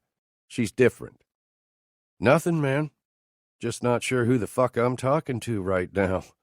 Rob lets out another laugh. Need me to remind you? No, man, I'm good. I'll call you when I got something. Later. I end the call and look at the entrance of art through a lens. Pushing my ass off the car, I head in that direction. When I get to the door, I hesitate for a second, but find the courage to pull the door open. It's unlocked. Does this woman not know how to lock a damn door? It is well after closing, and anyone could walk in, just as I'm doing now. There's no one out front, so I head toward her office. As I close the distance to the back, I hear a sound I've missed and see a flash of white fur skidding to a stop on the stained concrete floor. I bend down and scoop Charmin into my arms, just as Shannon comes to see what's going on. How did you find me? She questions. Coincidence. She glares at me, as if she doesn't buy it. Really, it was. Before she can challenge me further, I gesture to the unlocked door. Reason it's unlocked while you're here alone this late? I'm a big girl, she says condescendingly. Are you looking for round 2 with me tonight? She places her hands on her hips, and I release the dog onto the floor. Don't do it, Lockhart. Just keep your mouth shut. You don't always have to have the last word. Oh, but I do. Except with her, that's not so easy. No, babe, I'm not. What are you doing here? She sighs, then turns away from me and walks to her office. I follow. I didn't want to stay at home alone. I brought Charmin with me, worked a couple of hours at the animal shelter around the block, and then came here. Thought I could do some work and get my mind off things. The way she says things makes the pressure in my chest build. Shannon comes to a stop inside her office, and I come up behind her, my body flush with her back as I wrap one arm around her chest and the other around her belly, around our kid. I pull her farther into my body. I'm sorry, I whisper into her ear. Shannon's body tightens in my arms. She closes her eyes as her lips part, pulling in one long breath of air before exhaling and leaning her head back onto my chest. Seeing what I can do to her with the simplest of touches brings a smile to my face, but I release her as my dick grows hard. Fuck, I want inside her so damn much, but not here and not now. I can't take the chance of her not being ready after what happened. My need to keep Shannon and my kid safe and her head clear of him is more important than the need my cock has to get lost inside her heavenly pussy. I didn't take any shots for him when we were in Las Vegas. I haven't signed a contract with him either. He wants me to do a collection of photographs for his office, but I haven't said yes. She turns to face me. Yet. By him, I know she's referring to Jeffrey. Maybe she thinks verbalizing his name will make me angry. Perhaps it will. Why can't you tell me what your problem with him is? What did he do to you? Why can't you trust me? I counter. I do trust you, Nick, but you need to trust me, too. Trust me enough to tell me whatever it is you think you can't.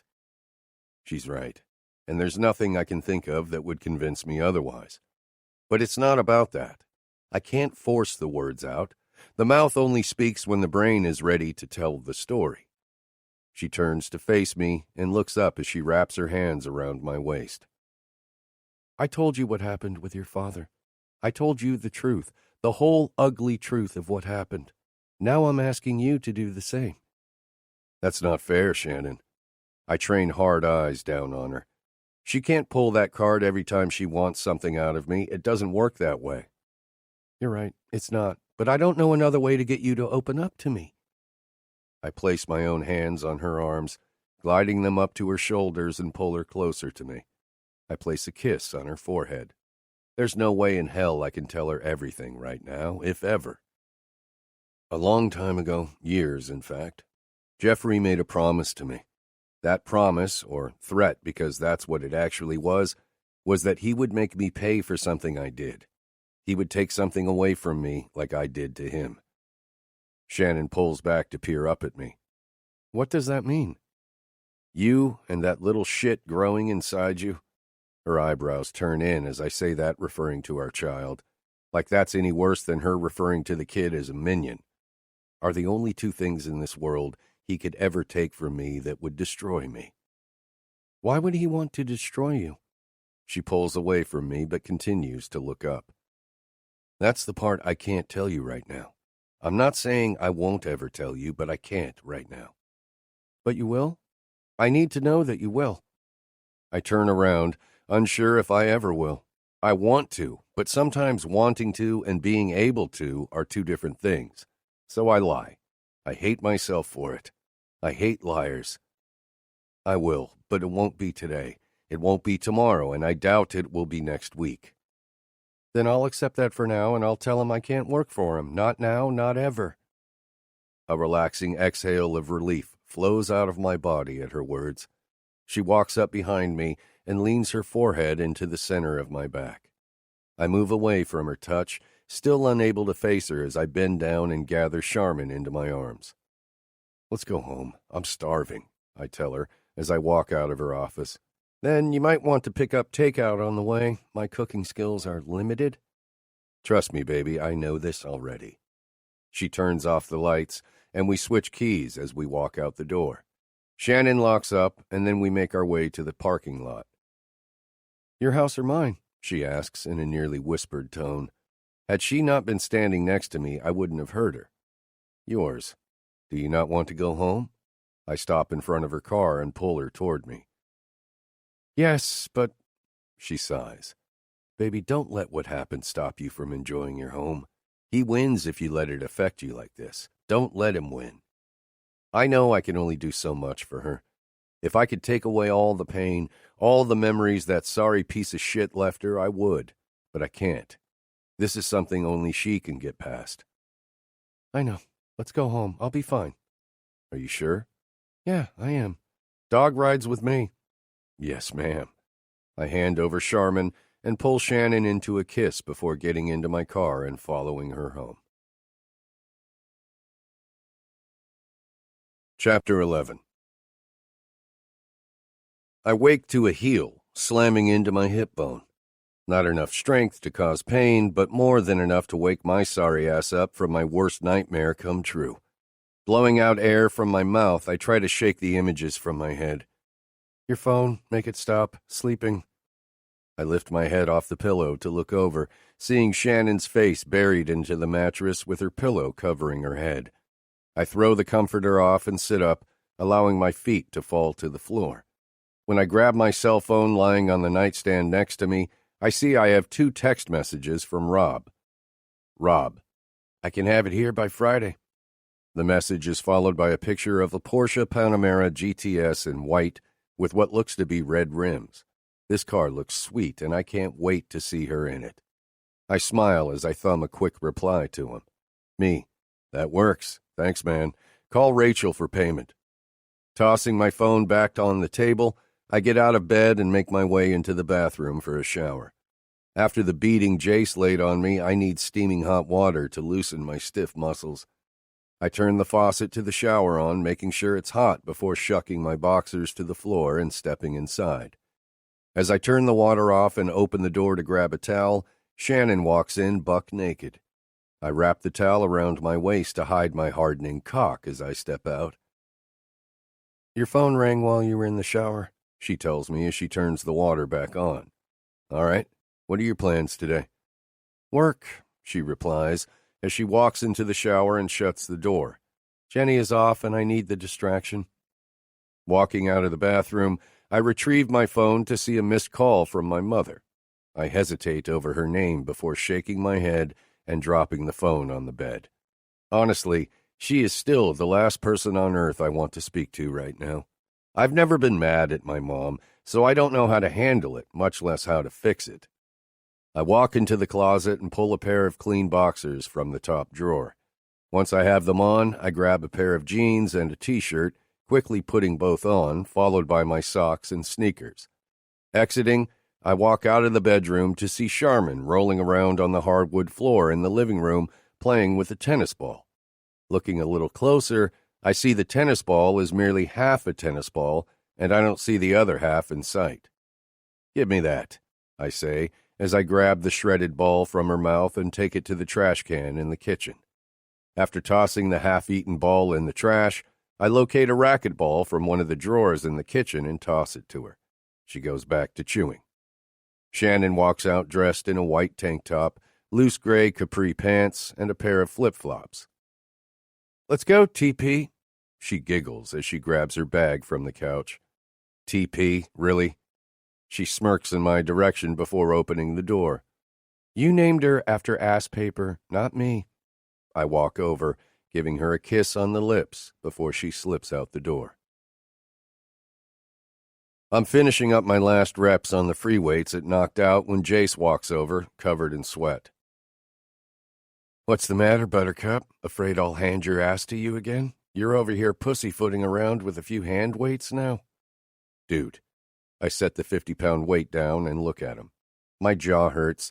I have fat lips and a goddamn black eye. Do you know how long it's been since I've sported a black eye? Probably since the last time I gave you one. Go the hell away, fuckhead. I don't see him mentioning the faint black mark under his right eye or the cut across his left eyebrow. "No can do, friend. Your sister asked me to meet her at Mint for lunch and to bring you. So go clean up and let's go. Can't walk in such a posh hotel sweaty and nasty now, can we?" "Kiss off, asshole. Do I look like I do what Nikki says now?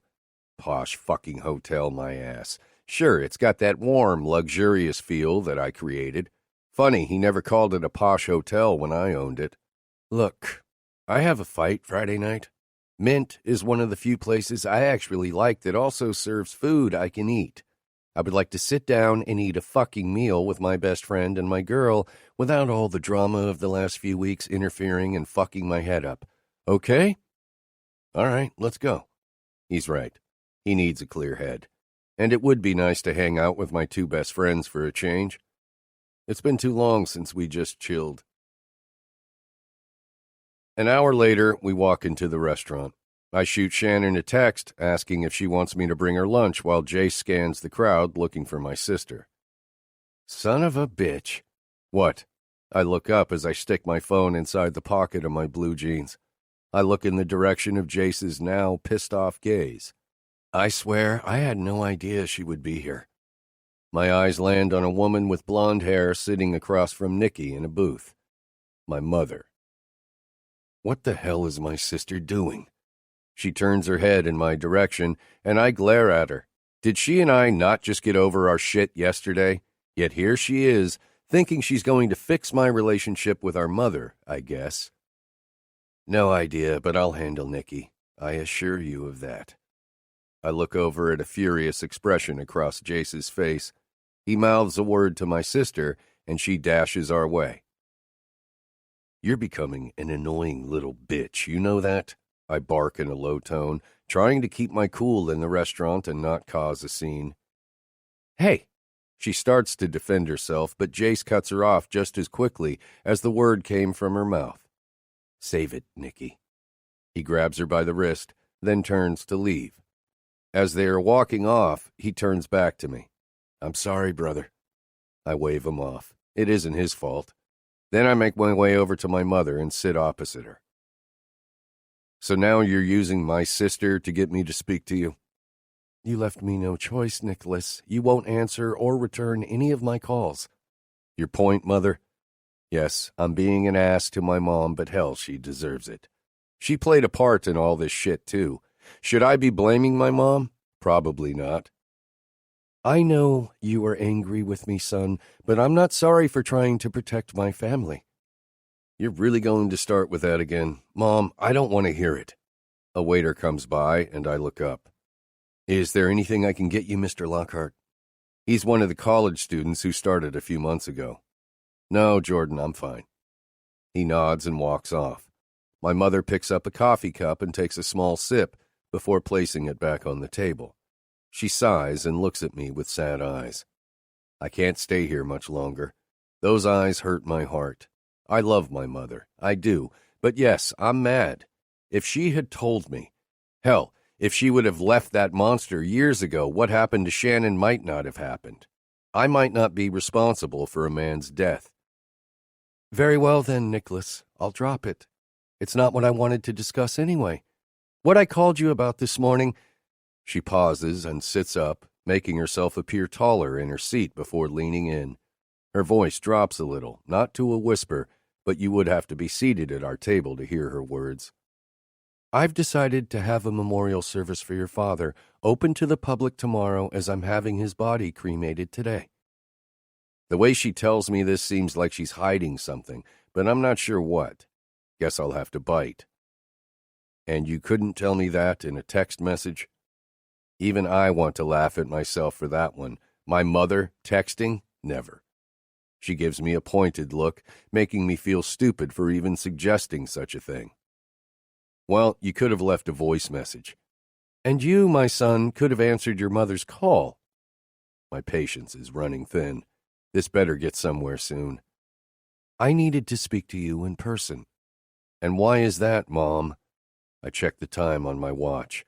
It's way past lunchtime and I'm starving, but like hell I'm going to sit here and share a meal with the woman who helped put Shannon and my baby in danger. I wonder if Nikki told her the news. No, I don't believe she did. My sister isn't a blabbermouth. She can keep secrets like no one else, even when they shouldn't be kept. I know there's something going on with Nikki. She's been off, so to speak, over the last few weeks. I don't think Jace or anyone else has noticed, but I can see it. It's in the way she looks at me, or not, rather. She has been avoiding my eyes. She is hiding something else, but right now, I just don't have it in me to find out. And Jace, well, he's too occupied with self-pity to see a bigger reason behind Nikki's inability to commit to him fully. I spoke to the detective handling your dad's investigation. He told me nothing concrete came back from the autopsy. There wasn't much in the way of trace evidence, as he put it. So after a lot of thought, I decided to have his body. She pauses and looks down, but I see the emotion in her eyes as she blinks back a tear. Burned, cremated. Lifting her coffee, she takes a sip as I sit back against the soft, plush fabric of the booth. She thinks I did it. It's obvious she suspects I killed my father, and she is doing this for me.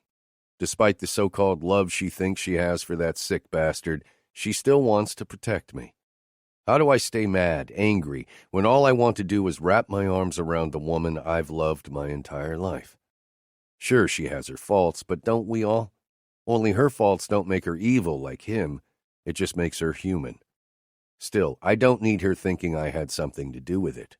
That would only lead to the truth coming out, and that truth needs to stay between Jace and me.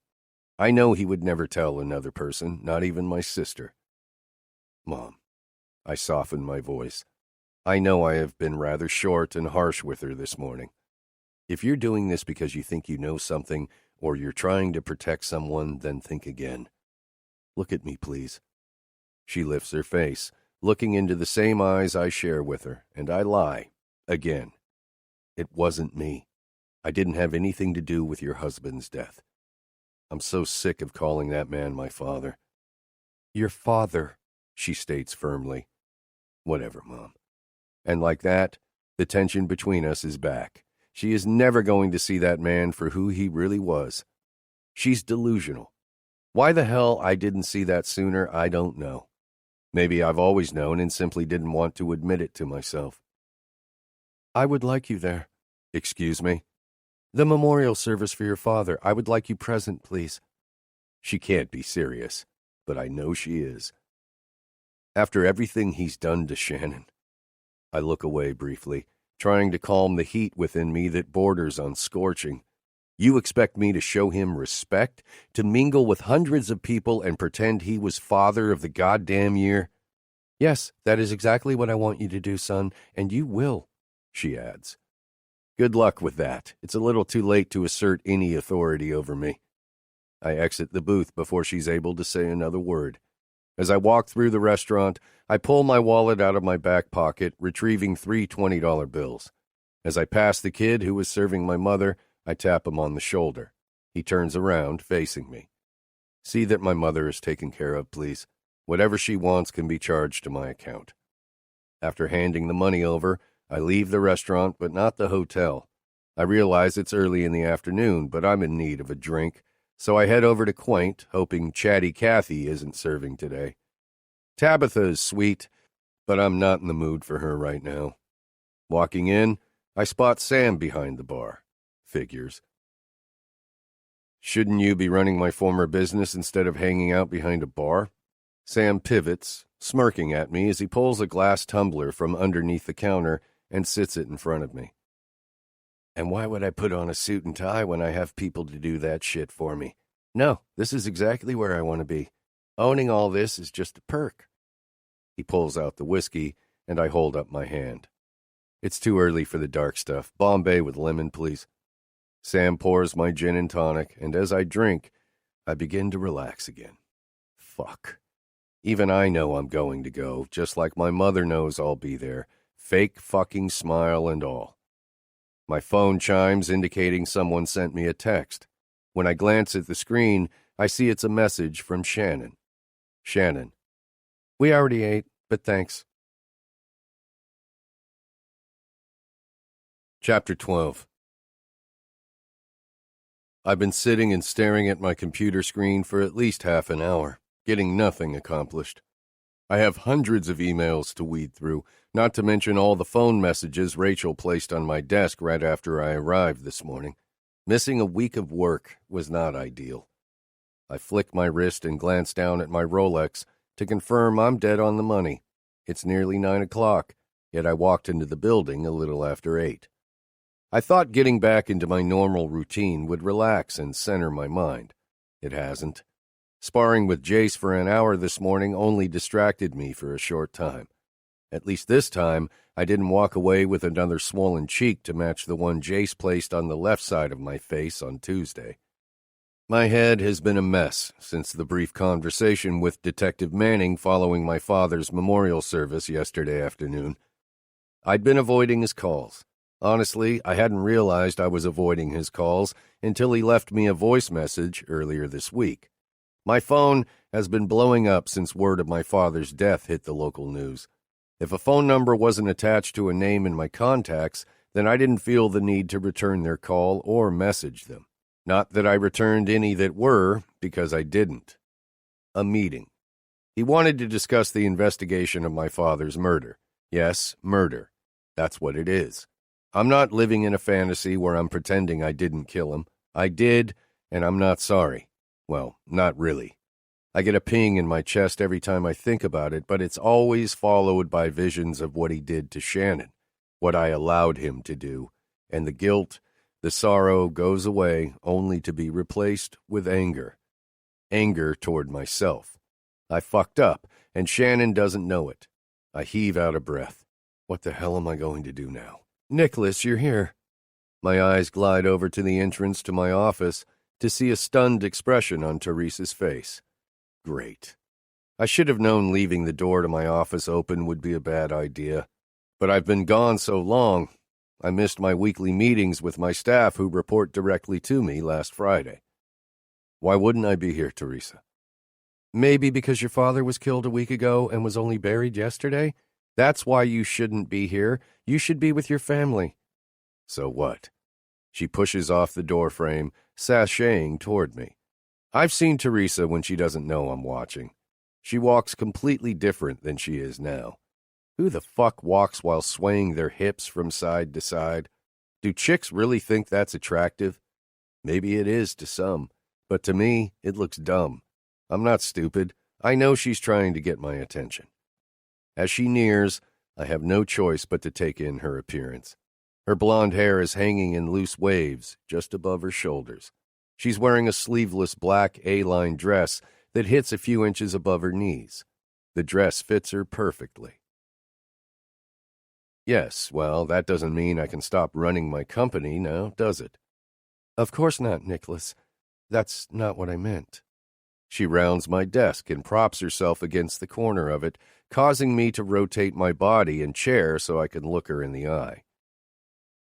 You know you bypassed 2 perfectly good chairs, right? I don't need you sitting on top of my desk. If there's something you need, then spit it out. If not, then please leave. I have work to get done and a pending meeting on my agenda. I know I'm being rude, but she's the one making herself comfortable on the edge of my desk. Fucking inappropriate. Fucking Teresa. Well, you don't have to be nasty. I've been concerned about you, Nicholas. You haven't returned any of my calls. She crosses her arm across her chest and gives me a slight pout. If there was a problem, you could have left a voice message or sent me a text, which you did not. There was no work problem. I had everything under control here. I always do. You know that. I wish she would leave me the hell alone. I feel a migraine coming on, and having her in here will only make it worse. She smiles at me and scoots off my desk. I think she got the message and is about to turn to walk out, but no, she moves closer. What the fuck? You look so tense, Nicholas, she says as she bends at the waist and moves her hands to my shoulder. What the hell are you doing? I question as I place my hands on her hips, halting her advancement. What does it look like? Her eyes are coy, and her lips are turned up. For one, the goddamn door is wide the fuck open. Anyone could walk in right now, and so what? The bitch states as she rudely interrupts me. And, I emphasize the word strongly, what do you think it would look like? I push her away and cross my arms over my chest. 2 adults, one massaging and taking care of the needs of the other? Really, Nicholas, what is the big deal? There's no policy against you and I being intimate. Fucking Christ. Okay, here's the deal. We're going to forget you just said that and move on. What happened between the two of us was a mistake, and I take full responsibility. We were both intoxicated, and it should never have happened. You work for me. You're my employee. That's all. It ends there. We aren't friends, Teresa, or anything else for that matter. Do you understand? Nicholas, she forces out. I hate the way my name rolls off her tongue. It rubs me the wrong way. If you would just stop for a minute, you'd see we could be good together. This company is great. We did that. We are 2 strong people, and together we would be even better. What is this bitch smoking? Stop right now, Teresa. This, whatever it is you think could happen between us, isn't going to happen. I have a girlfriend, and she isn't you. She won't ever be you.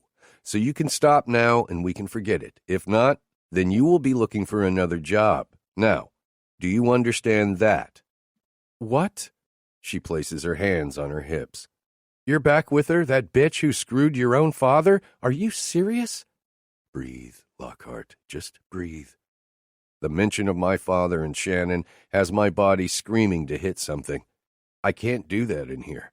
This is not the place for me to show emotions. Showing them would make me look weak, and I'm not weak. Uncrossing my arms, I place them on the armrests of my chair and push myself into a standing position, making Teresa take a step back. This conversation is over. I won't say it again, and if you value your job here, then I suggest you leave my office. Now. My voice is firm as I train my eyes on her brown ones. I can tell she wants to fight me on this. I can see it in her eyes, in her body language, but she doesn't. She's smart enough to know I'm not calling her bluff. Without another word, she turns and exits the room. Before I can move to close my door, the desk phone rings. What? I demand, even before the receiver touches my ear. The nerve of that woman. I've always known she had a thing for me, but she took things too far today. It's one thing to flaunt her tits in front of me. It's another to touch me. There's only one woman I want touching me. Teresa Matthews certainly isn't that woman. You have a Detective Manning here claiming to have a meeting with you, Rachel says calmly. Right. I didn't think to mention it when I walked in. It's okay, boss. Should I show him in now? No, I'd rather you not, I think to myself. I'd rather not have to talk to him at all, but I know I'm not getting out of it. Besides, I know it's best to know how the investigation is going and what leads, if any, they have, as well as find out if they suspect me. What if the police do have me as a person of interest? What then?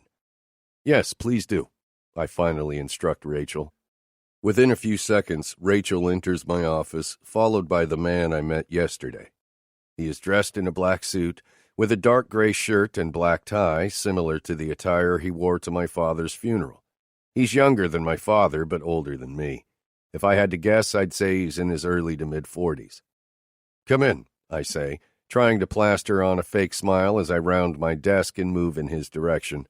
When he's close enough, I extend my hand, which he accepts. "Why don't we sit over there?" I say, pointing to the couch and chair on the other side of my office after he draws his right hand back. "Certainly, Mr. Lockhart. I appreciate you meeting with me this morning." I nod and turn my attention to Rachel. "Will you bring us a couple of bottles of water?" "Yes, of course." "Nothing for me," the detective interjects. "I don't see this taking up too much of your time." I'm not exactly sure if that's a good sign or a bad one. Guess I'll find out soon enough. "All right then, let's take a seat." I follow him over. He takes a seat in one of the two chairs, and I proceed to the couch, so I'm facing him. "What is it I can help you with, Detective Manning?" I ask, as Rachel hands me a small bottle of water before turning and leaving my office. She gently pulls the door closed as she leaves. "I'm sorry for your loss. I don't like this part of my job, but it has to be done. I'm sure you can understand that, and please do not think I'm being insensitive to your family. I'm here to solve a crime and bring a criminal to justice. In doing so, I often have to ask questions and gather information that may upset you or even your family. No apology needed. You can be frank and to the point with me, Detective."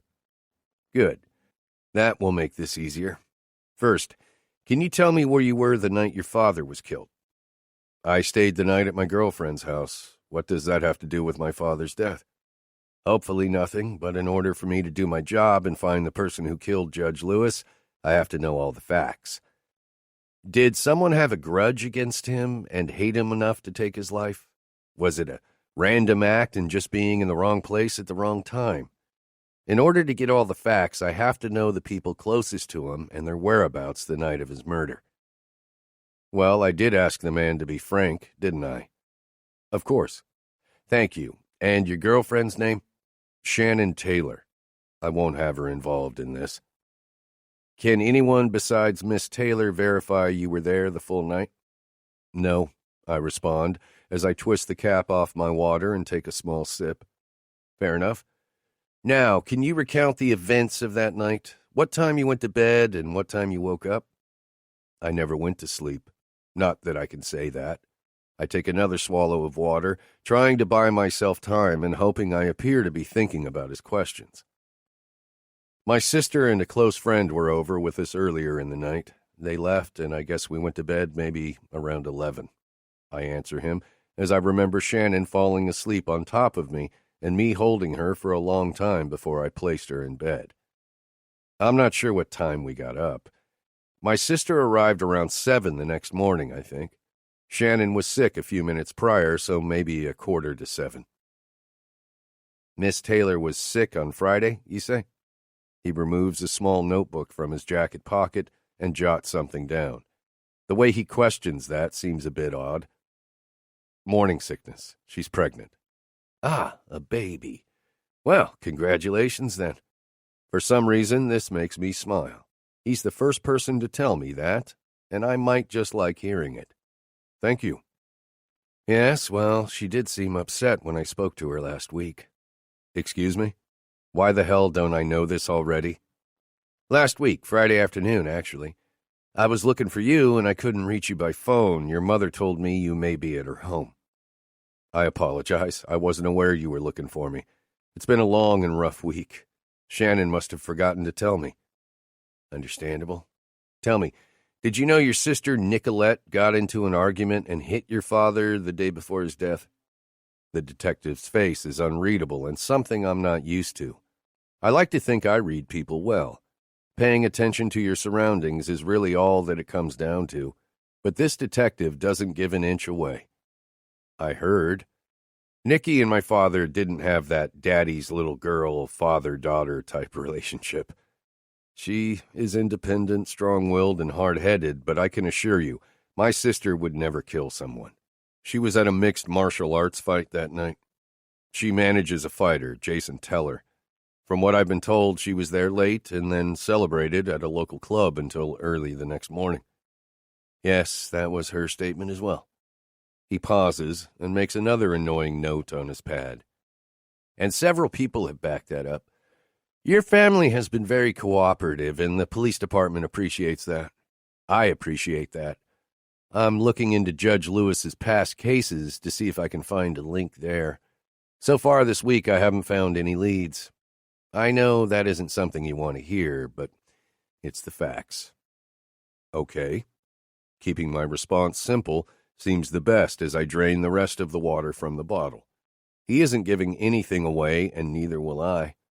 At least I feel somewhat at ease. My sister doesn't seem to be a suspect.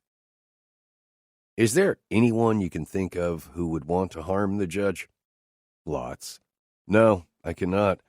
I've racked my brain over the last week and still can't think of one person. He was well respected in the community, in the courtroom. I lean forward on the couch. And at home, I lie. Respect is earned, never given freely. My father never earned that from his family. He never wanted to. I spoke to Mrs. Lewis earlier this week about the investigation. I assume she has filled you in. Somewhat. We spoke briefly, but my father's death has been hard on her. Certainly understandable. My team has hit a standstill. That doesn't mean our investigation is over, but currently I don't have much. Evidence was lacking to link anything. The parking lot where the judge's car was found didn't have a working video camera, and none of the residents in the community saw or heard anything. I'm sorry I don't have more to offer, but like I said, the investigation is ongoing. I nod my head, not exactly knowing how to respond. Well, I don't want to keep you any longer, Mr. Lockhart. You've answered all my questions, thank you, and I'll be in touch as the investigation progresses. He stands, and I follow. I'll show you out. That won't be necessary. I'm sure I have taken up enough of your time this morning. Thank you. I finish as I extend my hand again. The detective shakes it as he stares back at me. He is slightly shorter than I am, so he casts his eyes up to meet mine before letting go and walking out of my office. Sitting back on the couch, I lean my head back to relax. Exhaling, I let out a deep breath. That was one of the most nerve-wracking meetings I've ever been in. Boss? Yeah. I look up to see Rachel standing just inside my office. Everything okay? Everything is fine, I lie. I seem to be making a habit of that lately. What do you need? I was wondering if it was okay if I took an extra 30 minutes to an hour for lunch. Yes, that's fine. Is there anything else? No, that's it. Want me to bring you something back? Sure, doesn't matter what. You can decide. I need to get some work done here. Thanks, Rachel. She looks at me with an odd expression, making me wonder if I really am such a dick that I don't thank her enough. Reaching for my phone, I shoot Rob a message asking about the car I bought Shannon. Me. Has it arrived? Rob. Yes, delivery still at 7, right? Me. Correct. You have the address? Rob. Yes. Finally, something to be excited about. I smile and move to my chair, rolling forward in front of my computer. I hate emails, and right now, I'm in email hell. Chapter 13. I ended up leaving the office much later than I anticipated. I wanted to make it to Shannon's by 6, but as I pull into the driveway, it's 6:45. Shit. Rob will be here with the delivery, and I need to distract her. As I climb out of the Audi, I see Jace's Jeep parked along the curb in front of Shannon's house. That means my sister's here, and she owes me. Making my way up to the front door, I turn the knob, open the door, and walk inside. Immediately, I'm greeted by Charmin jumping up and down. I toss my keys into the basket next to the door and bend down, scooping her into my arms. Closing the door, I look around and see Shannon, Nikki, and Jace on the back deck. Nikki turns her head and sees me.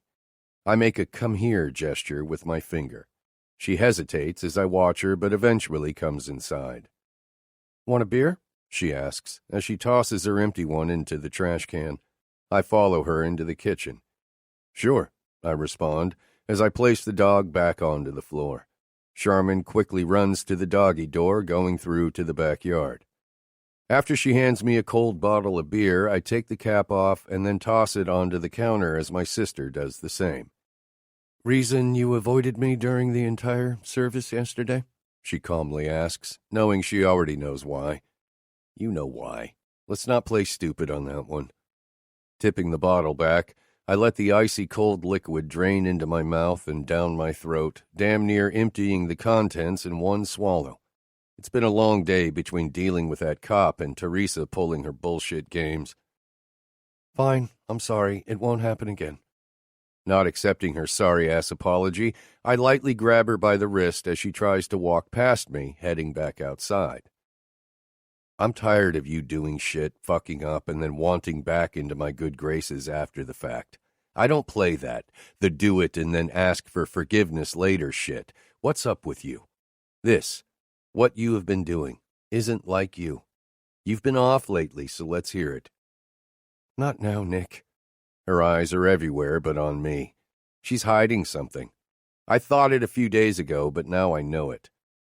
Whatever is bothering you has that thing fucked up, I tell her as I point to her head. You can tell me. No matter what you do or don't do, I'm here, behind you, in your corner always, little sister. You know that, right? Yes, Nick, I do. She sighs and wraps her arms around my waist. I'm fine. Just some things I need to work out on my own. I shouldn't have helped Mom ambush you. I'm sorry. Fine. I'll accept that for now. I pull her closer to me and kiss the side of her head against the dark strands of her hair.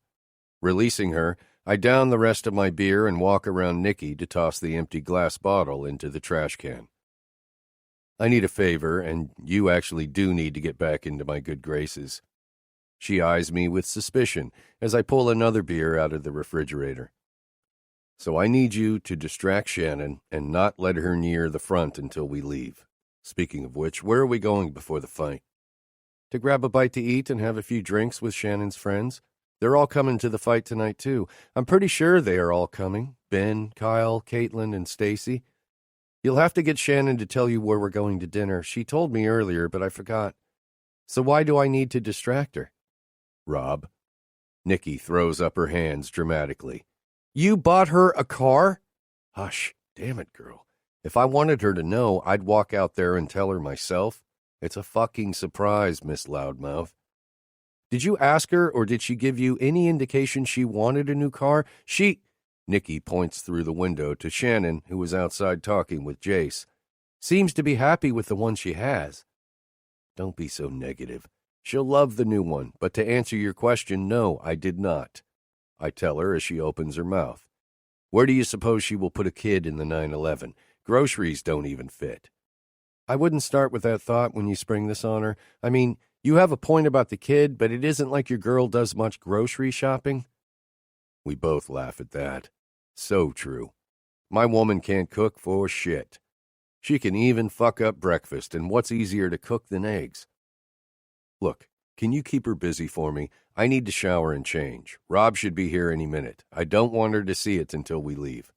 Yeah, I'll do my best. I'll just tie her up to a lawn chair if I have to. I bet your kinky ass would love to do just that, too. You do know me. She smirks, and I walk off to get cleaned up. As I'm sliding my watch onto my wrist, I hear my cell phone ding with an alert. Grabbing it, I read the text message from Rob. Rob, all good, Nicholas. It's in the driveway now. I have the 911 on the trailer heading back. Let me know what you want to do with it. Me, good deal. Making my way out of the room, I walk through the kitchen to grab a fresh beer and then head out the back door. You guys ready to roll? We are starving, Shannon greets me. Then let's go. Untwisting the cap, I take a long swallow of beer as I start to feel a little nervous. What if Nikki is right? Maybe I should have asked Shannon first. She isn't the bow down and do as I say type, and surprisingly, I love that about her. You're the designated driver tonight, babe. Oh, am I? She challenges me. Walking to the front door, I swing it open and pull her outside while I still have the nerve to go through with this. Nick, I didn't get my keys. I laugh a huge belly laugh at that statement. Yeah, like the four of us would fit into that thing you drive. As we exit the house, I feel resistance from Shannon as I try to pull her down the walkway. Stopping, I turn and face her. She sees it. Where is my car, and where did that one come from? She points to the white, sleek Panamera GTS that is parked next to mine. I look at my sister, her arms crossed over her chest as she prepares for this show. That, baby, is your new ride. Please love it. I had a ride, she replies, as she uses air quotes when saying ride. And now you have a new one, a better one. Who's to say it's better? I had a sweet ride. Again with the air quote. Speaking of which, where is it? Not here. Now let's go. Let's not. Where is my car, Nick, and why did you buy me another one? Did you think to ask me if I wanted a new one? It was a surprise. Damn, surely she doesn't hate it. She hasn't even looked at it. It's a hot ride. It's not like I bought her a damn minivan. She crosses her arms and looks at me. Oh, come on, give it a chance, will you? Besides, you were going to have to eventually get something else for that little shit right there, I tell her, pointing to her belly. Stop calling it a little shit. Fuck her. Stop teaching it bad language. Oh, fuck off.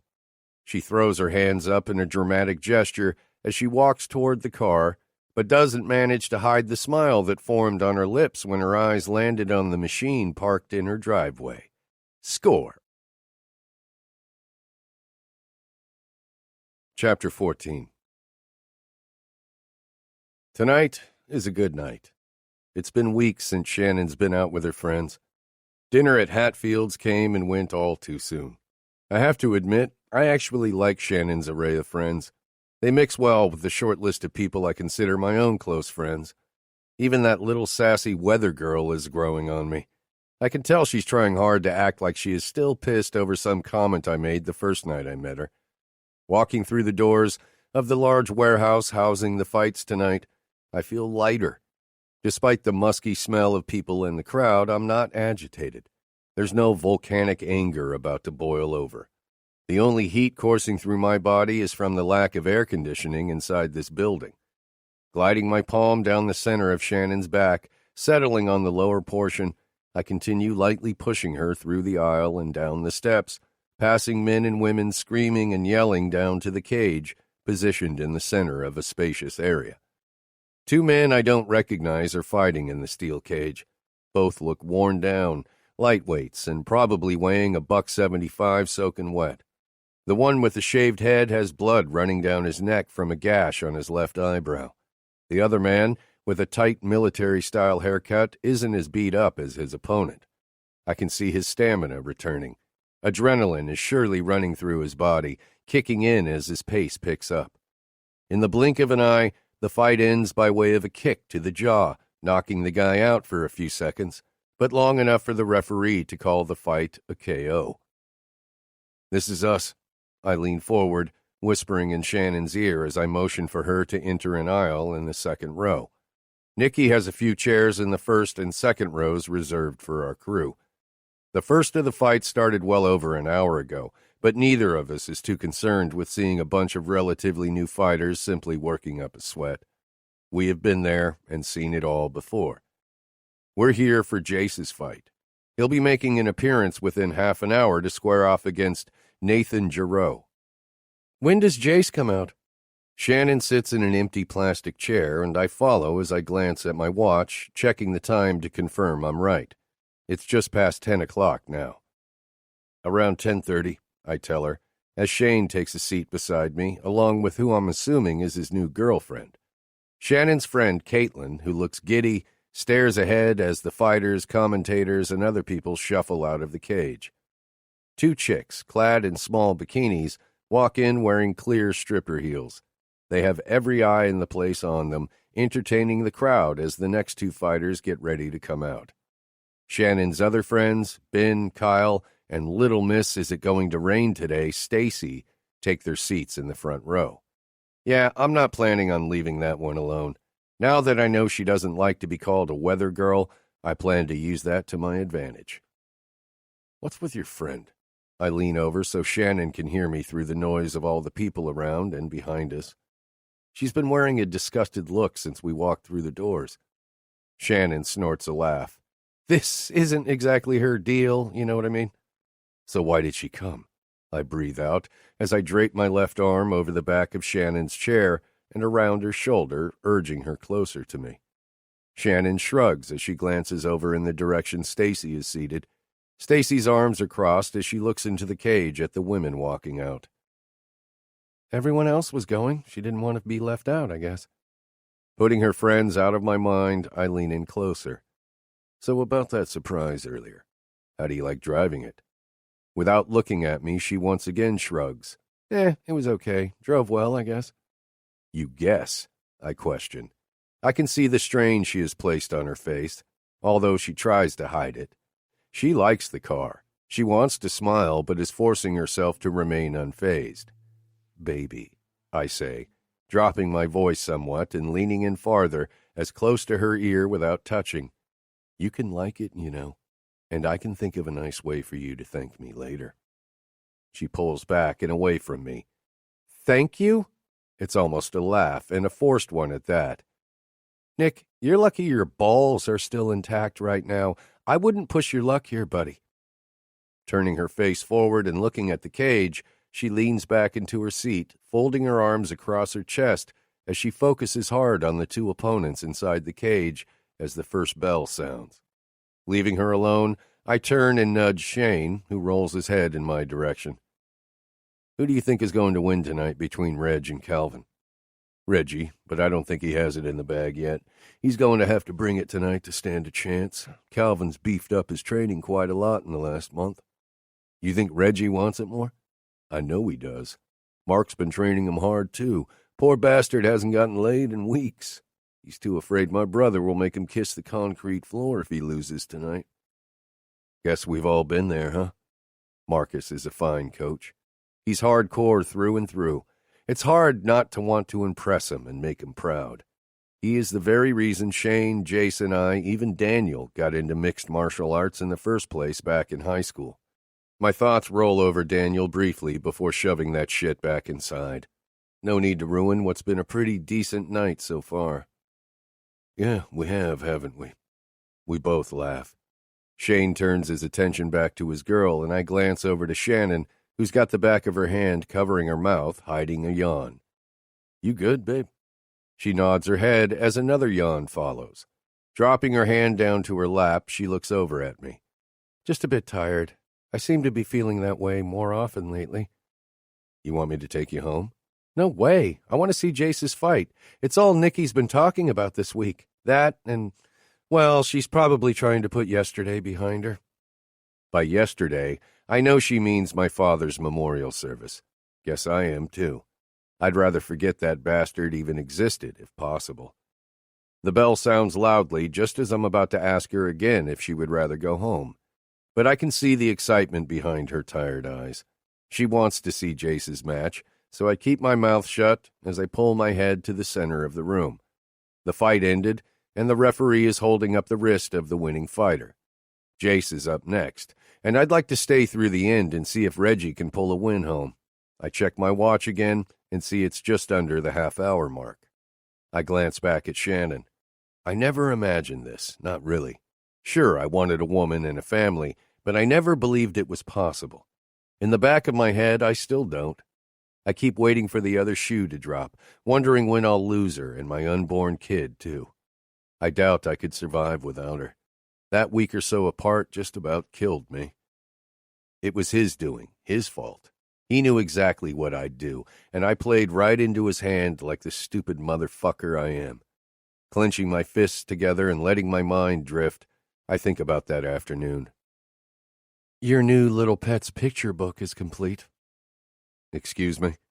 I look up, staring at the woman sitting across from my desk.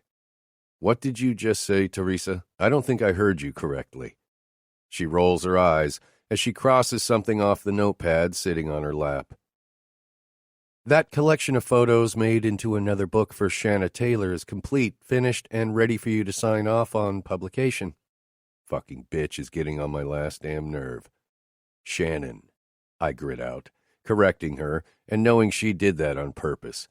Teresa has never forgotten nor pronounced a client's name wrong ever. Right, sorry.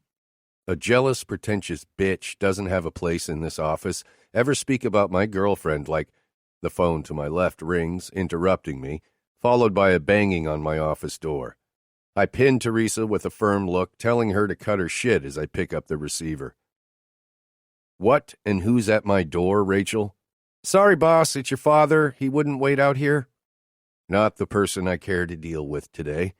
I slam the phone down and press the unlock button on my desk, allowing the man on the other side to enter. Teresa turns in her seat to see who's entering my office. He walks in, trying to act like he's someone, thinking he has some authority here. The fuck he does. Can I help you with something? No, son, but there is something I can help you with. A phone call would have been nice. You can see I'm in a meeting. I wave my hand in Teresa's direction. Well, what I have to tell you isn't something I wanted to do over the phone. I won't take up too much of your time, Nicholas. He comes to a stop and takes a seat in the chair opposite me, the chair next to Teresa. She doesn't bother to leave, and frankly, I'm glad. I'd rather not have to deal with this fuck alone. Please, have a seat. I sound sarcastic, but that is the point. Son, he states, and then pulls his head up, looking me dead in the eyes. His lawyer pose I've seen way too often posing in front of me. This isn't easy for me to tell you, but I feel it necessary. Whatever he's about to say, I get the feeling I'm not going to like it. I take a deep breath and lean back in my seat, but remain silent, waiting for him to speak. Shannon. My hands wrap tight around the armrest of my chair as her name rolls off his tongue. I don't like it. The way he says her name, the way it rolls off his tongue sounds slimy. There's something you need to know. Something that happened when she was employed by me years ago that I have to tell you. Teresa, I bark. Perhaps you should leave. No, please stay. My father turns his face to the side. Please stay. This won't take long, and I'd like someone with him after I leave. Teresa nods, but even she's unsure what's about to go down. She looks worried, but continues staring at the piece of shit sitting next to her. My father turns back around, looking at me once again, and gives me what I'm sure is meant to be an "I'm sorry about this" look. She was young, quite beautiful, the same as she is today, and He pauses, but I already know where it's going and what he's about to tell me. No, it's not true. It can't be. I had an affair with her.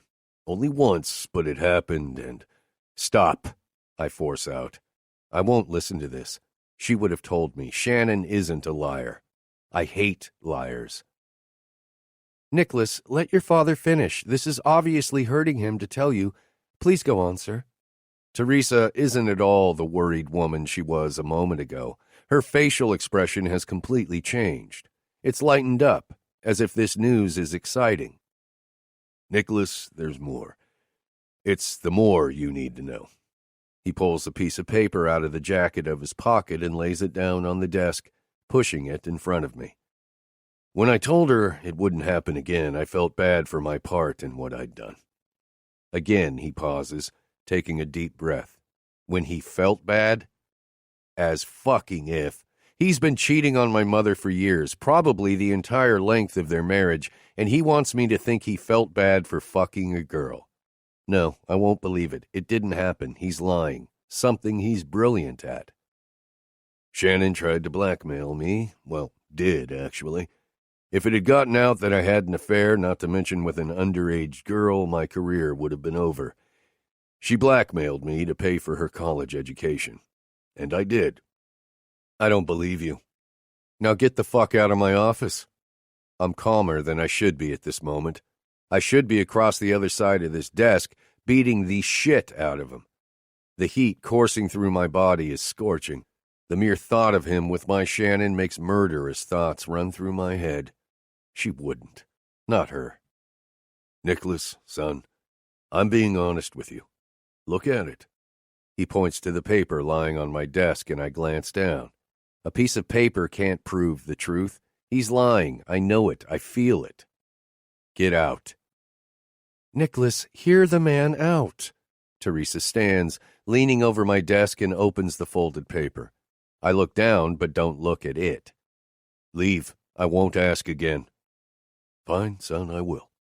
But you need to know who she is. Shannon Taylor is only after one thing, so you need to ask yourself what she is after from you. He stands and exits my office as I sit, staring at the door he closed behind him. It's not true. She isn't the type of person who uses people to gain things, not Shannon. You leave too. Consider our meeting over. I glance up at Teresa. No, I won't leave you alone with this information, and I won't leave until you look at that piece of paper. Whatever it is, it took a lot for your father to hand it over. Did you see him, Nicholas? He didn't want to hurt you. I laugh. Of course he did. I grab the paper off my desk and hold it in front of my face. It's a printed receipt from the University of Southern California for 8 semesters' worth of tuition payments. Shannon Marie Taylor. I read off the student's name displayed on the top as if each word is a sentence, and not knowing what explanation she could possibly offer to dispute the colossal fucked up shit my father just told me. Doesn't that tell you something? Your father was right. I don't want to believe it. And you have to see it now, Nicholas. She is using you. LP is publishing her books. She's using you to ensure that continues. She probably knew who you were his son, and set out to do this to you. Don't you see it? I sit there, slowly crumbling the piece of paper in my hand. I can hear Teresa's voice. I hear every word she says. Shannon had sex with my own father. She fucked him. The piece of shit, the man I've hated my whole life, has been inside my woman. He's had the same part of her I've had, that I've cherished. Yet, I've cherished something that was already ruined. The thought of her and him makes my stomach turn. I want to throw up. I stand, paper balled in my hand, and drop it back down on the desk before walking out. Nicholas, where are you going? Without saying another word, I leave, knowing I'm about to end the one thing I've wanted since the moment I laid eyes on her. Fuck it. Fuck her, and fuck him too. Love. Who needs it? Nick, hello? I look over next to me, seeing Shannon with a look of concern on her beautiful face. Yeah? I question, as I shake the images of her from my mind. Images I don't care to remember. It's not Teresa's fault I didn't give Shannon the benefit of the doubt. It's mine and mine alone. It wasn't her who convinced me. It wasn't my father. It was me. And I'm the reason she got hurt, the same as I'm the reason he hurt her last week. I did it all to her, maybe not physically, but I am responsible, and no one will ever convince me I'm not. Are you okay? You didn't even pay attention to Jace's fight, which he won, by the way, and, she looks down, so I follow with my eyes, your grip is crushing my hand. I let go. Fuck, I'm sorry, baby. What's the matter? All of a sudden, you started squeezing my hand, and I look over to see you were 1,000,000 miles away. I called and nudged your shoulder at least 4 times before you answered me. I'm fine. I shove it off to nothing, not wanting to think about any of it. You don't look fine. Do you want me to get you something to drink, a beer maybe? No, I'm good. I lie to her. Whiskey is what I really need. So, Jace was awesome. He killed it tonight. She tells me with enthusiasm. No doubt about that. He had this fight in the bag. Doesn't matter if I didn't watch it or not. I could have sat back, closed my eyes, and been able to tell you every move he made. I know him that well. Crushing on my best friend now? I joke, wanting to lighten my mood. She blushes, causing me to do a double take. Her face is on fire. The heat from her gorgeous body is practically rolling off her skin. The pullover she was wearing over her dress is now lying across her lap, and there's a light sheen of sweat below her ear. Shannon is turned on. Should I be worried here? I'm joking, but maybe I should be. She looks away quickly and then turns back to me, still flushed. It's not Jace. It's the whole thing, the scene. It's... She pauses as her cheeks heat. It's just hot, okay? I smile as she turns away from me, embarrassed. This. I lean in as I wave my hand in front of her so she can see I'm pointing down front. This turns you on? This makes you horny? Her head turns, and her eyes are trained on mine as those green marbles glide over my chest and down to my jean-clad crotch. My dick hardens, and her eyes travel back up, telling me what she wants. I don't know if I can go there just yet. I'm not certain she's ready for that, and if there is a chance she isn't, then I'm not taking anything that far. My cock will have to get over it, and as much as blue balls suck, it is what it is. But she does want something from me. There's hunger in her eyes, and just like that, I forget all about the fight I was looking forward to seeing. I barely hear the bell sound as I lean over, running my lips from her jaw all the way up to her ear, barely touching her skin. With my right hand, I place it on her knee, just below the hem of her dress. Tell me what you want, Shannon. Her head cocks inward toward mine as I whisper the words out. Her eyes cast down to my hand, still on her knee.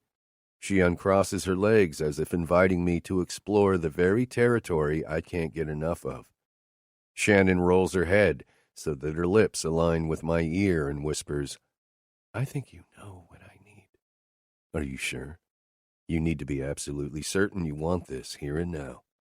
I have to ask her because if she isn't ready for it, then I could hurt her even more. That's the last thing I want to do to the woman sitting next to me. Please, she begs in another whisper. Her voice is barely audible even though she is centimeters from my ear. Turn your face back to the fight, baby. She follows my direction as I take my hand off her knee long enough to move her wrap to cover her lap and legs. Don't take your eyes off the show. She nods as I slowly maneuver my right hand back to her naked skin, my warm palm covering her knee. Shannon allows her legs to relax, opening for me, but I'm not ready to go up yet. I begin by lightly massaging her knee and lower thigh. Looking around, I confirm all eyes are on the fight. Honestly, I couldn't care less if anyone sees us. I'm not modest in the least, but I don't want Shannon's friends to see her in this situation. Inching under her dress, I feel my way upward as slow as possible. I restrain myself from moving to her center, even though it's exactly what I want. I know Shannon doesn't need quick and fast. Besides, I need to watch her facial expressions to make sure I'm not emotionally harming her. Honestly, I have no idea what's going on inside her head. I don't know if what I'm about to do will help or make things worse. I'm praying it'll help because I want her to move past what happened. I want her to forget. As I move up and over her inner thighs, she takes a deep breath, bringing in air through her parted lips. Remember, baby. I pause, leaning in closer to her ear as I look behind her to ensure people are still engrossed in the fight. They are, so I continue my pursuit up her leg. Do not. I allow my tongue to skim the rim of the top of her ear. Take your eyes off that fight. She doesn't respond, but I'm certain she heard every word as her legs widen even farther. When I finally breach her center, running my fingers across the bare skin above her pussy, I smile. No panties. I make feather-like strokes back and forth. So fucking smooth. Curling my fingers except for my index into my palm, I run the side of my free finger down the length of her sweet pussy, wishing I could taste the juices that coat me. You're wet, I declare, making sure I punctuate my words precisely along her ear. I continue a slow rhythm, up and back down. The more I go down, the wetter my finger gets. The urge to plunge my finger inside her is great, but I can't bring myself to do it. As much as I need a part of me inside her, I can't. Fuck, I grit out. I want to taste you so badly right now. As I pull back just enough to watch her, the pace of her breathing increases. But just as I instructed, she doesn't move her eyes. They remain fixed on the fight in front of her. I glance at the fight and then back to her face, watching her closely to make sure she's okay. Her eyes are now a darker shade of green. Her cheek, her ear, and down her neck are flushed. She's hot and sexy as fuck. My dick is straining against the thick material of my blue jeans. I want so badly to unzip them and release myself so she can take me into her soft hands, but there isn't enough of the pullover covering her lap to do so. This isn't about me, anyway. This is all for her, and I get to be the one who does this to her. Inching my thumb down into her wetness, I coat myself and bring it back up, maneuvering my finger into her folds. Locating her clit, I press hard, and Shannon's chest expands. She sucks her bottom lip into her mouth, bringing her teeth down onto it. I look at the fight to see what's going on and lean the side of my head against her. To anyone around us, we look like a cozy couple watching the same fight everyone else is. I start by moving my thumb in small, slow circles, clockwise against her clit. What turns you on the most? The hard, solid bodies of the men down there? Is it the sweat pouring off their skin? What is it that has you so hot, so ready to come for me, baby? She doesn't answer me, so I increase the pace as her eyes grow heavy. Tell me. She slowly shakes her head. I want to know what it is about them that has my girl. I apply more pressure to her hard spot as I kick up my speed even more. So goddamn turned on right now. Again, she shakes her head as the people around us erupt into cheers, screams, and clapping. And as the bell sounds, ending the fight, I go in for the prize.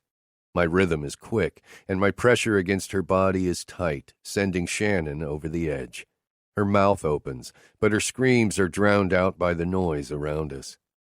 As the crowd dies down and my speed decreases, I turn, capturing her lips with my own. I remove my hand from beneath her dress. Releasing her mouth, I pull back and bring my hand up to my mouth, plunging my saturated fingers inside. Shannon's eyes widen as I pull my fingers back out. I love the way you taste, woman. Shannon's lips turn up, and in a swift move, she leans forward, wrapping her palms around my biceps and kisses me. Her kisses are hard and demanding, forcing me to part my lips to allow her tongue to slip inside my mouth. I know what she wants. She wants to taste herself on me, and I swear my dick just got even harder. The feel of something, or more likely someone, nudging my shoulder has me releasing the hot lips attached to my own. Hey, Shannon states as I force myself to pull away. Rolling my head to the side, I see Shane laughing and his girl's mouth open, not to mention her other 3 friends turned around in their seats, gawking at us. When I look back at Shannon, I see I practically have her straddling my lap with my hand cupping her ass. Since we paid for that show, Shane points to the cage, does that mean we get this one for free? Mind your own goddamn business, asshole. Sort of hard to do when you just about laid your woman across my lap to fuck her. He snorts a laugh. Not that I'm complaining. I mean, if that's what you want to do, I'm game, man. Had Caitlin not smacked him across the back of the head, I would have punched the motherfucker in the dick. I may still do that later. Hey, I was just fucking with him, babe. I turn to make sure Shannon isn't too embarrassed. When my eyes fall back on her, she is silently laughing in her seat as she adjusts the top of her dress. You okay? She looks over at me. Very okay. Good. I stand and she looks up at me. Let's get out of here. Jason and Nikki are probably in the back. You ready? She nods and stands. Taking her hand, I pull her behind me as I make my way through the throngs of people. Her friends are just ahead of us as we exit the crowded room. Once we are out of the entrance, I pull Shannon close to my body as the area is packed full of people and it's easy to get separated. Come on. Jason and my sister are probably back there. I point down a long wall off to the side of the lobby where I know there are private rooms for the fighters to hang out. I pull Shannon along as I search for the door. Without thinking, I turn the knob and walk through, only to come to a horrified stop and dart my eyes anywhere but the couch in front of me. Oh, fuck, really? Learn to lock a goddamn fucking door. I back out as quickly as possible. What's going on? Shannon tries to duck under me to see inside the room. Before I can tell her she doesn't want to know, she yells, "Oh my God!" and clamps her hand over her wide-open mouth. Pulling her away from the room and slamming the door closed, I stalk off. Jesus fucking Christ, I did not just see that. Was that, oh fuck, Nick, your sister, oh God, did that just happen? No way, right? Wasn't that the guy Jace fought tonight? She rambles through her laughs. Shut the fuck up. Don't talk about it. We are leaving. Tightening my grip on Shannon's hand, I pull her back down the hall. Whoa! Lockhart, hold up. I stop and look behind me as Jace jogs our way, pulling a white t-shirt over his head. Save it, brother. I sigh heavily as I look him in the eye. No. Shannon pauses, unsure of what to say to Jace, I'm sure. She doesn't look appalled, but maybe confused. Red, could you give us a minute? Jace asks. Red? She questions. You're so original, you know that? Sarcasm oozes out of her mouth, which I have to admit I'm a bit thankful for at this moment. It's helping the awkwardness of this situation ease away. That is, until my sister walks up behind Jace. And here, I only thought she sassed you, Lockhart. Looking past my sister's head, I meet Nathan's eyes as he quickly darts them from me and increases his fast pace to a jog as he moves past our group. You little slut, Shannon comments with a snicker as she nudges Nikki's shoulder. I, on the other hand, do not find this funny. There's not one little bit of humor in this. I know my sister. I know the fucked up shit she and Jace do, but I don't want to see her having sex at all, let alone with two men. Fucking hell. I'll never get that shit out of my head. All of you, just fucking drop it, okay? Lighten up, Nick. Nikki shakes her head like it isn't a big deal.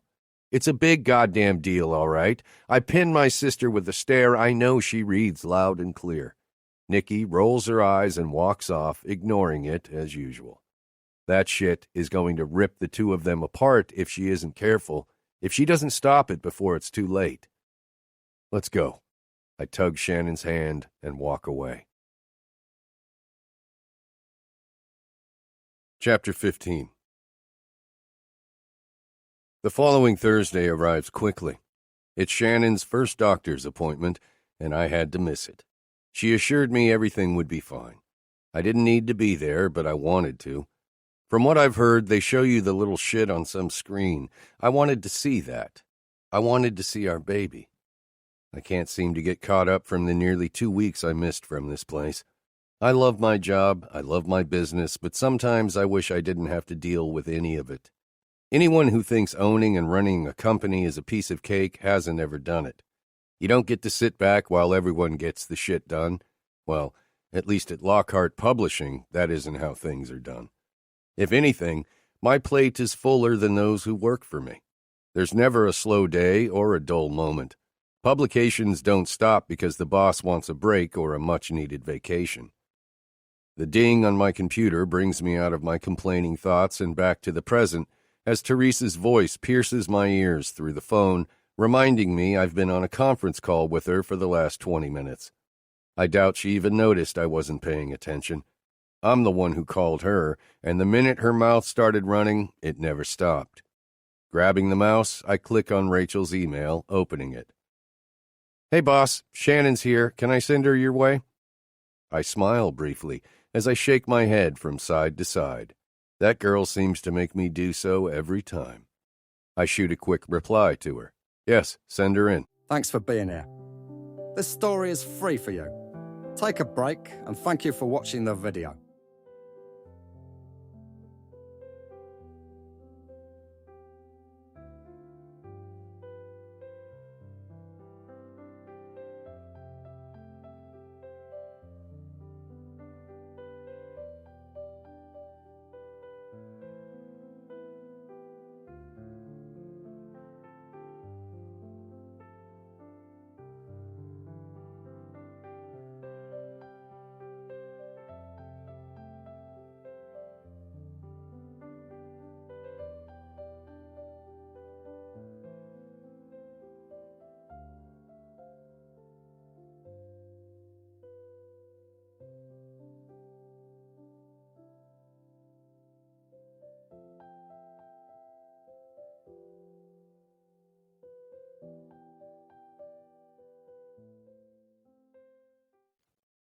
As I close out of my email, I hear Teresa clearing her throat on the other end of the phone receiver cradled against my ear. Removing my hand from the mouse, I reach up and take it back into my hands. "Are you listening to me, Nicholas?" she asks, as Shannon walks through the entrance of my office. She is dressed in a white sleeveless shirt that's snug around her tits and loose around her belly. She is showing off a little too much cleavage for a visit to my office, but I'm not going to lie. It's hot. Skimming my eyes lower, I see she's in a pair of dark jeans with a rip at the knee on the left side and sneakers. "Meeting's over. We can talk later," I say, as I motion for Shannon to come in. She doesn't move. Her face and body look as though she is frozen to the spot she stands in as she stares at me. What's wrong with her? I think to myself as worry runs through me. "Excuse me?" I barely hear Teresa's reply. "Continue enjoying your vacation. We will finish this up next week. Bye, Teresa." I hang up before she has a chance to respond. I couldn't care less if I was being rude. I'm more concerned with the woman standing too many feet away from me, looking sick. "Are you okay?" I ask, as I push my chair back from my desk and stand. I don't like the way she is staring back at me. Something's wrong. I feel it. My first thought is the baby. Is something wrong with her? I know the kid could really be a he, but ever since the dream I had a few nights ago, it's all I see. A baby wrapped in a pink blanket. A girl. A daughter. My baby girl. In a blink of an eye, she grabs her mouth and flees the entryway to my office. Is she sick? Morning sickness, perhaps? Surely not. I mean, I haven't seen her get sick in well over a week, probably close to 2 weeks now. When I get to the lobby, I see her entering the door to the stairs, so I run in that direction, pushing the door open and causing it to slam into the wall when it can't open any wider. I take the steps 2 at a time, trying to catch up. "Shannon!" I call out when I see her on the next set of stairs. She doesn't stop, and I force myself to move faster. When I hit the flat surface on the 7th floor, I'm able to grab her, looping my arm around her waist. "Stop!" I command, as I pull her back against my chest. I fall back against the wall as I try to catch my breath. Dropping her head forward, she begins to cry. My body stiffens as I tighten my hold on her. I wrap my other arm around her waist, too. Shannon crying isn't something I know how to deal with. It makes my blood boil, and I want to hurt whomever or whatever is making her upset. "Baby, what's wrong?" I ask, as I silently say a prayer to God that nothing is wrong with our baby. It's funny, really. I've spent my life cursing God, and now on most days I find myself begging him for something. When she doesn't answer, I turn her around to face me. Releasing my right hand from her waist, I tip her chin up to make her face me. I search her eyes for some kind of answer, but I have no idea what I'm looking for. I don't like not knowing what to do. If she would only tell me. "Speak, woman," I mentally beg. "I'm going to be sick," she murmurs as her eyes lock onto mine, and I see it. I see what's wrong. It's me. Without saying another word, I lift her into my arms and carry her back up the stairs. Once I reach the 11th floor, I cross the lobby, still carrying her. Rachel looks up from her desk with wide eyes. "Water," I bark, and continue to my office. When I walk in, I take her to the couch sitting off to the side of my office. I place her down gently on the leather in an upright position. "Do you need the bathroom?" I ask, hoping she isn't about to puke on my couch or the floor. I should have taken her there first. She shakes her head no, telling me she isn't going to hurl. Kneeling down in front of her, I position myself between her legs. "I'm sorry," she whispers, as I reach up with the pads of my thumbs to wipe away the stray tears.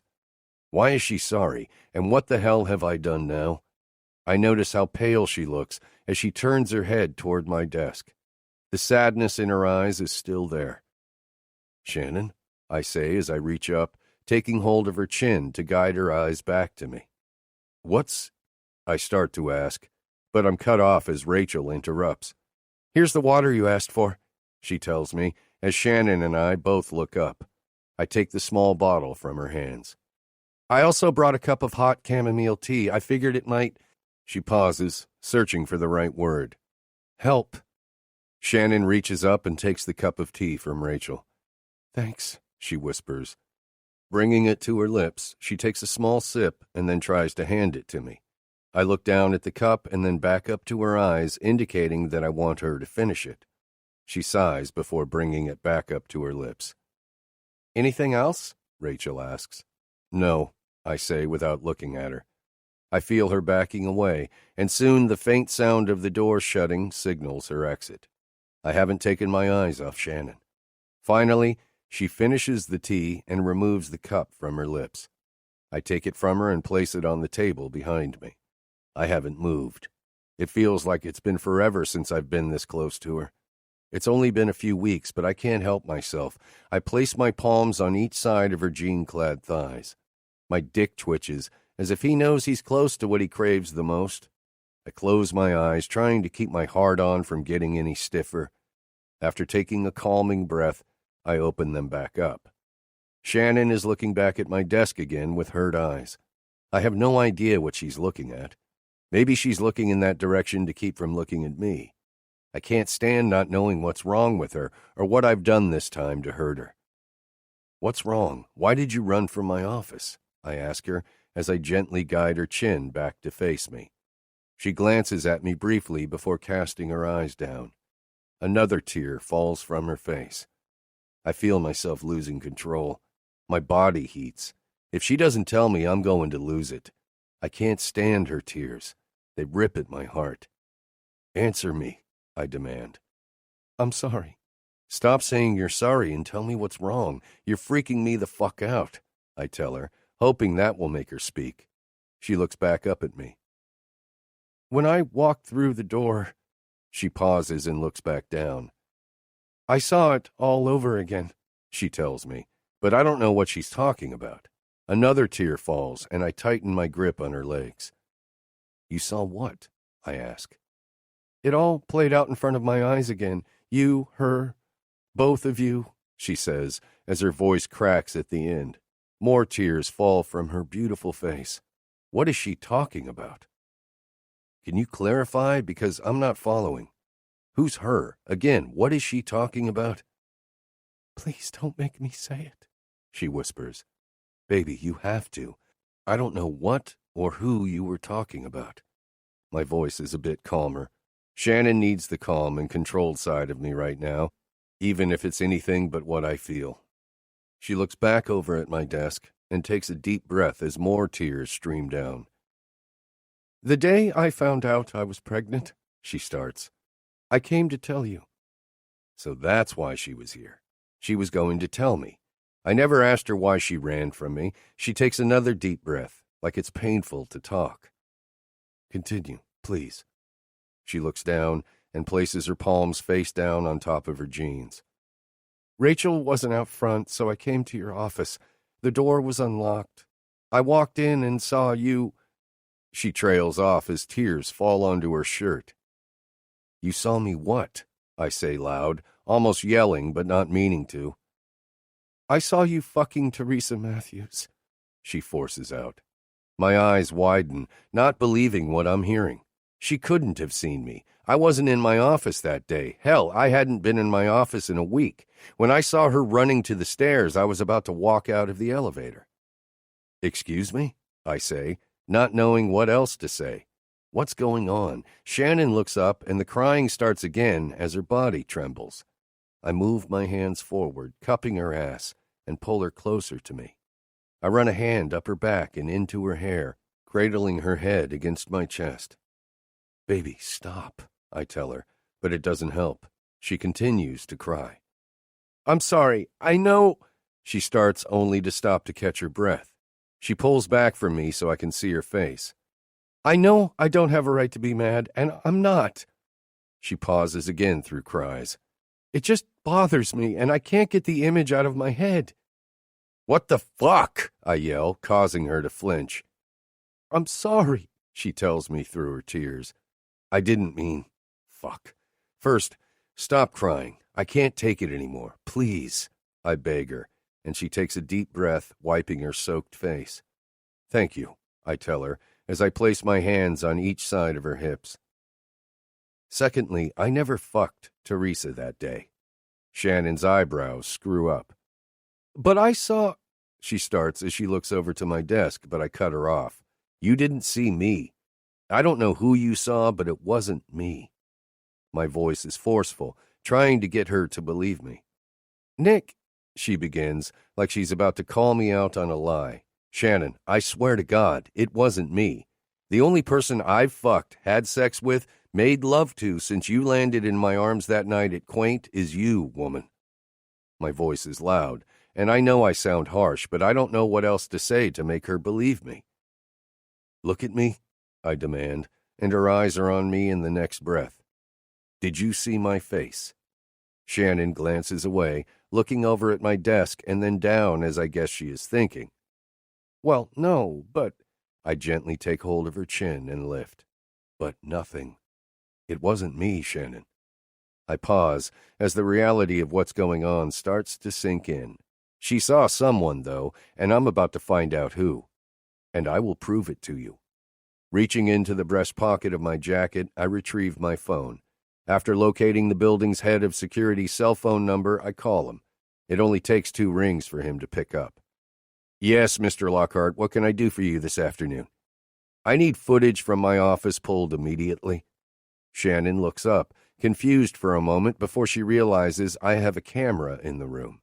A look of mortification crosses her face, and I know she's thinking of the time I fucked her on this very couch. I hold up my hand, hoping to reassure her. Certainly, sir, I can have that taken care of right now. Is there a date and time range? Yes. I stop, trying to remember the date. It was... hell, I'm not sure. I look at Shannon as I bring the phone to my chest. Do you remember what date it was? She too pauses. The 19th, I think. June 19th, I tell him as I bring the phone back to my ear. Pull the footage between 10 and 1, I request, as I remember it was around lunchtime when she was here. Shannon looks at me, her eyebrows pinching together, clearly wondering how I would know that if I wasn't here. I never said I wasn't there, just that whomever she saw wasn't me.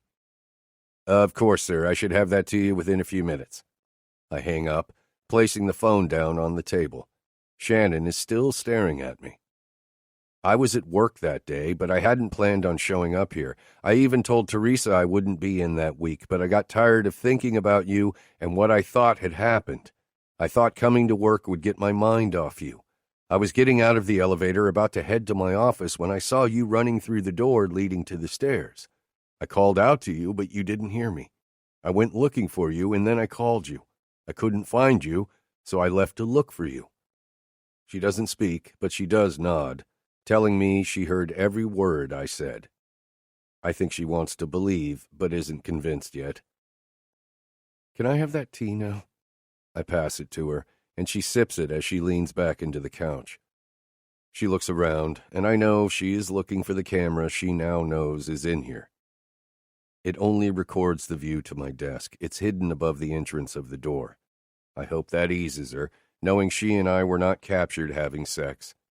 And there isn't any sound. It's simply images. Why do you have a hidden video camera anyway? Security, I tell her. I don't trust many people. It's just a safety measure. Other than myself, the only person who knows it exists is the man I just spoke to. About that time, my phone chimes with an incoming text message. I lift it off the table and open the message. John, check your inbox. Let me know if there's anything else you need. Come on, I tell Shannon, as I place my phone inside my jacket pocket. Security emailed me the video. Let's see what you saw. I know whatever I'm about to view will set me off. I'm trying hard to calm myself. Shannon doesn't need to see that side of me. Neither do the people in my office, but whatever that goddamn bitch did is about to get her ass fired. Shannon stands. I take the empty cup from her, placing it on the table before walking to my desk. As I sit in front of my computer, I open the email. Just as he said, the video is attached. Shannon is hesitant at my side. Her body has a slight tremble to it. I reach out, pulling her to me. She comes willingly and sits on my lap. With a quick click, I open the video, and it starts to play. After a minute or two of nothing, I forward the video until I see two figures. By the time I pause it and play it once again, my anger is boiling over. "Is that?" Shannon's question is full of shock. "My VP and Jeffrey Chaney," I growl inside my head, fuming as my eyes narrow. "Do you need to see the whole video?" I grit out. I don't mean to be harsh with her, but I don't want to see Jeffrey fucking Teresa at the very desk in front of me. Hell, in the goddamn chair I'm sitting in now. "No, I believe you, but—" She slides off my lap, and I'm grateful. I want to get out of this damn seat as fast as I can. "I don't understand." "Neither do I." I stand and walk around from behind my desk. "Nick," Shannon calls out. "She called me." "She what?" "Teresa. I was about to head up here when she called me that day. She told me the two of you needed to go over details before my book was sent to print. She knew I was coming up here. So why?" I step back. What is Teresa playing at? Then it hits me. All along, she's been saying little things. She doesn't want us together. She wants to be with me. That fucking cunt. "Months ago," I huff. "Christmas. I got drunk, really drunk, at a party. I did, in fact, fuck Teresa, but it only happened once. I knew then it was a huge mistake. I thought we could forget about it. Teresa has had a thing for me for a while. I just figured she would eventually see it wasn't going to happen." I look at Shannon with concern. "Are you okay?" "Yeah, I guess." "Can I kick her ass?" Shannon's voice is laced with heat. Her face is flushed. She's angry, too. "No, pregnant one. I'll take care of it." "What does that mean?" "It means I'm going to fire her." Before I leave, I make sure Rachel sets up a meeting first thing Monday morning with Teresa. I'd like to get it done and over with, but that isn't happening today. The bitch isn't here today, and tomorrow LP is closed for the 4th of July. Come next week, she is gone. Chapter 16. I tried for the last 20 hours to stop thinking about the mess I found out yesterday. I want so damn bad to rip them both apart. Teresa, not physically, because despite everything, I would never lay my hands on a woman. I know Jeffrey hates me for what I did to his brother. It's not like I blame him for that. If someone hurt Nikki or even Jace the way I hurt Daniel, I'd hate that person too. But Jeffrey, that motherfucker needs his ass handed to him. Walking out of the closet, I get dressed. I hear laughter coming from down the hall and music coming in from the windows to the backyard. I know people have already started to arrive. It's the 4th of July weekend. It might just be the first holiday I'll enjoy if I can put yesterday out of my mind, if only for a few days. The first holiday without my father should be a goddamn celebration. Before joining the others, I grab my cell phone off the bed, quickly creating a text, before I talk myself out of it and send it to Jeffrey. Me. Remember what I said. Stay the fuck away from Shannon. I mean it, motherfucker. Shoving it into my pocket, I head down the hall and enter the living room to find Charmin, along with two smaller dogs on the couch, sleeping. Where the hell did they come from? My dog looks like a giant polar bear compared to the miniature things next to her. Looking out the window, I see Shannon engrossed in a conversation with several of her friends and Shane. Jace and Matt are manning the grill. There's noise coming from the kitchen, so I make my way in there to find Nikki chopping an onion. "Need any help?" "No, big brother, I'm good. The beer's outside in a large cooler if you want one." Good to know, because that is just what I need. I head toward the door that leads to the back deck. "You okay?" I pause and look back at my sister.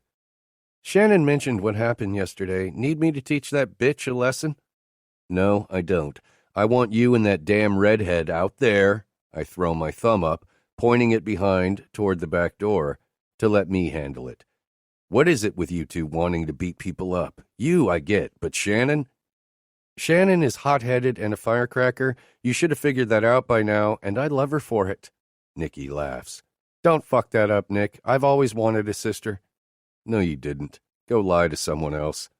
I walk over and pull my sister into a hug. I know she's got my back. I get that's what she is trying to tell me, but I also know she wouldn't think twice. She'd beat the shit out of Teresa if she thought it wouldn't piss me off. She peers up at me. I love you. I love you too, baby girl. I take hold of her chin between my thumb and index finger, holding her firmly in place. But you need to keep your hands and this fucking mouth of yours on your own man and stop the shit you're doing. You're killing him. She tries to pull away from me, but I increase the hold I have on her. He won't tell you that, but you are. She shoves me, making me have to release her. Stay out of my shit. Nikki walks past me and out the door. I shake my head but follow her out and locate the cooler. Nikki wasn't lying when she said it was a large cooler. Opening the lid, I reach in, pulling out a Miller Lite. Grab me one too, Jace yells from across the deck. I grab another and walk over to where he and Matt are standing. Just how many fuckers are we planning on getting drunk? I indicate to the tub full of alcohol I just left. It's a party, man. Enjoy yourself for once. Jace looks happy, but also seems lit. I doubt that's his first beer tonight. Twisting the cap off, I take a long and much-needed guzzle of beer just as warm hands wrap around my waist. Pulling her in front of me and then picking her up off the ground, I kiss my girl. I give her a deep, passionate kiss right in front of everyone, not caring the least bit. I release her back to the ground and wrap my forearm around her chest, pulling her against my body. God, even that shitty-ass beer tastes wonderful on your tongue just now. Shitty? There's nothing shitty about this, babe. I hold up the bottle in front of her before taking another sip. Well, now there isn't. Not when I can't have any for the next 7 months. Anything would taste better than plain water. I look down to see a frown on her face. She is so damn cute sometimes. Poor baby, I mock in a playful tone. Jerk, she retorts, and follows with a jab to my ribs from her elbow. Shannon huffs and walks off toward my sister. Nikki sends daggers my way for butting into her and Jace's relationship, but hell, someone has to help save them. What did you do to your sister, Lockhart? Fuck, I'm getting scared just standing next to you. Matt looks away from Nikki and at me. Jace glances at his girl and back to me. She's fine, I tell him. Just because I know my sister's kinky shit, and a few other people do too, doesn't mean the world needs to know. Frankly, I want to forget it myself. Looking over at Jace, I ask, so when do we eat? Jace looks over at Nikki once more and then back to me, pinning me with a what the hell look before answering, in a few. A couple of hours later, I'm pulling out another beer when Jace walks from inside the house. He's furious. It's written all over his face. He grabs my sister by her forearm, getting right in her face to speak. I can't hear their conversation, but I know it's heated. My brotherly instincts are itching to come out. I want to march over and pull him away from her, but I don't. I know deep down he'd never hurt her. This is the only thing that has me staying put. Go take care of that shit now. His voice rises as he points inside the house. My curiosity kicks up. He practically shoves her through the door before turning and looking at me. God, I want to deck his motherfucking ass right now. I see him take a deep breath and shake his head from side to side before he walks over to me. I'm sorry, brother. He bends down, reaching into the cooler for a beer of his own as I wait for an explanation. Your mom just walked in the front door. She's in there talking to Shannon now. Excuse me? Surely I didn't hear him correctly. What the hell is my mother doing here? I don't know. I didn't wait around to find out. I'm sure it has something to do with your sister. It usually does. Motherfucker. One goddamn day. Why can't I have one day to relax and not think about my messed up family and my even more messed up life because of who I'm related to? I sent Nikki inside. I told her she needed to make her leave. No, I'll handle this shit right now. I push off the railing and make my way inside to see Shannon, my sister, and my mother seated in the living room. Shannon sees me first and stands. My mother and sister turn at the same time. Nicholas, darling. My mother stands up. Why are you here? I slam the door and cross my arms over my chest. "Nick," Shannon interjects. "Stay out of this, Shannon. Go outside," I tell her without taking my eyes off the woman I want nothing to do with right now. I don't hate my mother, but I'm far from over her part in what happened. I asked you a question. I invited her. My arms uncross, and my head swivels to Shannon. You did what? Does your hearing need to be checked? I invited her. That's why she's here. Excuse us a minute. I stalk across the room. When I reach her, I take Shannon by the wrist and pull her down the hall to the master bedroom. Once inside, I slam the door closed, surely making everyone aware of just how pissed off I am. Want to explain? Want to lose the attitude? Woman, I bark. Don't start this shit with me. Why is my mother here? Shannon crosses her arms together and relaxes her face. I thought, she so calmly speaks, but I interrupt her, being the asshole I am. Well, there you go. No one asked you to fucking think. I'm going to ignore that. She places her hands on her hips, but I can tell she's pissed off, and that little remark will not be ignored. And you're going to listen to me right now, aren't you? Fine. By all means, speak. I'm dying to know what you thought you were doing. I'm barely able to get the last word out before her palm connects with my face. Fuck you, and don't ever speak to me like that again. She was alone, Nick. And you need to get over whatever it is she did. I don't know what it is. Your sister won't tell me, but yes, I know it has to do with your dad and me. Whatever she did, she probably thought she was protecting you. She is your mother. You have to let it go, along with whatever guilt you harbor. I go to speak, but she cuts me off. No, I'm not done. We, meaning me, you, and this baby? She places her hand, the same one she slapped me with, on her belly. Can't move on together with unresolved bullshit between us. I don't get your guilt, and I know you're keeping something from me, so if you want this, us, then you need to start by mending yourself. With that, she passes me and walks to the door. Shannon, I call out, but she ignores me. After a few minutes of standing here not knowing what to do, I walk back out. When I enter the living room, my mother is seated on the couch with one of the little rat dogs we have somehow acquired. She looks up when she realizes someone else is in the room with her. Hi, she speaks first. I walk over and take a seat next to her, placing my palms on my knees. Mom, I say, but stop because I don't know what else to say. I'm sorry, Nicholas. I know you are angry with me, and I suppose you have every right to be. I am angry with you, and I don't know how not to be. Son, I don't know how to get you to understand why I chose to stay silent. I breathe out one slow exhale, knowing this is about to lead to nowhere, but then she changes the subject. Why didn't you tell me she was pregnant? That I'm going to be a grandmother? I've only known for about a month, Mother, and it's not like the two of us have been speaking much lately. Yeah. I had to bring the topic back. Shannon wants me to get over it, but I don't think that's possible. Shannon doesn't know what happened. She doesn't know my mother's part in it.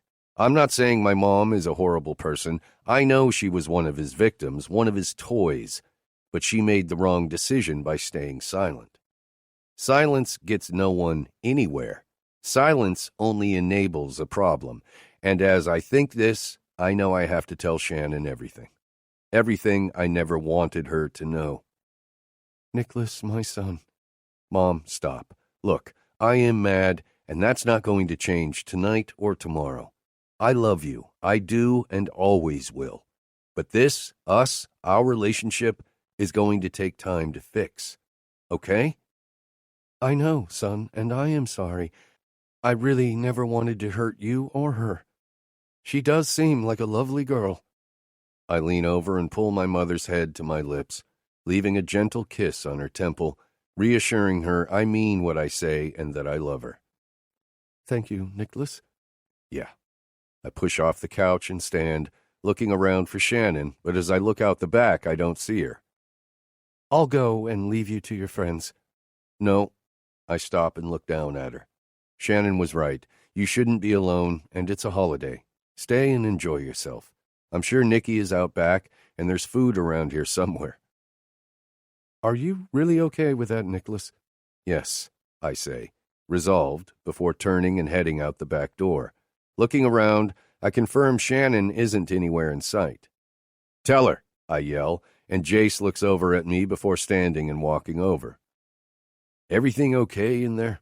He asks, as I see my mother come out. She locates my sister and walks over to her. Fine. Did you see where Shannon went? Yeah, she looked upset and took off down the beach. I tried to go with her, but she pretty much told me to piss the fuck off and that she wanted to be alone, so I came back. Thanks, man. I head toward the beach. It's late and growing dark. The sun went down hours ago, so it's going to be tough finding her. I look in both directions but see nothing except darkness, and the only sound is the waves crashing against the shore. There's a pier close by she likes to sit on. I'm hoping that's where she is. It only takes a few minutes to walk the distance. When my feet hit the wooden planks, I stop and look out. There's a figure sitting on the ground. I know it's her, so I walk toward the end where she is. The water isn't calm underneath the pier tonight. It breaks against the pillars, making loud, crashing sounds. That's about the way my gut feels at this very moment. What will she think when I tell her? Will she look at me in a different light? Probably. Will she hate me and see the monster inside of me? I hope not. When I reach the opening at the end, I clear my throat to let her know I'm standing here. She doesn't move, so I walk over next to her and stand for a moment, looking out into the blackness of the sea. I'd like to be alone, if you don't mind. Her tone is bitter. Actually, I do mind. Perhaps I should have chosen different words. I'm sorry for the way I spoke to you earlier. Are you? Are you really sorry, or are you just here to smooth things over with me for now? Yes, I'm sorry, and when I say I'm sorry, I actually mean it. Okay, you're forgiven. Now can I be alone, please? No. She blows out a frustrated breath of air, clearly not liking my response. We need to talk. You said there was something I'm keeping from you. You're right, there is. It's now or never. Personally, I still wish for the never, but I can't avoid this any longer. She needs to know. She deserves to know. She turns and faces me. You asked me about my problem with Jeffrey Chaney. I pause to sit on the ground next to her, crisscrossing my legs. It's not my problem with him. It's his problem with me. What I did, actually, to his brother. I take a deep breath and exhale in a gush of air. Shannon may love me now, but will she still love me when she finds out what I did to Daniel? That I'm responsible for what my father did to her? That I'm the reason she was raped?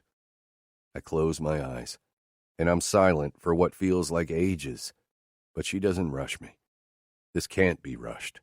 Hell, if I could lock it up and never have to remember, that would suit me perfectly. But I've tried, and to this day, not a day goes by that I don't think about that day, that moment I changed someone's life forever. But it wasn't just one person's life. No, it was two. I just didn't know it then. After I moved out of my parents' house after high school, I only went back for a holiday gathering or breakfast with my mother on my birthday. I start out saying, but I know I'm only prolonging what I really have to tell her. Even this feels like an excuse, and I hate people who only ever offer up excuses for their mistakes, yet that's what I'm doing. The morning of my 21st birthday, I went over there. I had a fight later that morning, so I arrived earlier than what would have been normal for me. Why didn't I stop him sooner? I've asked myself that question over and over again, and I still don't have an answer. Go on, please. I opened my eyes, realizing I had stopped. Her words are meant to be encouraging, but no amount of encouragement will help me now. I knocked, but after a few minutes of no one coming to answer the door, I opened it and went inside. The house was quiet, at least I thought it was, but before I could make my way to the kitchen, I heard a faint cry. I knew that cry. It was my mother. I grew up hearing that god-awful sound. I turned and ran up the steps to find her. I pause, sucking in another gush of air as I let the memory of that day filter back into my head. I've tried to forget, but it's impossible to do. Taking the steps two at a time, I make it to the landing in seconds. I turn right, heading toward my parents' bedroom. I will kill that bastard. I swear it. "Mom," I call out as I push the door to their bedroom open. I freeze before I enter the bathroom as my mother looks up at me. A look of mortification passes through her eyes. "Oh God, Nicholas, what are you doing here so early?" She quickly looks down as she gathers her baby blue satin robe, closing the opening, but not before I take in her appearance from head to toe. Her knees are red and raw from what looks like carpet burns. A large bruise has formed on the outside of her left thigh, and her nightgown is torn across the top. My mother's blonde hair is falling out of a hair tie as if someone had been pulling on the strands, but her face... Oh God, her face is the worst part, and the reason I'm in utter shock. He's never done damage to her face. Can't let the whole world know about the evil, sick monster that lives inside him. Her lip is bleeding on the right side of her mouth, and her left eye is swollen shut. Her cheek, just underneath, is red and puffy. My chest expands as my entire body heats from within. My vision becomes red with hate. Hate for my father, a man I am supposed to love and respect above anyone else. How could he do this? How could anyone do this to someone they claim to love? But the truth is, he doesn't love her. He doesn't love Nikki or me. He only loves himself. I was going to call you to reschedule. I never I'm sorry, Nicholas. You shouldn't be here. You shouldn't see this, she states as she stands. She's apologizing. Always the one apologizing when it's not her fault. My heart stops. No words, no breath coming forward. To see my mother like this, it's impossible to describe exactly what I'm feeling or thinking. Where is he? It's a simple question I ask her before I even realize I have spoken it. No, she states firmly as she walks to the sink. Looking at me through the mirror, her expression becomes one of seriousness. You will stay away from your father today. I can't promise that, Mother. My voice is relatively calm considering the need to hit something is growing. The beast I carry deep within is itching to come out and play. The beast my father created. He just doesn't know it yet. She grabs a washcloth and wets it. After wringing it out, she dabs her lips to remove the small amount of blood, but as soon as she wipes it away, more forms in its place. This has nothing to do with you, Nicholas. This is between your father and me. You will stay out of it because I am asking you to. She places the rag down on the marble countertop and turns to face me. Her expression is one of sadness. She knows what she's doing. I love my mother, and there is no one, with the exception of Marcus, whom I respect more than my own mother. I would do anything she asked of me. But this is too much. He has taken it too far. Mom, don't ask that of me, I yell, not meaning to, but I do, and I can see it startles her. I'm sorry. I quickly follow. No, Nicholas. Your father is under a lot of stress and has a major case to wrap up in court this morning. This, she points to herself, he didn't mean it. I know he didn't, and yes, I'm asking you, my son, to let it go. Do not start anything with your father. Are we clear? She stands in front of me, placing her hands on her hips. Is she serious? Every goddamn time. It's never his fault, not in her mind. Closing my eyes tightly, I try to will the need to pound my fist into my father's face away. With my jaw locked, I suck in air through my teeth and then force it back out. When I reopen them, I look my mother in the face and lie to her. Yes, Mom, we are clear. Before my facial expression falters and gives me away, I turn away from her and head out of the bedroom. Nicholas, don't be stupid. I don't reply as I take the stairs back down and head out the door, making my way to my black Chevy 1500. Opening the door, I climb in and start the ignition before heading to my father's office. It's not a long drive, but by the time I make it to the office, my body feels like it's on fire, and my hands are wrapped so tightly around the steering wheel that I have indentations on my palms. As much as I know going after my father should bother me right now, it doesn't. It feels right. It feels like this moment has been coming for a long time. Growing up, I always knew this day would come. I would stand up to that sorry sack of shit and give him back every cruel thing he ever did and said to my mother. Today is that day. But it isn't. When I get inside, I am informed by his secretary that he has already left for court and isn't due to return until late afternoon, if he returns at all. I leave immediately thereafter, heading over to the gym. I have a fight with Daniel Cheney in less than an hour. Today is elimination day to see which 2 amateur fighters go on to a paid fight next month. I've worked my ass off for this chance, a chance to prove I can make a career out of fighting. Jace wants it just as badly as I do, though. He has an elimination fight after mine. It takes a good 40 minutes to get all the way across town in mid-morning traffic. I locate a parking spot and park before grabbing my gym bag and heading inside. When I get to the front entrance, my sister is standing at the door. "What took you so long? I thought you were going to make the trip by Mom's quick." I don't answer her. This is not the time or place to get into a discussion about that. "Why are you here? Don't you have class this morning?" I catch sight of my watch, knowing damn well her classes at UCLA aren't over before 1 p.m. on Thursdays. It's not quite 9:30 yet. "Like I was going to miss this?" she tells me, like it should have been obvious. "Whatever," I reply, as I storm past her and into the building. "What's crawled up your ass this morning?" "Shut it, Nikki. I'm not in a good mood. I'm here to get this shit over with so I can leave. Just leave me the hell alone." I don't stop and wait for her reply. I head back into the locker room and change. "You're up next, Nicholas, so get your ass out there already." I look up to see Marcus standing in the doorway as I pull on my gloves. "I'll be out there when I get out there, okay?" I bark. Shit, that was the wrong move. "Excuse me?" But he doesn't wait for a response, and I'm smart enough to know not to give one. "No, motherfucker, you'll get out there when I say you get out there. Now get your goddamn ass out there and win that fight." I bite down on my tongue to keep from saying something that would surely get me knocked on my ass as I brush past him out of the locker room. When I enter the fighting area, I see Daniel already in the ring.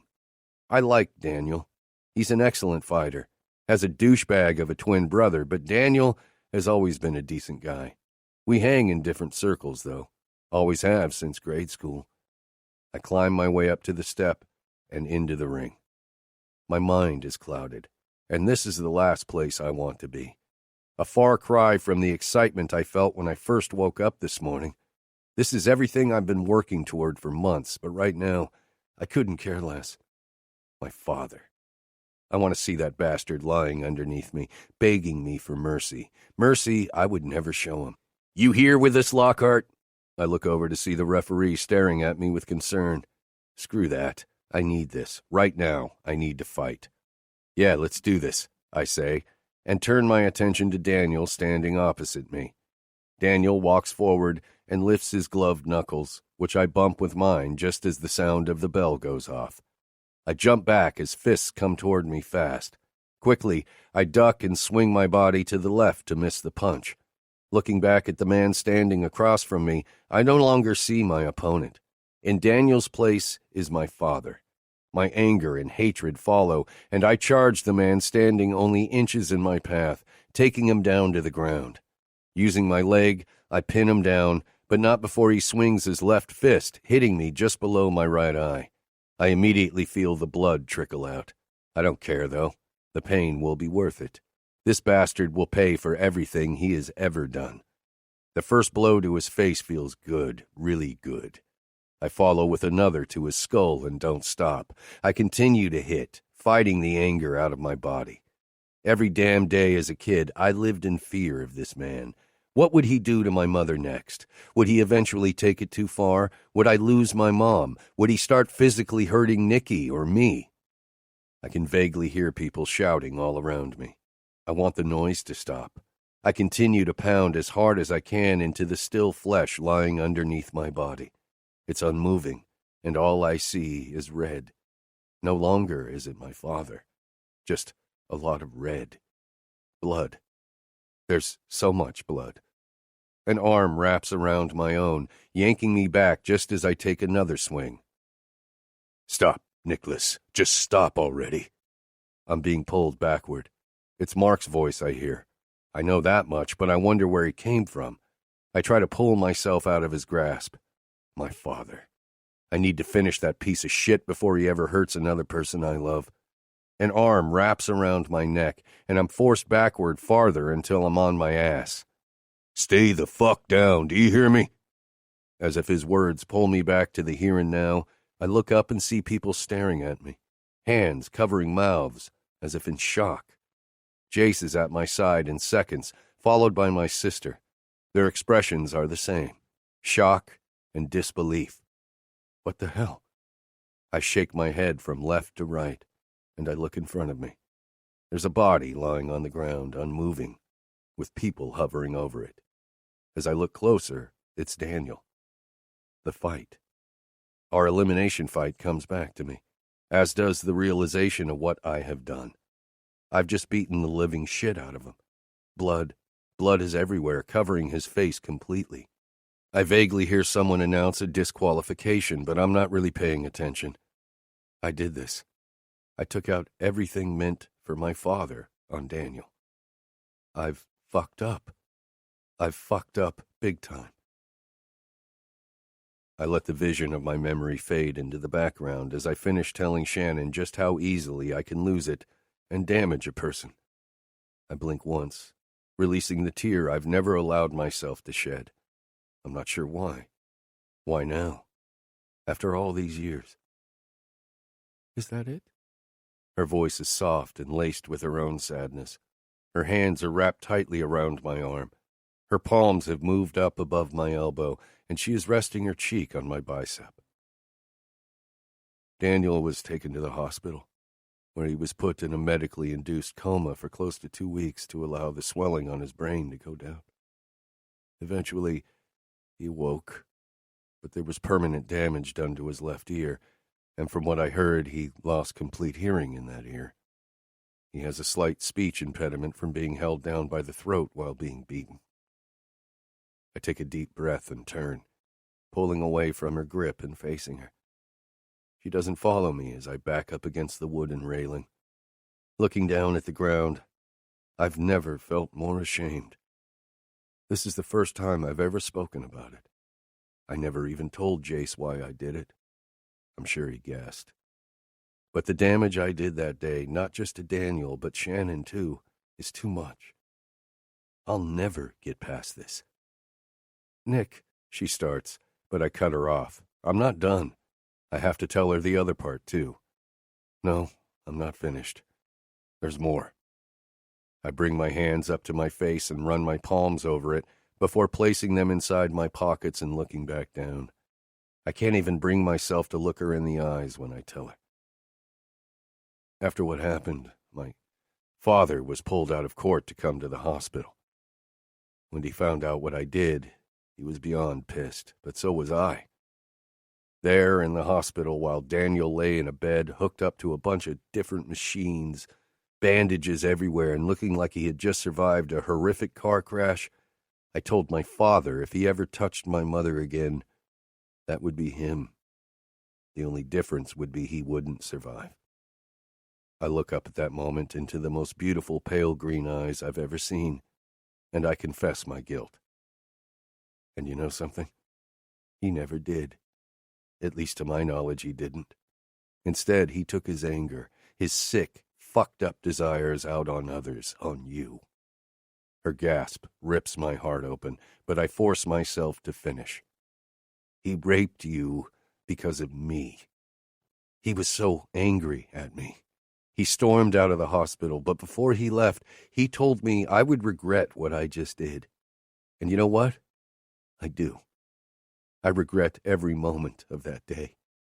Taking away the one person he thought he owned and could do all the sick and twisted things he wanted to forced him to find another. He found you. He raped you. And I'm responsible. God, if I could take that day back, baby, I would. I'm so sorry. God, I'm so sorry. That's what you think? Is that why you left me? Don't you see, Shannon? I don't deserve you. I'll never deserve you or our baby. I don't deserve to be a part of our kid's life or yours. Look what I let happen. I'm a part of him, Shannon. What if— No, she yells, and I pull back. Don't. You aren't anything like him. He was evil. Evil as evil gets. And that isn't you, Nick.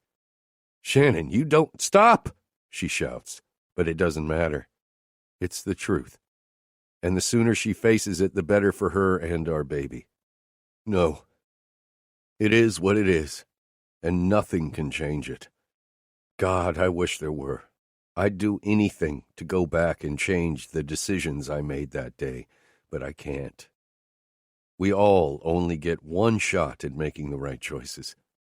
Damn it, Nick, stop this self-pity bullshit right now. Yes, there is no changing what happened, but that's life, and you learn to deal with it. I never learned that, but I'm trying now. I'm trying hard, but I can't do that without you. She wipes a tear off her cheek and pulls in a breath of air through her mouth. But I don't get a chance to say anything as she holds up her palm, telling me to keep my mouth shut. I'm not done.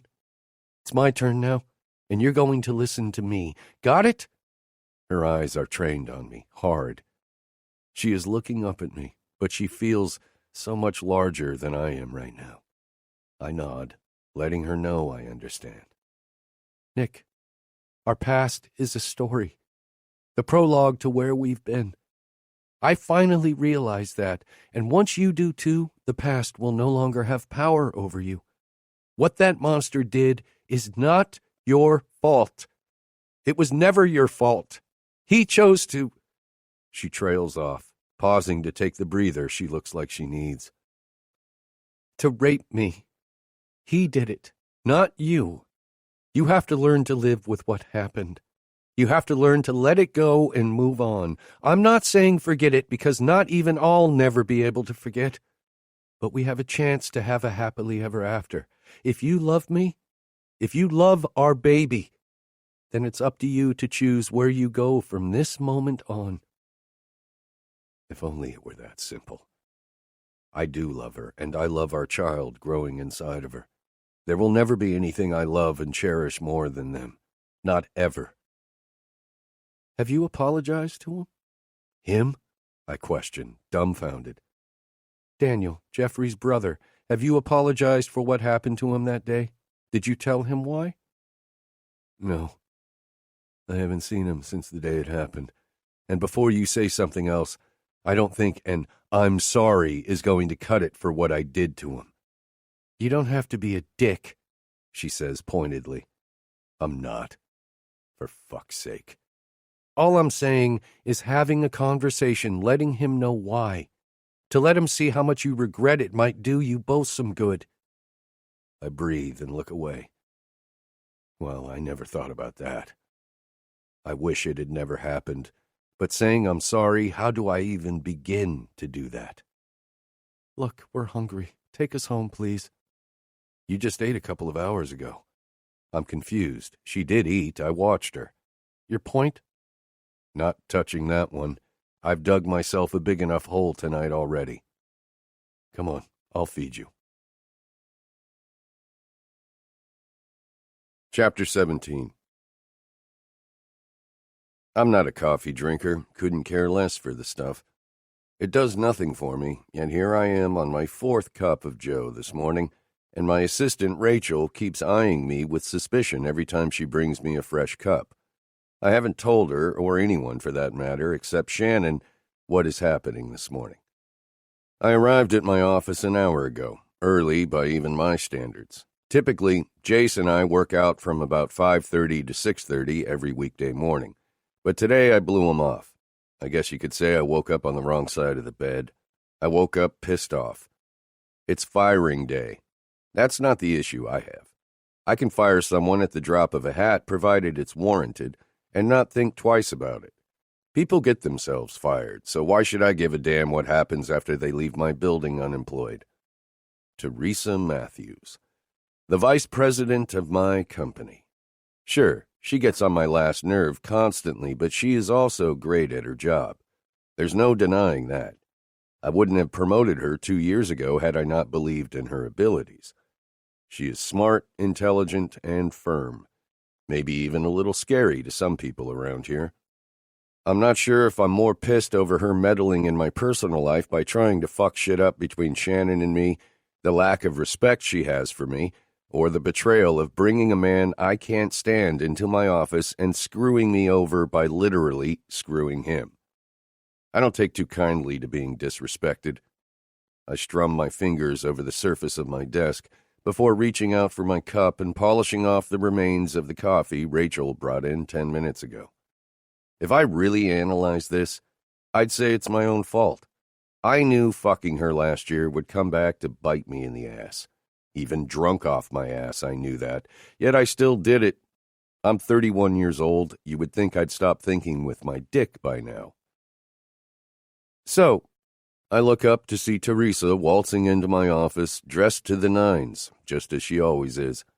Today she's sporting a red sleeveless dress with nude heels. The dress hugs her body in all the right places, and I know if I look down, the shoes she's wearing only help to show off her lean calf muscles.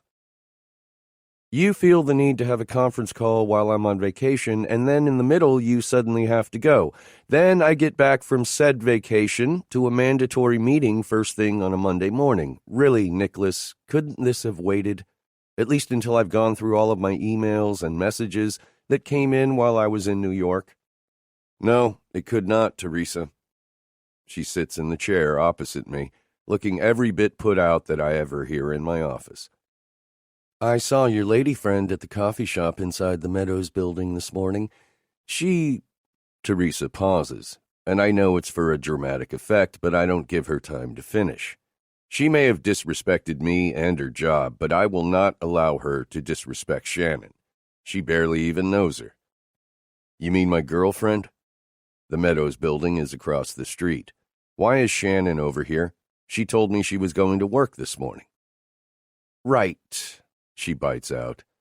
Anyway, you might want to get her a membership to a gym. She is looking a little plump these days, and I know you like your women fit. Well, she's pregnant. What's your excuse? I retort, without thinking my words out before I speak. I don't care that my remark is rude. Hers certainly was, but I need to remain as professional as possible, even if it's hard. Frankly, I would enjoy watching my sister lay her ass out. Excuse me? She's appalled, and probably even a little shocked. Wait, what did you just say? I cut her off. Enough. We have something to discuss, Teresa. Covering her shock and ignoring my clipped tone, she asks in a soothing voice, You aren't going to ask me about my vacation?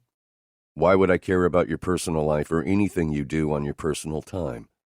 Her mouth slackens slightly, and I sit up in my chair. Oh, that's right. You probably think since you are so damn concerned with mine that I should be with yours as well. Nicholas, what are you talking about? Is this not about the contract details we were discussing last week? I lean forward, placing my elbows on top of the surface of my desk, pressing my fingers together, and bringing them back against my lips. No, it's not. It's about you. I force out as I slam my forearms down on my wooden desk. Her eyebrows come together, and she's momentarily concerned before her bitch tone comes out. What about me? I'm disappointed in you. I shake my head, still not wanting to believe what I saw last Thursday. It's been days. I've had plenty of time to let it all sink in, yet the reality of what she did is so far out there. I don't get it. I'm sorry? She cuts her eyes at me, confused, I'm sure. She doesn't think she heard me right. What are you getting at? Instead of telling you, Teresa, why don't I show you? Stealing my eyes away from her, I turn in my chair facing the computer screen. I rotate it so she and I can both watch it. With a few clicks of my mouse, I bring up the video. I've watched it over and over this morning, so I already have it paused, just where I want it. The camera can't see the entrance to my office underneath it, But after replaying it multiple times, I saw the shadow of my door open.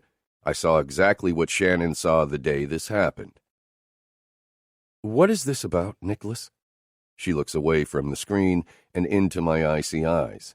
I have no sympathy or respect for the woman sitting across from me. Why should I? Just wait. I think you will be thoroughly entertained, just as I was. I hit the play button and sit back as Teresa's eyes fall back onto the computer screen. For a moment, she seems taken aback, like I'm forcing her to watch a raunchy porno. Then it clicks, and her eyes widen as she takes a gasp of air, sucking it into her mouth in a rush. Her eyes snap to mine and then back to the screen. I mean, what the... She looks all around and toward the door. I'm sure she realizes that's where I have it, right above the door. You can't see it, well, not unless you had a ladder and were looking for it. It's hidden behind an air vent. You have a camera in here. Shock is the best way I can explain the look on her face. Bingo, we have a winner. The coldness of my voice surprises even me. So much for keeping this on a professional level. Hatred. That's what I feel at this moment as I stare at this woman, an employee I trusted. Maybe not the same level of hate I had toward my father, but hate nonetheless. Had she not done this hell, if I had been a few minutes earlier to my office, Shannon would have told me about the baby. She probably wouldn't have been violated a second time. I know what happened to Shannon isn't Teresa's fault, but as far as I'm concerned, she did play a role in it, whether intentional or not.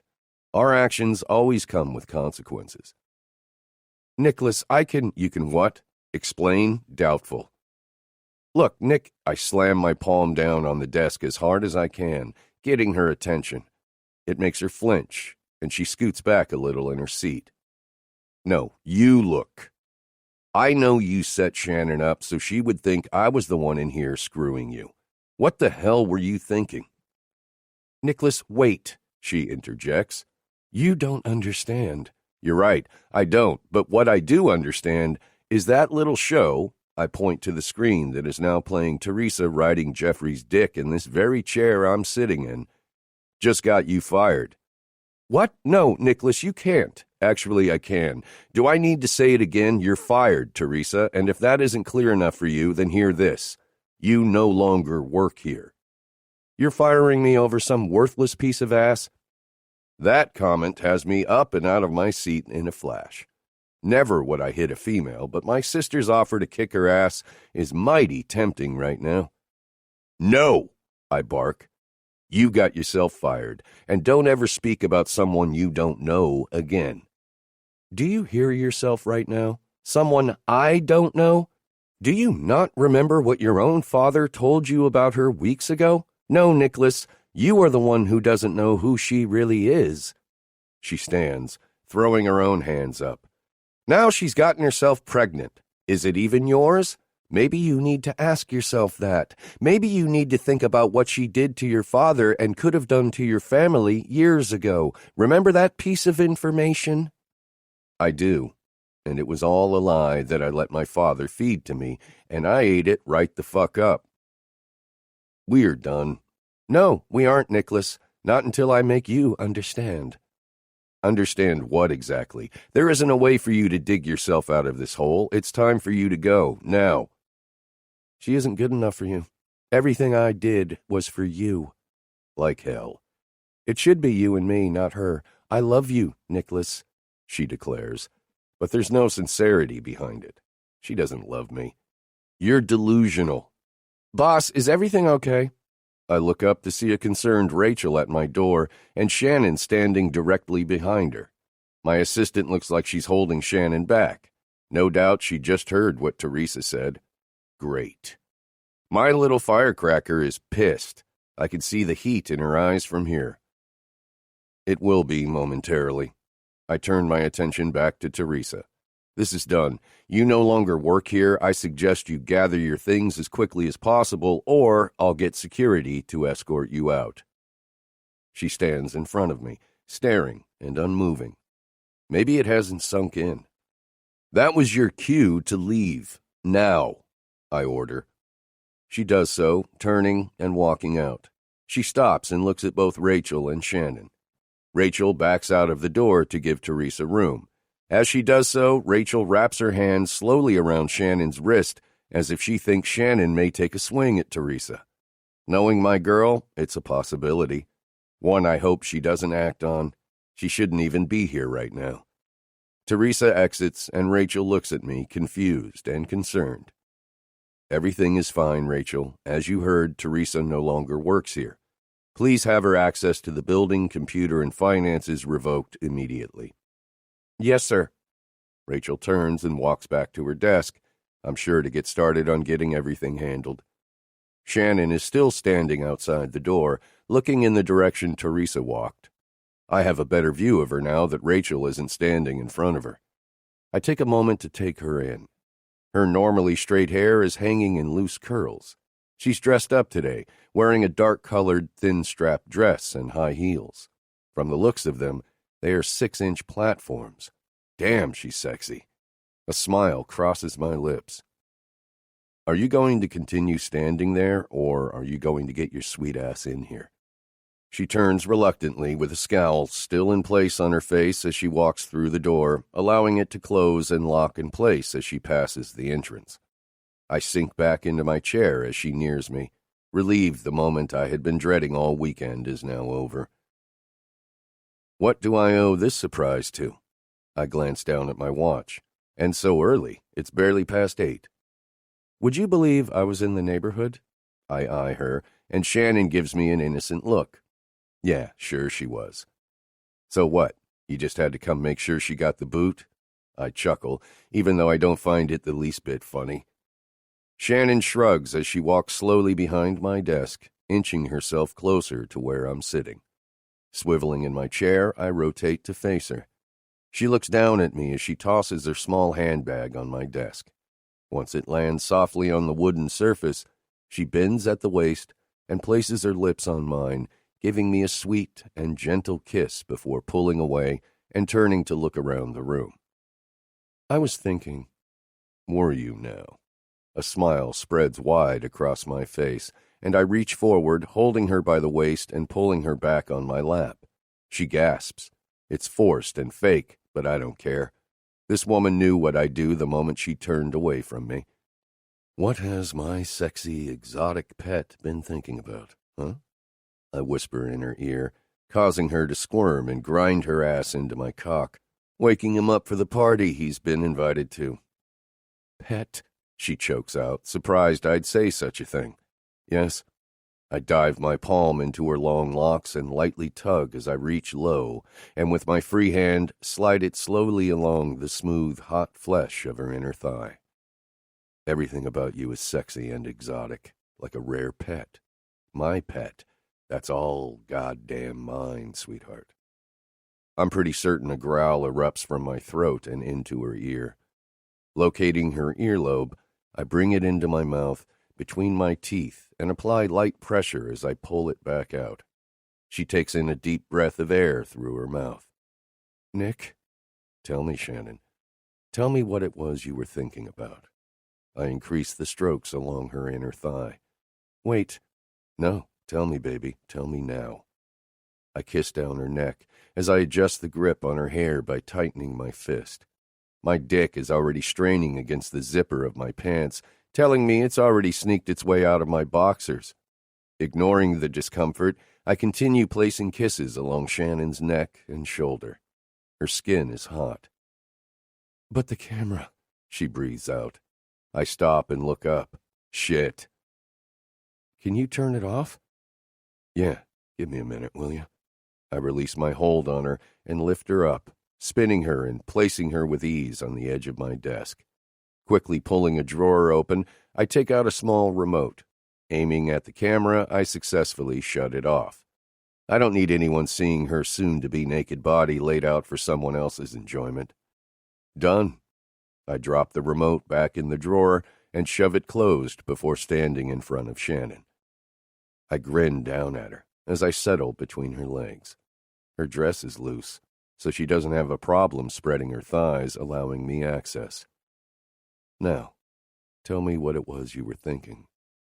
I lean in closer, running my hand up both sides of her outer legs, pushing her dress up at the same time. Reaching up, she slides her palms underneath my black suit jacket and pushes it off, or tries to. I have to assist her in removing it. I just thought you could use another memory of what happened in here. I back away from her and drape my jacket over my chair. Did you now? I turn and ease my way back between her smooth legs. And I think I could use another memory, too. Hey, I cup her face. I'd never do that. What you thought happened in here. I'd never cheat on you. I love you, woman. No, I know that. I know what actually happened wasn't you, but that's not what I mean. I mean... She pauses and looks down, as if ashamed to tell me. What, baby? You can tell me. She looks back up. Well, she stops, but I give her the time she needs to speak. You remember everything I told you? What he did to me in his office? I release her face and back away. She's talking about my father and the day he raped her in his own office, the day he held her down and forced himself on her, the day I fucked up and caused him to hurt her. I fall back into my chair. It's at least a minute before I'm able to look at her. I can never forgive myself for that. The ache in my chest never ceases to exist or ease up. What are you getting at? She slides off my desk and climbs onto my lap, sliding her legs on either side of mine. Reaching for her, I cup her under her ass. My eyes lift and meet hers. Shannon cups my face just as I did hers a few minutes ago. Do you remember? Yes. Do you also remember the night I freaked out when you bound my hands together in bed? She is going to ask me to tie her down. I know this before she even says it. I can't do it. She freaked out last time, and that's what he did to her. I can't do the same. She can't ask this of me. I won't have her comparing me to that evil. Yes, I remember, but Shannon, She cuts me off before I can get the words out. Please, Nick, I need this. I need you to give me another memory. It's the only way I can move past it. Please do this for me. She's begging me. Fuck. No, I can't. What if... No, I just can't do it. Please, don't ask that of me. I already have. With you, it will be different. I can't. Not after knowing what he did. I don't want the chance of you relating that to us. I know what I need. Her head falls forward, resting against my own. I need you to take it away, just as I need to take what happened in here away from you. Please. I know I have to trust her, but I don't want to do this. It's not that I have a problem showing dominance and binding Shannon. That turns me on, actually, but I don't want to hurt her more than she's already been hurt. I'm not talking about the physical kind. I don't want to damage or traumatize her any more than he already has. I gaze up, looking into her eyes. She wants this. I can see it shining back, hopeful and begging me at the same time. Trust her. She never asks you for anything. You sure? Yes. God, please don't let this go badly. Please. Reaching to my left, I pick up the phone and press the button to ring Rachel. What can I do for you, boss? Rachel squeaks out as she left. Got in the elevator about 2 minutes ago. Good. Postpone my 9 o'clock meeting. Move it to 1 this afternoon. Consider it done, sir. A moment later, the receiver is placed back down, and I'm sliding my hands underneath Shannon's dress. It's my time to question her. You remember this room isn't soundproof, right? She nods. For the most part, you need to be as quiet as possible, or at least speak softly. In your case, my little screamer, try not to do that. She swats me on the shoulder. I'm not a screamer. I give her an "are you for real" look. Okay, maybe I'm a little vocal. Okay, babe, whatever makes you feel better. I laugh. She does too, until my hand slides inside her panties. Shannon's breath hitches as I move the top of my fingers back and forth along her smooth pussy. My pussy. You like that, baby? She bites her lip. Does it feel good? Yes. I pull my fingers out. She whimpers, only a fraction, but I catch it. Wrapping my hands around her thighs and gripping firmly, I stand and then deposit her on top of the desk again. Moving my palms slowly up her body until I reach the back of her neck, I pull lightly, bringing her lips to mine. At the touch of her mouth to mine, a torch ignites within me. With the hand I still have under her thigh, I snatch her forward, making that pussy of mine collide with my now solid dick. Running my hand up into her hair, I grip it along the nape lightly, gently pulling her head back. My lips roam down her chin and to her throat, kissing as I go. If at any moment it gets to be too much, just say the word and I'll stop. My words come out against her skin. Shannon doesn't answer me. I stop my advance and make her look me in the eyes. Say stop, and I'll stop. I will. Good. Take your dress off. I back away and sit back in my chair in front of her. Shannon hops off and sheds her dress. Bra, too, but your panties and shoes stay on. She grins, knowing my affection for her naked but wearing heels. What can I say? It's hot. Now get back on that desk. She complies with my request. Spread your legs. Like this? Wider, baby. That's it. Are you wet? I can see she is. Her pussy is glistening through the thin material of her panties, and I want nothing more than to have that wetness on my tongue. My cock throbs inside my pants just at the thought of her taste. You want to watch me play with myself, don't you? Smart girl. She moves her hand slowly up her thigh and then between her legs, lightly cupping herself. Then she runs her palm upward before going back down again. On the next upward motion, she pushes the material of her panties to the side and pulls her pussy lips apart. Jesus, I need to stick my dick inside that. She presses a finger against her clit and then, adding another finger, she starts a swirling motion. I let her go for a moment, watching her slow movements. Lower. She moves her fingers away from her clit and down to the wet heat I need wrapped around me. A long finger disappears inside her before coming out and then going back in. I lick my lips. The need to taste that sweet, wet pussy is growing inside me as my cock rocks against my pants. I reach up, loosening my tie until I can pull it from my shirt. I wrap it around the palm of my right hand, as I'm not ready for it just yet. Shannon continues moving in and out of herself, coating her finger in her juices. I reach back up to undo the first two buttons of my shirt. It's suddenly hot inside my office. Enough of that, I tell her, as I stand and still her hand. Pulling her finger out, I bring it up to my mouth. I release my wrapped fingers around her wrist, but she knows what I want her to do. My mouth relaxes, and Shannon pushes her finger inside, gliding it onto my tongue. Closing my lips around her, she pulls back out. Like the taste? Do you even have to ask? I move forward, closer to her.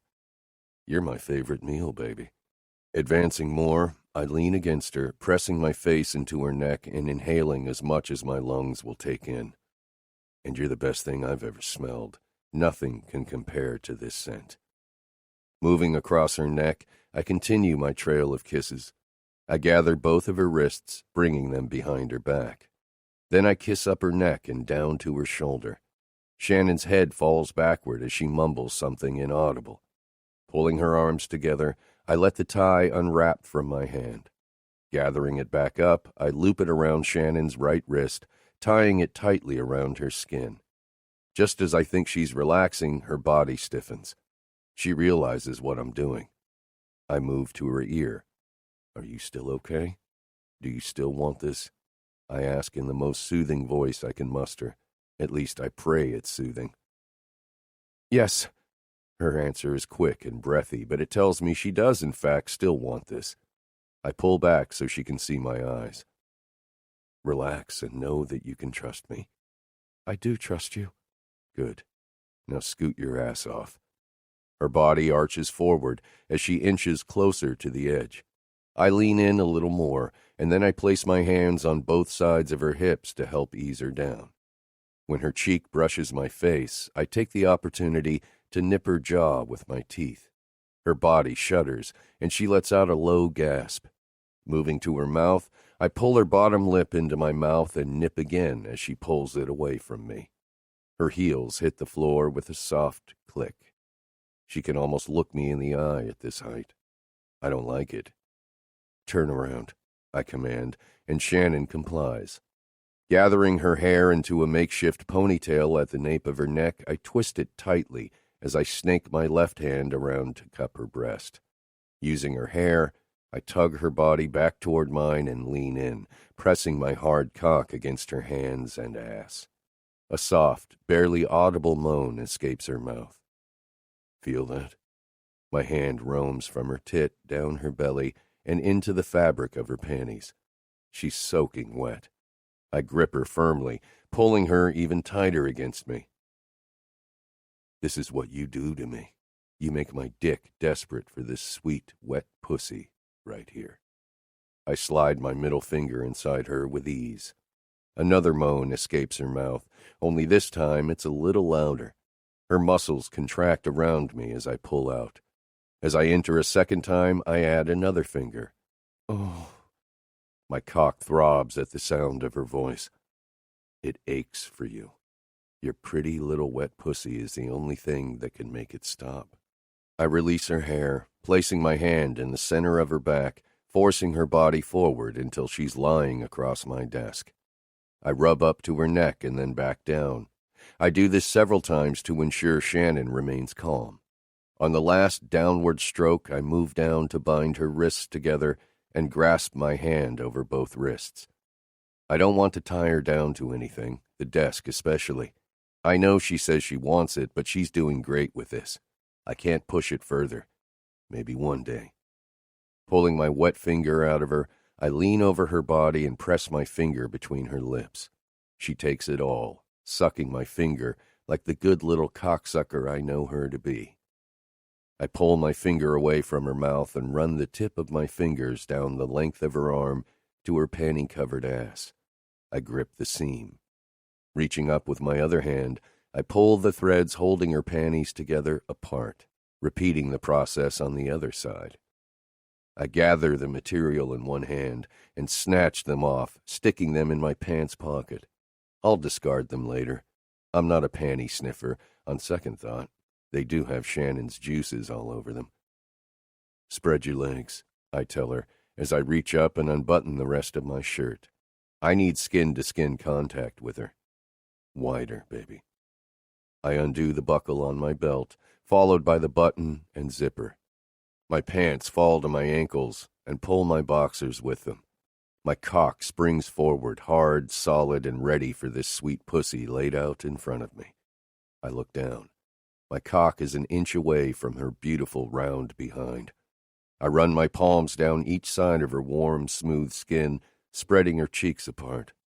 Lifting and then bringing my right palm down, I smack her solidly on the ass. She yelps, but for the most part, she holds it in. In a swift motion, I push forward and slide into her heat. "Oh!" She bites down on her lower lip. My girl is working hard to be quiet. "Fuck." Her warmth makes my head spin. I still myself inside her to ease my dizzy spell. Once I'm able to see straight again, I rear back and slam forward, harder this time.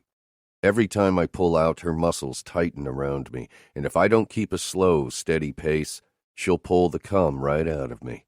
I'm sure of it. I was ready to blow the moment she pulled her panties to the side, and I saw sweet heaven. I push forward again, and as I do, I lean over her, diving my hand into her hair once again and pulling it taut. Most of the curls have fallen now, but I don't care. I want her to look like she's been fucked. She is mine to fuck, to love, to drive crazy. No one else's but mine. With a fistful of long red hair, I guide her up and off the desk, against me as much as possible. With my other hand, I wrap around her front, her belly. Knowing there is another person behind my hand is weird. I can't lie. I never thought this would happen, but knowing it's mine is scary and thrilling at the same time. I bring Shannon's face close to mine. I release her hair and place my hand loosely around her neck, cupping her face on both sides of her jaw. I push forward again, and her eyelids fall shut. When she opens them, I turn her face to look at me the best she can. I love you. You know that, right? I retract myself and with force push inside her again. Yes. It comes out rushed and louder than I know she wanted it to. And do you trust me? Do you know I'd never hurt you? Her eyes cast to the side and away from me for the briefest moments, and her reply is hesitant. Yes. She just lied to me. Perhaps not on purpose, and maybe she doesn't want to believe I'd hurt her, but somewhere inside her she does. Can I really blame her? I'll just have to work harder to earn it. But I won't lose her. Them, I won't. Lowering my head, I kiss her shoulder as I move my hand from her belly to her hip and pick up the pace. I won't last long going at this speed. Hell, I'm surprised I've lasted this long. Shannon's moans increase from slow, drawn-out sounds I could barely hear to shallow, quick spurts that increase in volume as I pound into her. Her body stiffens, and her insides grab onto me, squeezing for dear life. Thank the Lord, because I'm about to come. I have zero control over myself around her. When I feel her body shudder, I move my hand away from her neck to cover her mouth, and just in time. Her screams are muffled. Just as my own explosion ripples through my body, I bite down on her shoulder to hold back the curse words this woman forces out of me. I still and relax onto her, causing Shannon to fall forward onto the desk. My dick slackens inside her, and I pull out. You're amazing, baby. If you want to clean up, there's a bathroom over there. I point off to the side of my office to a closed door as I pull up my boxers and pants. Shannon twists to face me. Good. She doesn't get a chance to finish before I pull her to me and kiss her on the lips. I move my hands behind her to untie her wrists and retrieve my tie. I need this back. Ass. Yes, I am. Now off you go. I swat her lightly on the behind. Shannon bends to pick up her dress and bra, then turns to head in the direction I instructed her a moment ago. While she's gone, I button my shirt, tucking it into my pants, and finally loop in my belt and buckle it in place. Shannon exits the bathroom a few minutes later. I'm standing against the edge of my desk, waiting on her. Are you okay? She strolls up to me and smiles. Better than okay. Thank you. Her smile is genuine, and I say a silent thank you to God. Don't stay here too late today. I'm cooking you dinner. I burst out laughing. That's the funniest thing she's ever said to me. Hey, she slaps me lightly on the arm. I'm serious. Damn, I thought that was a joke. I resent that remark. Her eyebrows scrunched together. Sorry, babe, but you know your place is far, far away from a kitchen. I laugh again. Man, my day has improved already. Stop being a dick. That will never happen. It's time for you to go. You're too much of a beautiful distraction. Shannon smiles at my compliment. Seeing how I just fired my second in command, I now have a shitload of work piled on top of me. You're smart. I'm sure your delegation skills are exceptional. Not really, but I'm not going to tell her that. I've just been a believer that if you want something done right, you do it yourself. I kiss her once more, and then she exits my office.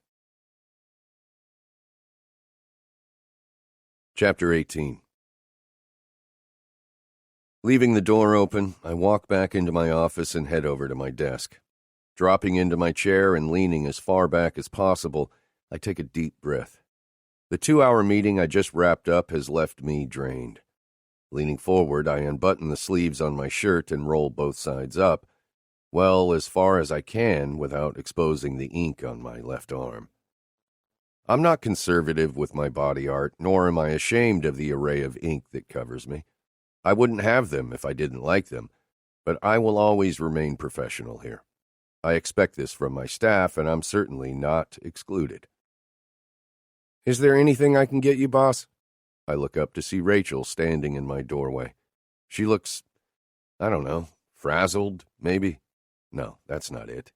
Ever since I told my team that Teresa was no longer employed by Lockhart Publishing, along with the events that took place inside my office, my assistant has been off. That conversation was awkward and led to a long meeting. People were in shock. Some seemed relieved that she's gone. But the last thing I want is for anyone on my staff to slack in their job duties. I know I have to replace her quickly. The only tenured person is Matt, and I know he's going to hate the idea. That's a discussion for later, though. Not unless you have some alcohol stashed in your desk. Rachel doesn't catch my joke for a moment, which tells me something is wrong with her. I'm sorry? She finally clues in. Rachel is normally light, full of spunk, and probably the only person who would even attempt to bring humor into our conversations. What's wrong? I ask, allowing my attempt to make her smile fade away. You know I don't think what happened is your fault, right? She walks farther into my office. When she nears, she looks like she may be on the verge of tears. I think maybe it is. What are you talking about? It can't be her fault. She had nothing to do with it. This is absurd. Rachel takes a seat in front of me, her eyes cast down so she isn't looking at me. I've been seeing him, she starts, leaving me with a feeling in the pit of my stomach I don't like. By him, I assume she means Jeffrey. I know I shouldn't be mad. She's an adult and free to see whomever she wants. Except she's my assistant and he's an enemy. Hell, competition, in fact.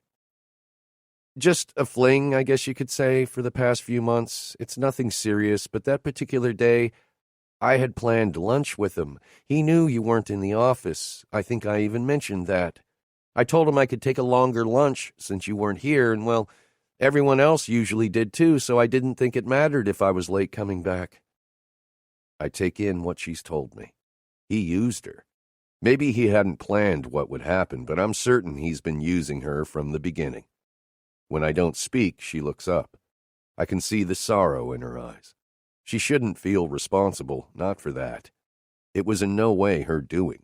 Certainly, I can't lie. I would rather her not discuss me or LP with him.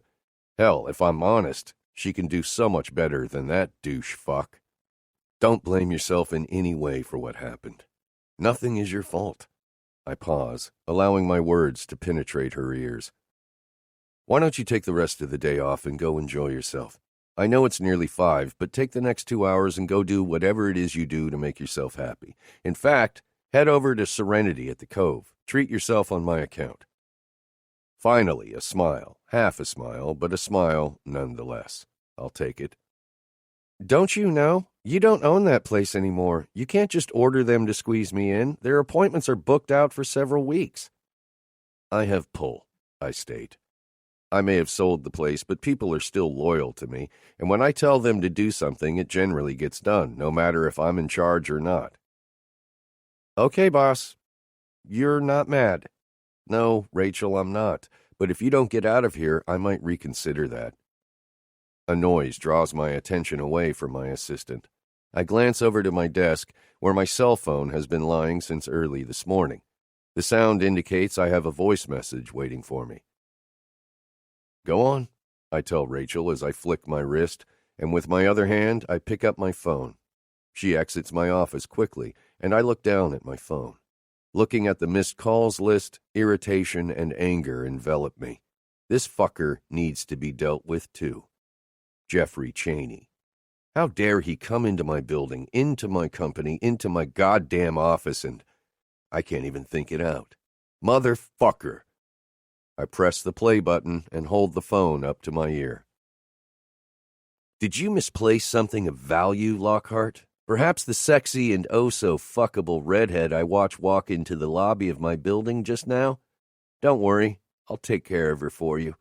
I'm sure you've heard just how much I love to restrain and play with my toys. Then I hear the clicking sound of the call ending. I will rip that bastard to pieces. What is she doing there? She promised me she wouldn't work for him. She promised me she would stay away. Shoving my phone into my pocket, I leave my office. I will rip him the fuck apart if he touches her. And her? Just what the hell am I going to do with her? She's going to give me a heart attack at this rate. I don't bother with parking in the underground garage. Instead, I pull up out front of the building, parking alongside a no parking sign, and get out. I know his office is on the 5th floor. As I enter, I walk directly to the elevator in front of me and slide inside just before the doors close. "What floor do you—" Someone starts to ask, but I don't bother with a response. I reach in front of them and press the button for my floor. As soon as the doors open again, I exit into the lobby. Before entering the office, I notice the large, bold letters of C&S that mark the building's name on the wall. C stands for Cheney, and S stands for Smith, his partner's last name. Sounds more like a collection agency than a competing publishing company. As I walk through the frosted glass door, I see a receptionist out front. She's busy on a phone call. I don't intend to speak to her anyway. I know where I'm going. I veer to my left, making my way down a long hallway before coming to a wooden door with his name on it. "Sir, excuse me?" The young brunette behind the front desk calls behind me, apparently finished with her phone call. I ignore her and push the door open. As I open the door wide, a man's voice hits my ear. It's deep, full of force. "Hey," he calls out. The first thing I notice is Shannon standing too close to a man I can't stand. Jeffrey's hand is wrapped around her wrist, and she's pulling away, but she stops when her face turns to meet mine. I can practically hear the gasp that comes from her mouth. That's when I notice the other man for the first time, the man who spoke a second ago. "Release her, Jeff, now." Daniel, Jeffrey's twin brother. I walk in with purpose. Jeffrey releases Shannon's wrist as I near. "I see you got my message." Shannon turns to look at him. Her eyebrows pull together and her head cocks to the side. She then realizes he set her up. He wanted me to walk into this. "I told you once. Don't make me repeat myself. You stay the fuck away from her." I grab Shannon, probably a bit too roughly, pulling her to me. I need to feel her to know she's okay, to know they're okay. If I'm honest with myself, I can't imagine Jeffrey harming her. Well, not unless she asked him to. However, the motherfucker hates me, and he might do anything to get at me. "She came here on her own." He turns to look at her. "Didn't you, Shannon?" She says nothing. I move forward, getting into Jeffrey's face. "Don't even speak to her." I turn and stop for a second, staring at Daniel before pulling Shannon from the office and the building. Once outside, I finally take a breath of air and then turn on her. "What the fuck were you thinking?" I shout, knowing I'm being too hard and not giving the least bit of a shit. "Nick, let me—" She doesn't get to finish before I'm inches from her face. "No, you promised me. You promised me you wouldn't have anything to do with him." How could she come here? She knew damn well I'd be pissed. Oh, I'm pissed all right, baby. "Would you let me explain?" She backs up so I'm no longer in her face. "Explain what, exactly? Why you lied to me? Are you serious?" "I didn't lie. Would you—" Again, I cut her off. "The hell you didn't. You know what? I can't deal with this shit right now." I hate fucking liars. "Why?" "Nick, stop." I turn, ignoring her pleas. "You can take your fucking lies to someone else." Without looking back at her, I walk to my car, which is parked out front, get in, and drive off, leaving her standing there. Chapter 19. Almost a week after my confession to Shannon, I finally have the balls to speak to Daniel in person. Shannon was right when she suggested it, but that doesn't make it easy. I still haven't the slightest clue what I'm about to say to him, but my life can't go on like it is now. My head is beyond fucked up. 3 days ago, I walked away from Shannon yet again. Saying I'm sorry just isn't going to cut it this time. I've tried to drown myself in work. With Teresa's shit piled on top of mine, there isn't a shortage, but I can't focus. I didn't let her explain. I'm a douchebag, no doubt about that. I didn't give her a chance to tell me why she was there in the first place. I jumped to a conclusion yet again. Why do I do that with her? I've always been the type of person to hear people out and then decide whether I believe them or not. I've slept at my house the past 2 nights, if that's what you'd call it. More like laid there and thought, put a couple of holes in a wall or 5, and thought some more. Soul-searching is good. Being destructive is nothing more than childish behavior, but the fact remains. I can't sleep without her next to me. I don't want to sleep without her next to me. I need her. I need them both. Telling her what happened to Daniel, what I did to him, was the scariest thing I've ever had to do, but at the same time, it lifted a weight off my chest. A small amount of weight, but a weight nonetheless. I just hope the same can be said when I walk back out of this place. I can't even attempt to tell her I'm sorry and beg for her forgiveness until this is finished.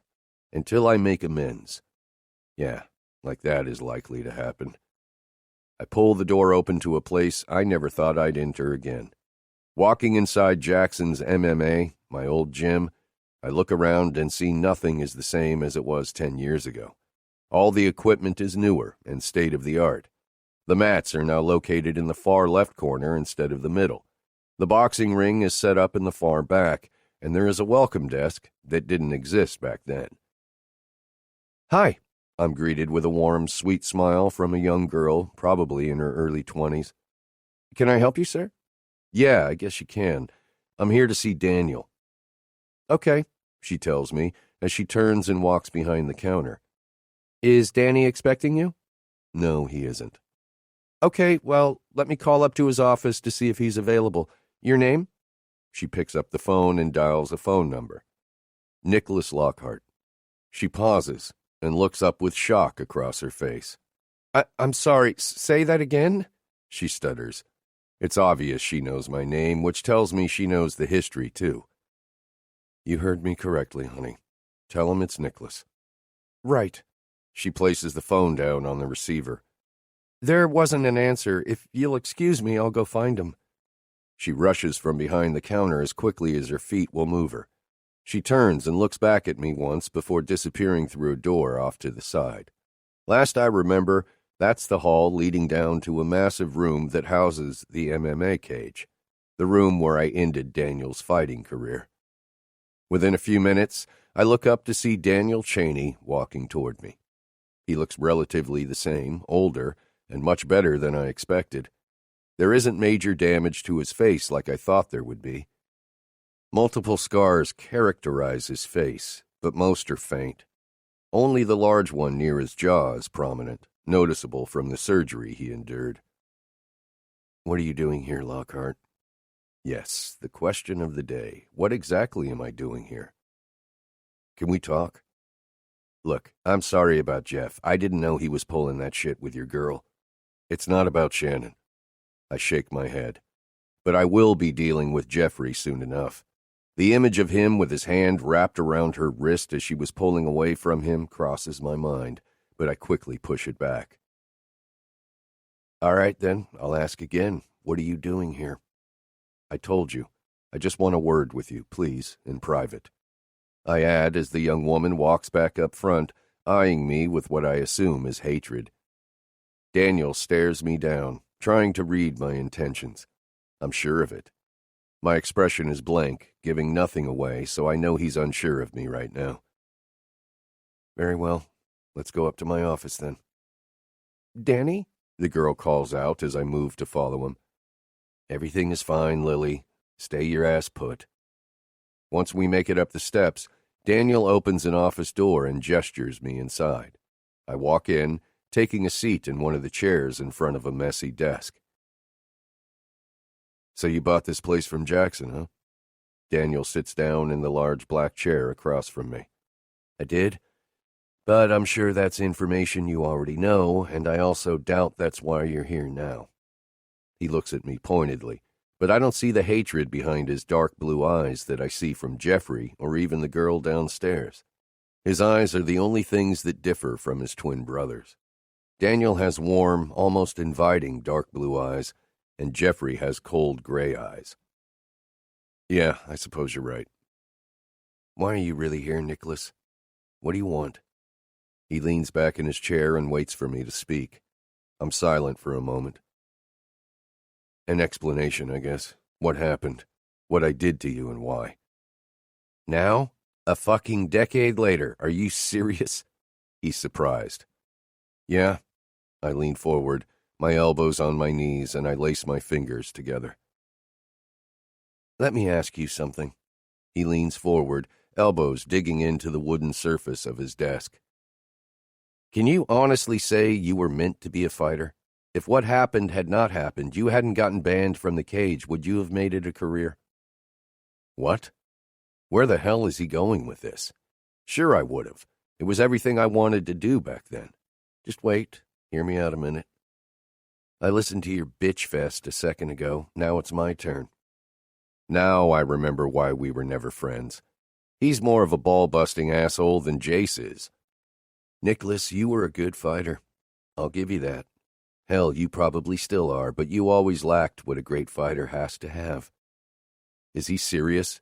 I'm here to grovel and say I'm sorry, to beg for his forgiveness while he's sitting over there trying to coach me on my fighting skills. What are you getting at? Control. You never had it. Maybe you have it today, I don't know. I saw a bit of control the other day in Jeff's office. I know you wanted to cream him, yet you didn't. Excuse me. Shut it for a sec, would you? Just listen. He pauses and shakes his head. He's pissing me off. I knew that 10 years ago. I even knew that 15 years ago back in high school. Everybody knew you didn't know how to control yourself or rein in your temper. If someone pisses you off, really pisses you off, you lose it. Nicholas, the loose cannon Lockhart, remember? Are you going to make a point? Yeah, if you will shut the fuck up like I asked. Careful, Cheney. I don't take well to people bossing me around. Exactly, you just made my point. Well, I guess fucking enlighten me because I have no idea what you're even talking about. What happened for a goddamn reason, man. You were never meant to be a fighter, Nicholas. You were always meant for the suit and tie shit you're doing now. The boss, and from what I've heard, you seem to have excelled at it. I look down at my attire and glance back up at him. And me? I was never meant to be a career-long fighter either. My place was always here, coaching and training other fighters, helping them hone their own skill. Had what happened never happened, then I might not have ended up here. That's what I'm getting at. Granted, it would have been nice not to have to go through multiple facial surgeries and complete dental reconstruction, and I'd love to have full hearing in my left ear. Is he telling me he's okay with what happened with what I did? Surely not. I don't get it. You're glad it happened? No, I'm not glad. Yet, in a way, I'm thankful. Grateful, even. Fuck, man, I'm happy. I have a great life today and a girl I plan to make my wife real soon. I don't have any ill feelings towards you. I don't hate you, Nicholas, and honestly, I never did. I stepped inside a ring, a cage, or onto a mat daily, every time knowing full well that if I got hit or kicked wrong or fell in some strange way, that permanent injury was a possibility, even death. Anyone who doesn't realize that is stupid. So no, I did not hate you then, and I don't hate you now. I peer up at him. I didn't expect to hear this from him. I try to take it all in, everything he's told me. If forgiveness is what you're seeking, then okay, you got it. I forgive you, Lockhart, but if you ask me, it's not me you need forgiveness from. It's you. You have to forgive yourself and move past this.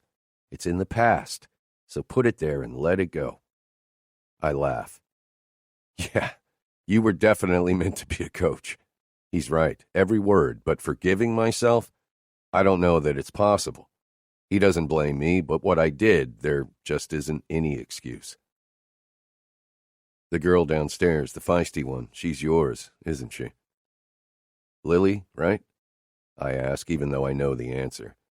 I could tell she loves him, wants to protect him, and hates me as she should. Yeah, Lil is mine, but feisty? You want to talk about feisty? I met your girl the other day. That woman is something else.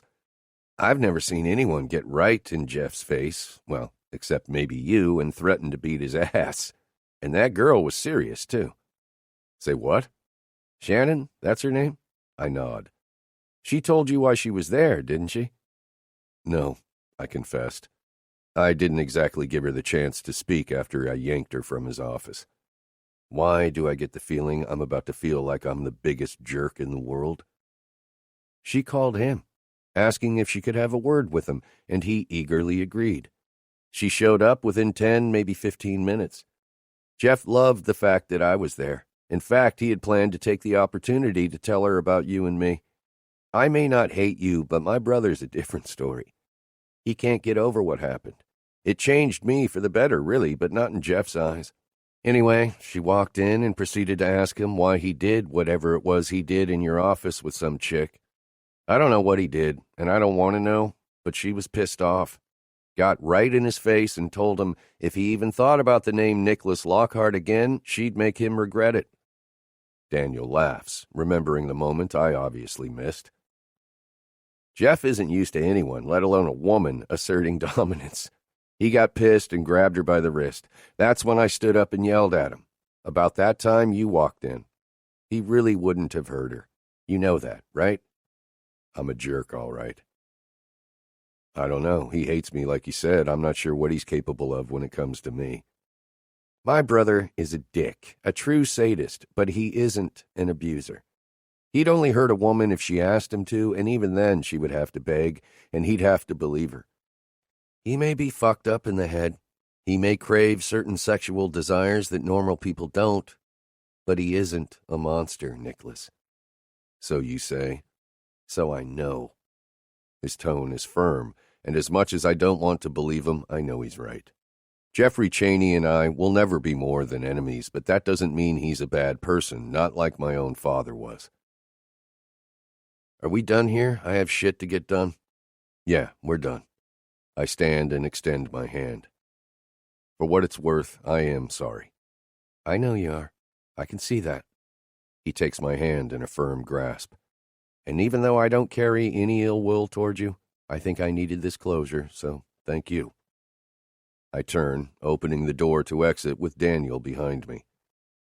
I'll show you out. I wouldn't want Lil to jump you as you leave. I chuckle as we both make our way down the stairs. You have a lot of nerve coming here again. I look up as I register the voice. Jeffrey. This has nothing to do with you, brother, so stay out of it. Daniel slides past me and turns to look at Lily standing next to Jeffrey. Are you responsible for this? He gestures toward his twin's presence. What did you expect me to do? To do as your boss instructed you and stay put? Well, girlfriend status trumps employee. And both of those statuses can be changed. I'd suggest you make yourself scarce. Lily rolls her eyes. Get off her ass, Danny. She did the right thing in calling me. Daniel ignores his brother. Now! Daniel barks out. She cuts her eyes at me as she storms past. Daniel turns to me, extending his hand once again. I'm certain it's for a show in front of his brother. I extend mine and grasp it. What the fuck? Daniel releases me and looks at his brother. Do I need to tell you again? This has nothing to do with you, so why don't you leave? I'm sure Lil pulled you from something more important. Jeffrey looks my way, ignoring his brother and staring me in the eye. One day, one fucking day, we will come to blows, mark my word.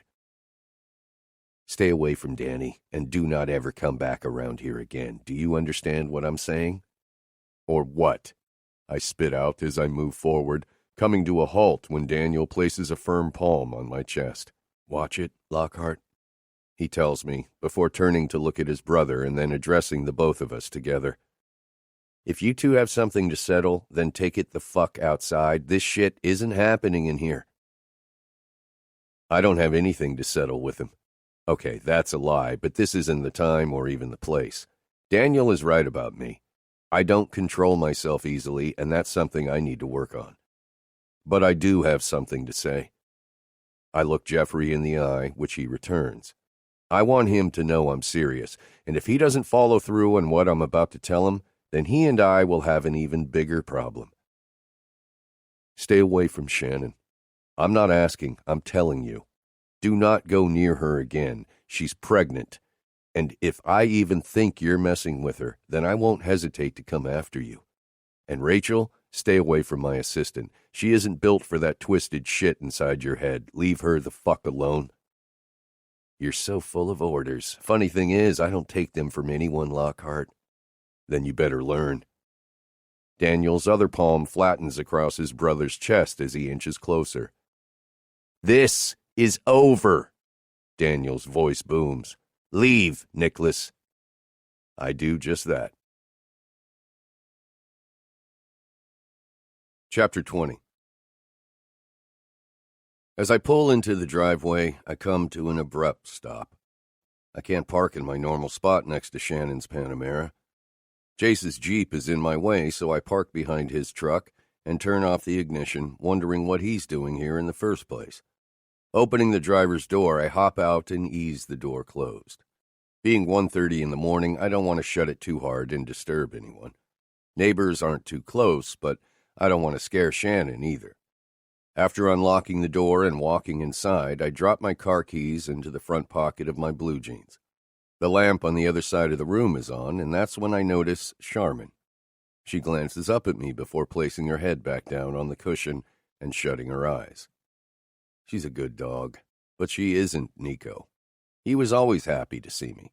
I miss throwing his ball to him. I miss him bringing it back to me, wrapped in all his slobber. I miss him. As I make my way down the hall to Shannon's bedroom, I don't know what I'm going to say. I'm the ass. I'm always the motherfucking ass, and as usual, I know I assumed something without giving her the benefit of the doubt. I blew up and walked away. What is wrong with me? Her door is slightly ajar, so I push it open, expecting to find her asleep, but what I find instead has me feeling like someone reached deep down into my throat and pulled out all the oxygen from my lungs. She isn't alone. My head, the logical part screaming don't overreact, is telling me no, he would never in this lifetime do this to me, and neither would my sister. Sure, they have a fucked up lifestyle, hell, an even more messed up relationship, but they wouldn't. Except logic went out the goddamn window the second my eyes landed on his hand wrapped around her belly protectively. His fingers splayed out, covering most of the surface. Shannon is lying in between my sister and best friend, asleep. All three of them are. Shannon is facing Nikki, their foreheads touching and their hands clasped together. Jace is behind Shannon with his dick pressed up against her ass. Maybe it's just his crotch, but the same difference in my book. His right arm is underneath both Shannon and Nikki's heads, and his left arm is the one I want to rip off right before I put his head through a wall. She looks like perfection, with her long red hair and fair, uninked skin, as she lies surrounded by colorful tan and muscular bodies. Just as I clutch the frame of the door with my right palm, Jace stirs, as if sensing someone in the room. His head lifts, and our eyes meet. A couple of seconds later, not soon enough though, he looks down as if realizing the murderous look in my eyes. He quickly removes his hand. Without making a noise, he brings his index finger to his lips, telling me not to make a sound. When he gets out of bed, he reaches down to the floor and produces a t-shirt. He quickly pulls it over his head. Oh, there's going to be a sound all right. The sound of my fist coming in contact with his bones any second now. Never in my life have I wanted to actually hurt my best friend. Sure, we've gotten into it a time or two over my sister, but even then there was a level of love and respect. Now, though, right this very moment, there is only anger and the need to inflict pain on Jace. Slowly, he moves his right arm out from under the girls and climbs out of bed. The look on his face is angry. His eyes tell me he wouldn't mind going toe-to-toe with me, too. I don't know what his problem is. He's the one in here in bed with my woman and has his arm wrapped around my kid. Out, he mouths as he points behind me. I squeeze the wood even harder as I pull in air through my mouth. My jaw's locked so goddamn tightly I'm surprised my teeth haven't broken. Go, Lockhart, now. I turn and make my way back into the living room. The rhythm of my heart is pounding a tattoo in the center of my chest, almost loud enough to cause me to lose my train of thought. Kitchen, Jace whispers from behind my back, although it comes out more as bark than anything else. Before I make it there, I spin on my heel, grabbing him by the shirt and propelling his back into a hard wall. I hold him there, looking him in the eyes with what I'm sure is fire reflecting at him.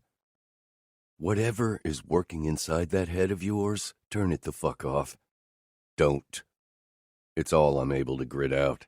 As much as I want to hit him right now, hurt him, I can't bring myself to do it. He's my best friend. He's my brother. No, you don't, motherfucker. Get your hands. Jace is cut off by the booming sound of my sister's hard voice. Nick, what the fuck are you doing? Let him go, now.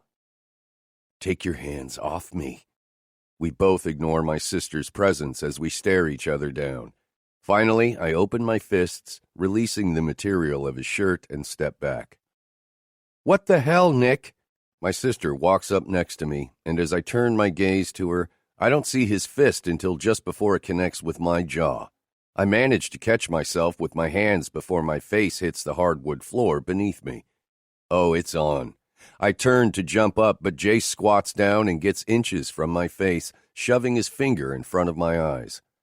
That was for leaving your woman alone and terrified, you stupid son of a bitch. You have your panties so far up your ass right now you can't see, let alone think straight. Reaching out, I shove Jace backward, making him lose his balance and land on his ass. I take the time to jump up. What are you talking about? I don't wait for his response. I'm not entirely thinking about what he's saying anyway. As I'm about to lunge for him, my sister steps into my path, halting my advances. Move, Nikki. It gives Jace enough time to get back to his feet. Would you stop, please? My sister begs. It's highly unlike her and makes me take my eyes away from Jace to look at her. No, Nikki, let him.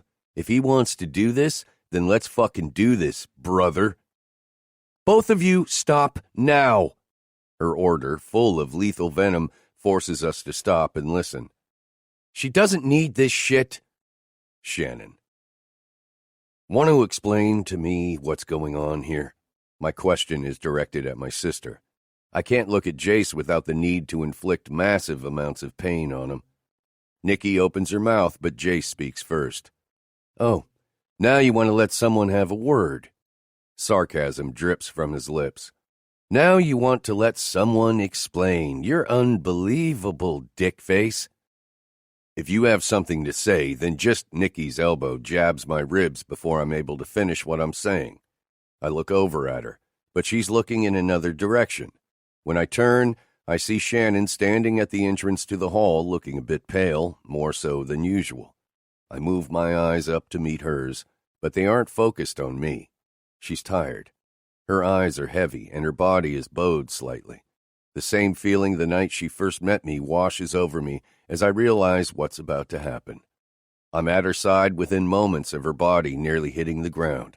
My knees crash to the hard floor as I wrap my arms around her limp body. Shannon? It comes out in a scream. Panic. This is what panic feels like. It's crushing, sucking the life out of your own body. I flip her over with ease, my sister kneeling down next to me as I brush strands of hair away from her face. Baby, I call out, but she doesn't respond. I know she's just fainted, but I have to check for a pulse anyway. It's there, and it's strong.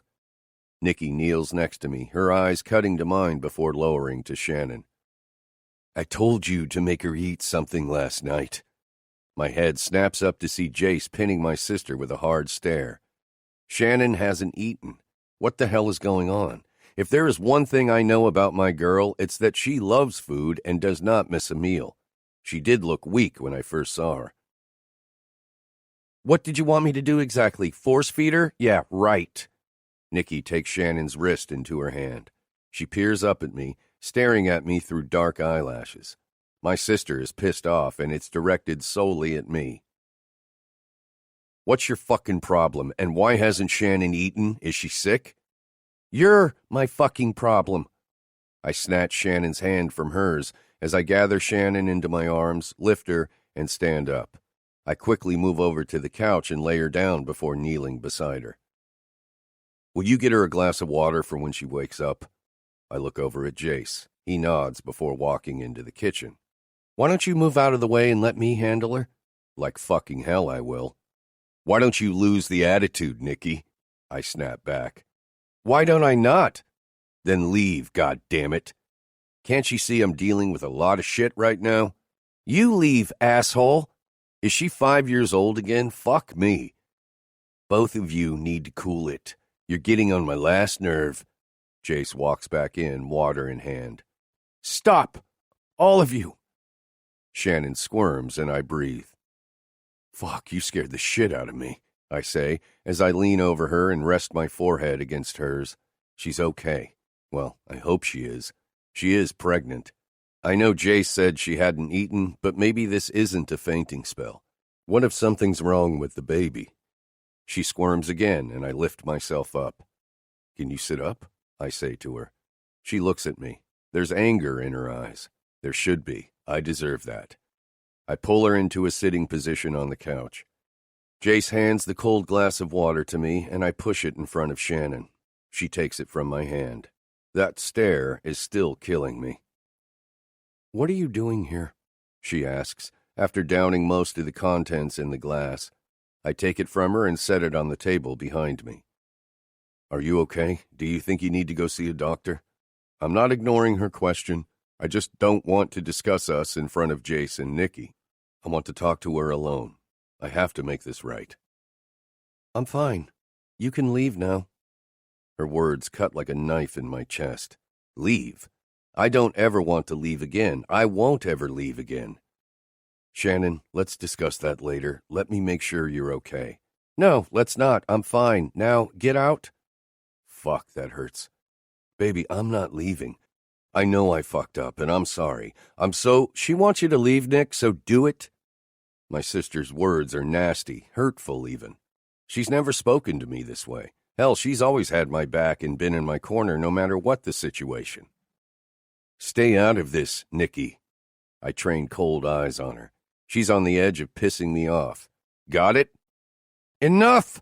Shannon yells. She stands, making me back up. After a few steps, she turns to face me, and I stand.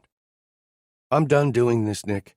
I won't wait around or tread on eggshells for you, anticipating the next time you decide to lose your shit and leave me.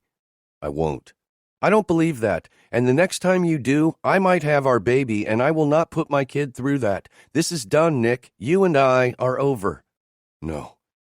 I'm pretty certain my heart just broke in half. Shannon pivots on her heel and leaves me standing alone. Jace and Nicky are here, but inside, I'm completely alone. No, I choke out. I can't lose her, but Shannon doesn't stop. She continues walking without so much as a glance back in my direction. Shannon, I call out her name. Nothing. I don't know how long I stand here, willing her to come back to me. She doesn't. Eventually, a large presence comes up behind me. I know it's Jace. He wraps a hard arm around my chest, and the other hand he places on my shoulder. Give her some time, brother. I can't walk away. I can't leave. You have to. This isn't going to solve itself today. She fainted. She needs to eat. She might need to go to the hospital or something. I don't know. I got that. No, I got that. It's my job, not his or anyone else's. We'll make sure she and the baby are fine, but you have to leave for now. I shake my head.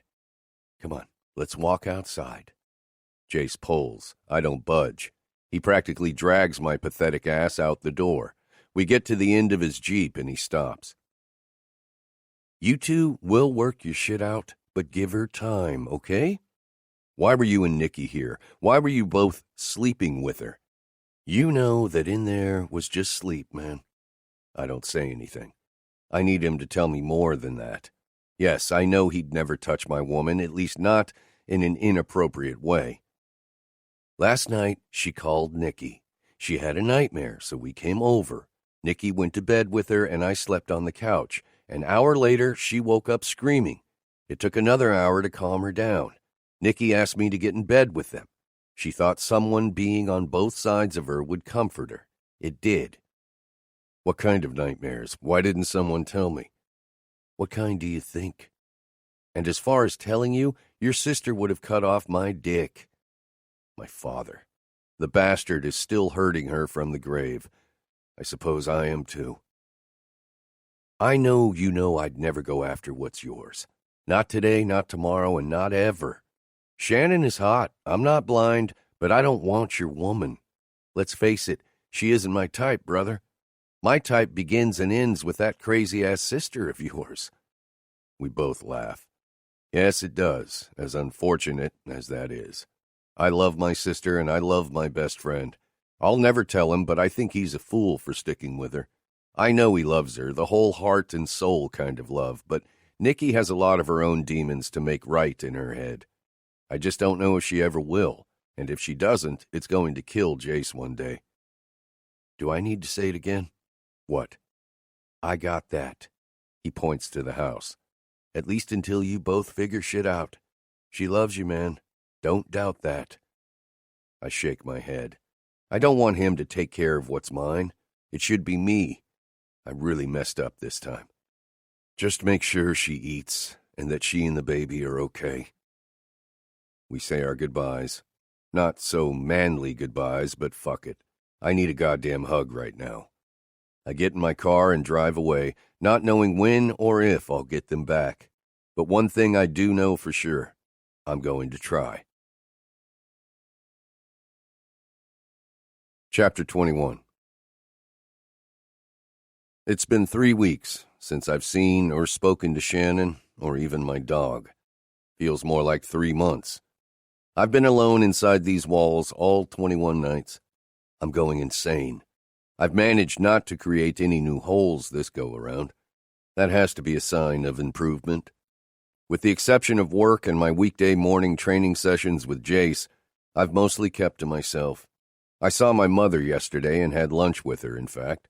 It was pleasant, and awkward pleasant, but nice all the same. Our shit isn't fixed, and won't be fixed any time soon, but I know we'll get there. I can't hold this over her forever. It's not her fault. It's his fault. All of it is his fault. I've had plenty of time in these last 3 weeks to take a step back and really see things for what they are.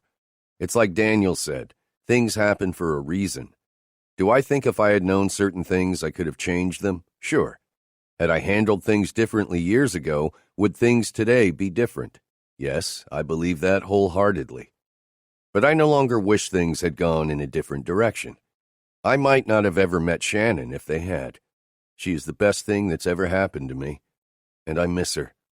I don't blame her for not giving me another chance. Why should she? But that doesn't mean I'm going to stop trying to get one.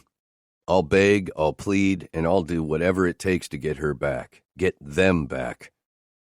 The sound of a light knock on my front door brings me out of my thoughts. I'm sure it's her. I asked her earlier this morning to bring Charmin over, and she agreed. I'm praying everything goes perfectly as planned. There's another knock, but I remain standing next to the mantel where our pictures sit. This space was bare before I met her, and she quickly filled it with photographs. There's one of us, her in my arms and looking up at me. One of Nikki and Jace, with Jace's arm wrapped around my sister's chest. Another of the dogs, Nico and Charmin, sleeping next to each other on the sofa. And the last one on the far end of the mantel is of me, hunched down, and Nico sitting next to me. I miss my dog.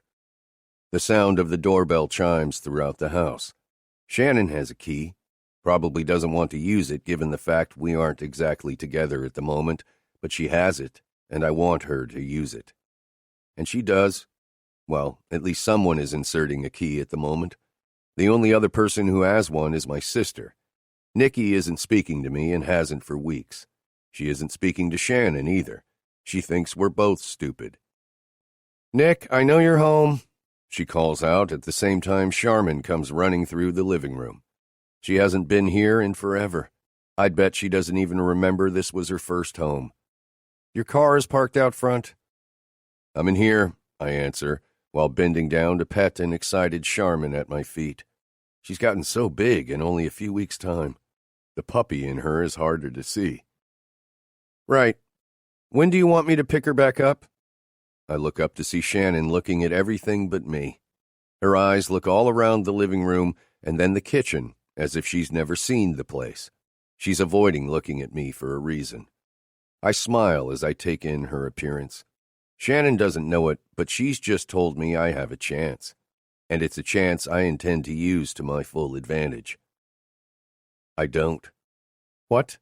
She turns to look at me for the first time. Fuck, she is beautiful. She steals my breath away every time. I could look at her for the rest of my life and never tire of this sight. What do you mean you don't want me to come back to get her? She's dressed in a navy sleeveless dress and nude high heels with no stockings, making her legs bare.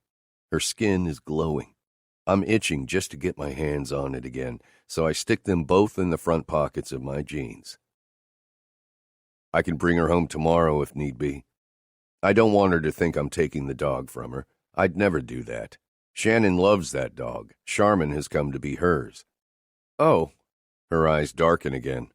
What's that smell? Shannon turns and walks the short distance into the open kitchen. So far, everything is working out well. Crab legs. She turns her head back to me, her eyes wide, and her face lights up. I've got her attention now. Moments later, her excitement wanes. I don't think I'm supposed to eat that. Something about, She pauses, trying to remember why. Shellfish is fine, actually, and shrimp. Her face beams. Yes, I have shrimp, too. It's low in mercury. It's fine. I checked. And I have. I've been reading up and researching baby shit. You'd be surprised by the wealth of information out there.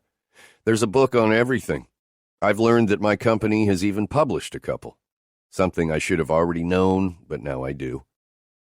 I'm sorry. Her face falls. I didn't mean to invite myself. Were you having company over? There's a lot of food in here. I can hear the disappointment in her voice, and maybe even a hint of jealousy. Surely she doesn't think I'd go on a date with another woman. Wait, she better not have been on a date with another man. Chill, Lockhart. Just chill, man. You need to play this cool. Just you? Me? Did you plan this? Nick, I cut her off before she tries to shut this down. That isn't going to happen. It's one of your favorite meals, and besides, you can't feed my baby takeout every night. I don't think this is a good idea. It's just food, Shannon, a simple meal. Let's eat. I can hear your stomach rumbling from here. You're standing 3 feet from me, and not nearly close enough. She pulls out a stool from underneath the island and climbs on it. I turn and fetch the plates. Once I have our meal plated, I set hers in front of her. I've gone ahead and cracked all the legs, so she shouldn't have a problem getting the meat out. Shannon gives a forced smile as I take a seat across from her. We eat in silence for the longest time. Would you like something to drink? Water would be great. Again, we go back to silence. You're quiet. She's too quiet. So are you. Right. I don't know what to say, Nick. What do you want to say? I don't know. What do you want to say? I push my plate away. I'm done eating. Even she has stopped eating what remains on her plate. There's so much I want to say, yet I don't. Maybe I should go. I don't think so. I stand, and she does the same. When she turns to leave, I round the corner and take her hand in mine. What are you doing? Don't leave just yet. Nick, I cut her off. No way will I be letting her leave. If I have to tie her down, I will. In fact, do just that. Just wait a minute. I pull her into the living room and over to the mantel. What are you doing? I stop in front of the very pictures I was looking at earlier. I pull her in front of me, pulling her back to my chest. Nick, stop. This isn't... Hush. Taking the remote control out of my back pocket, I hit play before she decides to challenge me. Just look, I whisper into her left ear as I point to the picture of us. And listen to this song. That's all I want. No Matter What by Papa Roach starts playing. Every word he says at the start of the song is everything I feel for the woman in my arms. I need her to know it as much as I want her to feel it. I'd do anything for her. Anything. After about a minute into the song, about the time the second verse starts to play, Shannon relaxes against me. I tighten my hold on her and brush her hair to the right as I tip my head down. Running my lips over the edge of her ear and down the skin on her neck, I reach my favorite spot. On the second chorus, I kiss her there, gently pulling her skin between my lips before moving back up to her ear. By the third verse, I say, I love you. I need you, Shannon. I want you both until my last breath. I move my hand down and cup her belly with my palm. After another minute, the song ends, and with the click of a button, the stereo is turned off. Shannon sniffles as liquid drops onto my forearm and runs down, eventually landing to the floor. My intention wasn't to make her cry. In fact, I can't stand it when she does. I feel helpless and shitty. After placing the remote onto the mantel, I reach back into my pocket and retrieve the small ring I've been carrying around for a while now. I take my hand out and turn her to face me. Her nose is a rosy color. With my left hand cupping her jaw, she closes her eyes, another tear falling. I bend down, kissing her on the lips. It's been far too long since I tasted her. Reluctantly, I release her lips, pulling back from her mouth. Her eyes remain closed as I go down onto my knees in front of her. After a couple of seconds, her lids open. Eventually, her eyes locate mine. Realization dawns on her, and the greens widen. Will you marry me, Shannon? Air exhales from her mouth in a gush before she rushes to take more in. At least, she isn't saying no, but she isn't saying yes either. She isn't saying anything, and she is unmoving. She's staring down at me as I peer up at her. Sweat forms above my brow. How long is she going to leave me hanging? This is killing me, but I'll wait forever for this one. She's it. I could have gotten her in my bed at any point tonight, the second she walked in my door if I really wanted it. This isn't about that. I want her in my bed every night. I want forever. An answer would be nice. Well, she pauses. Her expression is unchanged. Well? She said, well? It wasn't a yes, but it wasn't a no either. Fuck. She really is going to be the death of me. It would be nice to get Nikki and Jace out of my bed. You'd be surprised how much room that man takes up, and your sister, she's a cover thief. What? I shake my head and play back every word Shannon has just spoken. Is she saying...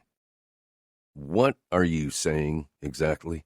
I need clarification on this one. Yes, I'll marry you. There's excitement and joy in her voice. Music to my ears. So you might want this, then? I hold out the ring I have between my thumb and index fingers. She said yes. Fuck yeah. Chapter 22. 1 month later. I'm standing on the warm, sandy beach, about 10 yards from the water. When the tide comes in, it almost reaches my bare feet, but never quite touches them. I'm looking down with my hands crossed in front of me. It's amazing how I got here. I keep wondering if this is real. Charmin looks up from the ground next to me as if something has caught her attention. Right before I raise my head to see, I hear the soft melody of music. As I gaze up, a smile forms across my face. There she is. My beautiful, smoking hot girl. Mine. They are about to be all mine. God fucking damn, I hear coming from my left. The words are drawn out, long and slow. My eyebrows pinch together and my smile fades as I swing my head to the side. My best friend's mouth is gaping. No, that's not the right word. Jace's mouth is dropped open so far apart the bottom half might as well be taking up space on the sandy surface below. I follow his eyes to see what so clearly caught his attention. Shannon, my bride. Is this motherfucker seriously trying to get knocked the fuck out? He can't take his eyes off her. Yeah, she's drop-dead gorgeous as she walks down a short set of stairs, landing her bare feet on the sand. She is walking in my direction. Her right arm is looped through bends as they make their way to me. Don't make me punch you in the dick. Huh? He turns, looking at me, confusion on his face, and I nod in the direction of Shannon. Jace looks back, and realization dawns as he shakes his head. I got nothing, brother. Fuck, I'm sorry, dude, but damn, she's fucking beautiful. Yeah, damn. I can't disagree with him there. She's perfect, but she is my perfect. Do I need to remind you of my sister's batshit crazy jealous streak? I know Nikki won't hurt Shannon. She loves her. Those two have grown very close. No, man, I'm very familiar with it. He swings his head, looking past me to the right where his girlfriend is standing. She's Shannon's maid of honor, just as Jace is my best man. She isn't paying him a lick of attention. She is staring at Shannon, too. Nikki's face is all smiles, but I know her, and it's her masking technique. The one she puts on to make people think she's fine. She's not. She's uncomfortable and a little bit sad. I can see it. No one else can, but she is my sister, and deep down I know what her problem is, even if she won't admit it. It's my wedding day, so I don't want to focus on Nikki's issues right now, but I know no matter what happens, the shit's about to hit the fan with her and Jace. That's a pile of crap I'm not sure even I'm ready for. She's my baby sister, and he's my best friend. Hell, he's my fucking brother. Shannon and Ben make their way in front of me, and we all turn, facing the man who will make us husband and wife. Ben kisses my girl on the lips, and if it were any other man, I would have decked him. He releases her to me and walks to stand next to a few other people who are witnessing this event. Shannon and I didn't want a big wedding. Hell, I'm not even sure if this would be considered small. Besides the minister standing in front of Shannon and me, there are only maybe 10 people present. It's fucking perfect. Nicholas and Shannon, have you come here freely and without reservation to give yourselves to each other in marriage? The minister looks between the two of us. Yes, Shannon and I say in unison. Will you honor each other as husband and wife for the rest of your lives? Again, looking back and forth between us both. Yes, we say again at the same time. I look over at the woman who will be my wife in only a few moments. She is breathtakingly beautiful. I cannot believe she is about to be mine. Both of them, I think, as I glance down at her belly. There's a small bump underneath her dress. Even if no one can see it with the Empire-style wedding gown she's wearing, I know it's there, and it brings a smile to my face. Will you accept children lovingly from God and bring them up according to the law of Christ and His church? I chuckle and see Shannon's face blush. She glances in my direction, and we look at each other for a moment. Yes, we both say. I hear Jace's low chuckle behind me. If I weren't standing in front of a man of God, I would punch him in the gut. Since it is your intention to enter into marriage, join your hands and declare your consent before God and your friends. I take Shannon's hands into my own and turn to face her. She's smiling, her bright smile I love so much. I will never tire of the face in front of me. Nicholas, do you take Shannon to be your wife? Do you promise to be true to her in good times and in bad, in sickness and in health, to love her and honor her all the days of your life? I do, I declare, remembering everything we've been through in the short time we have known each other, remembering the pain I still feel, knowing everything Shannon has endured, remembering my father. If given a second chance, I'd do it all over again. I know it was wrong, but I'm not sorry, and one day I'll have to answer to the man upstairs for my own sins, and I'll take whatever punishment he decides. Shannon, do you take Nicholas to be your husband?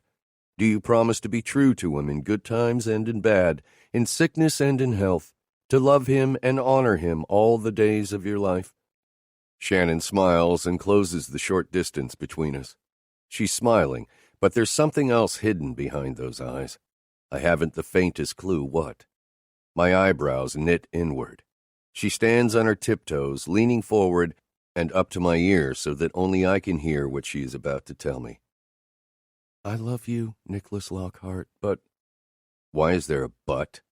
I take a deep breath, not sure what she is about to tell me. God, please don't let her call this off. He hasn't announced us married. She hasn't said, I do. She can still change her mind.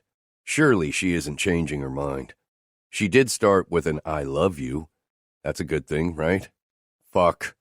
What do I do if she tells me she doesn't want to be my wife? The next time you decide to use my car in the middle of the night and not tell me, I expect you to place the seat back in its original position. What is she talking about? I haven't driven her new car, and the last time I drove the 911 was... Oh, shit. I do, she announces after taking a step back. My eyes widen as she gazes up at me with a knowing look. She knows. I now pronounce you Mr. and Mrs. Nicholas Lockhart. I barely hear the minister's announcement. Oh, hell, she knows, and she still married me. She knows I killed him. I killed my father, and she still chose me. You may kiss your bride, I hear the priest, but it doesn't fully register. I'm frozen where I stand. She knows. Shannon closes the distance between us once more and again stands on her tiptoes. She places her hands on my shoulders and whispers, "It doesn't change the fact I love you. If anything, I love you even more, Nick. You made me feel safe. You took away a monster. Because of you, no other woman will ever be hurt by him again. Now please kiss me. Kiss me and make me your wife." Moving my hand to her hip and my other behind her head, I pull her forward into a deep, passionate kiss. She is mine. They are both really mine. Forever. Epilogue. Shannon Lockhart. I've been sitting in this hard, rather uncomfortable metal chair for almost 2 hours now. I mean, how long does it freaking take to get a tattoo done? Granted, I realize a lot of work is involved, but come on. How much longer do I have to sit here? This is so not how I imagined the start of my honeymoon going. I had at least thought I'd be cock-deep in some way by now, but no. It's not like I'm sex-deprived. Well, at least not in the last few weeks since Nick finally realized it's perfectly okay to do me. However, it's my damn honeymoon, and so far saying I do hasn't paid off. Did I yet mention the crasher we have tagging along with us? Oh, yes, Nikki and Jace are along for the fun. I'm complaining, but all in all, I'm completely cool with it. Weird, I know, but it's only for tonight. After the ceremony, the 4 of us boarded a small private jet that took us from Los Angeles to Las Vegas. Apparently, this is Nick's favorite place on Earth. Not really sure why. I mean, it's fun and all, but we're in the desert. Tomorrow we leave for the real honeymoon in New Zealand. I cannot wait to get to our destination. The tourist in me is itching to come out. Plus, I have so many photo shoots planned. This honeymoon is going to be epic. That is, if I ever get out of this tattoo shop. The moment we landed in Las Vegas, Nick turned his cell phone back on, and it started ringing. I remember he ignored it, but then it rang a second, and the third time I recognized the number. It was the detective I spoke to a few months ago, the one handling Nick's father's murder. To say I'm worried is an understatement, but I can't stress over that right now. I do want to enjoy this. It is, after all, still my wedding day. The backs of my legs are drenched in sweat. I can feel it, and it's gross. Had I known this was something I'd have to endure, I probably would have dressed in something other than shorts. A nice, long, cool summer dress, in fact. But then I wore a dress all day long and wanted something different. Something that didn't have Preggers stamped across the front. At just over 4 months pregnant, I look and feel like a whale. 20 extra pounds will do that to a woman. Nick doesn't seem to notice, but then that's his job. He's supposed to make me feel sexy, and he does a damn good job of it, too. I look over at the door Nick and Jace walked through hours ago, hoping one or both of them will come through. After staring at the closed door for a few minutes, I turn to watch Nikki chatting with the older-looking woman I met when I first walked in. Miriam. I'd say she's in her late 40s, maybe her early 50s. Not that I'm judging, but I just wouldn't have placed her here being an older lady. It's not that she doesn't fit in. She does, with her jet black hair, piercing green eyes, and the array of tattoos decorating her skin. Both of her arms are covered in amazing inkwork, and at her age, she rocks it. I want a tattoo so badly. I always have, but I can't get past my fear of needles to go through with it. I can admit it, I'm a chicken shit when it comes to anything to do with a needle. I shudder just thinking of them.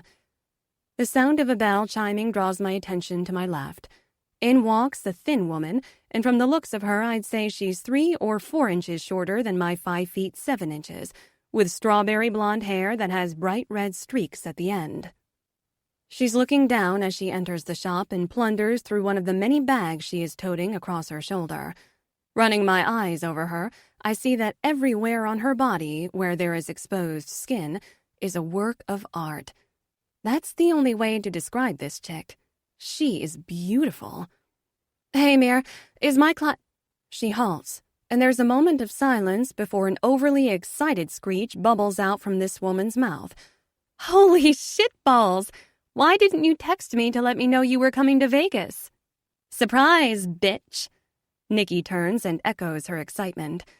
The woman, who obviously Nikki knows well, places her large bags on the ground carefully, as if the contents are fragile, and then stands before running up to Nikki. Grabbing her with both hands, she plants a kiss right on her lips. I cock my head to the side to watch as I contemplate if tongue is currently being involved. I'm not shocked. Shocked was a few months ago when I saw Nikki getting double-teamed. No, the shock has worn off. Who would have thought? Not me, that's for damn sure. I've come to learn Nikki isn't bisexual, but from what she's told me, she likes to play, as she calls it, and doesn't mind the third member of the trio being female. Yep, definitely tongue. As much as I'd like to deny it, and I totally would to my husband, watching this play out is hot. Really hot. I should totally be ashamed of myself. The swapping of spit stops as the woman pulls back and places her arms around Nikki's shoulder. I can't believe you're here. Please tell me my JC Poo is here too. JC Poo? Someone seriously just called Jason Rockstar Teller JC Poo. No way. I had to have heard that wrong. Just no. JC Poo? Really? Of course he is, Nikki says with a devilish grin across her face. And what about the sex god himself? Please tell me your brother tagged along. Whoa. Both of my eyebrows arch up. There's no other man who has ever made me cream my panties the way Nicholas Lockhart can. And man, I certainly haven't been properly fucked since the last time I saw him. Oh my God. I'm going to strangle this bitch where she stands. Nikki looks over at me. She looks like she's about to fall on the floor laughing. This isn't funny. In no fucking century is this funny. Just thinking about that beautiful cock of his in my mouth and down my throat, damn, I'm wet already. She licks her lips. She just doesn't shut up. Albeit his cock is beautiful, but it's my cock, and for my pleasure and enjoyment only, damn it. Ew, gross. Nikki's smile changes to disgust. Hey, don't knock it till you try it, babe. Again, ew, yuck, and gross. My brother, remember, tramp? Nikki shudders. The new girl turns, noticing me for the first time. She gives me a once-over from head to toe, and then draws her eyes slowly back up the length of my body. If I didn't want to pummel the bitch, I might appreciate the seductive smile she's throwing my way. And who's this? She with you? She elbows Nikki in the arm. Does she have virgin skin? Nikki ponders. Don't know, actually. Got any ink, sweetheart? No. Why does she look like she wants to rip me apart? She turns back to Nikki, who is trying to hold back a laugh. Should I not have kissed you or something? Or something is more like it. Nikki can no longer hold her laughter back. My God, this shit is priceless. What? Please, tell me already. Let me introduce you. Nikki reaches out, grabbing me by the arm and pulling me close. I quickly jerk out of her hold and cross my arms over my chest. Better safe than sorry. If I don't hold my fist firmly in place against me, I'll hit her. Eve Matthews, I'd like you to meet Shannon Lockhart. Nikki pauses for effect, I'm sure. My sister-in-law. Another pause as it registers in Eve's head. Nick's wife. I think the two of you have a lot in common.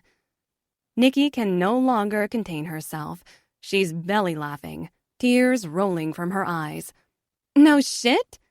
Eve's eyes widen, though not in an angry, you just stole my boy toy away from me way. Shock? Yes, but not what I expected. She laughs. No, there's no way Mr. I don't fuck a chick twice got hitched. He fucked you more than once, didn't he? Nikki spits out. I'm different. Oh, she's about to be different, all right. Different with a black eye. So is Shannon. Apparent fucking Lee. Eve laughs aloud again. You lucky bitch. I hate you. Again, I don't hear a snootiness behind her words. She isn't mad, but she isn't apologizing for her earlier statements about Nick and his beautiful cock, which she's apparently had more than once. I really want to hate this woman, but for whatever reason, I don't. And I'm unsure why, because I really want to. You and I are going to be the best of friends. She grabs me and pulls me flush with her own body as she wraps her arms around my neck and squeezes. Watch it, Matthews. That position is already filled. There's a serious tone in Nikki's voice, which registers with Eve as she pulls one of her arms free. Now she drapes her right arm over my shoulders. She's my BFF. Yes, Nikki and I have become really close, extremely fast even. I adore Nick's sister. I love her, in fact. So, where are the guys anyway? Eve changes the subject. In the back with Chance. He's probably still working on Jace's piece, Nikki replies. Well, what are we still doing out here? I want to go see my boys. She is way too excited. Your boys? I reel back, eyeing her without realizing my question came out bitchy and accusative. Her arm slides off my shoulder. Yeah, what? She cocks her head. Are you the jealous type, honey? No, I am not. Careful, Eve. This one has a wicked right hook, Nikki declares. You a fighter, babe? What the hell is with all the pet names? No, babe, I bite out. Why am I being such a bitch? This is not like me. Sure, she sucked my husband's cock, probably had it shoved inside her, too. But really, is that any reason for my bitchiness? Ooh, sassy. I like this one, she says to Nikki before turning back to me. And by boys, I mean my boys, in the back that work here. Come on, I'll introduce you. Chance is going to be in love with your canvas. Canvas? Huh? She grabs my hand, lacing our fingers together as she picks up her bags and pulls me toward the door I was watching earlier. I look over to Nikki, who shrugs, telling me to go with it. Eve pauses before pushing through. Mare, where's my client? Miriam looks at Eve with the same irritated look I've seen my mother give me a time or two. If you would check your messages once in a while, you would know I sent you a text over 2 hours ago to let you know he had to reschedule.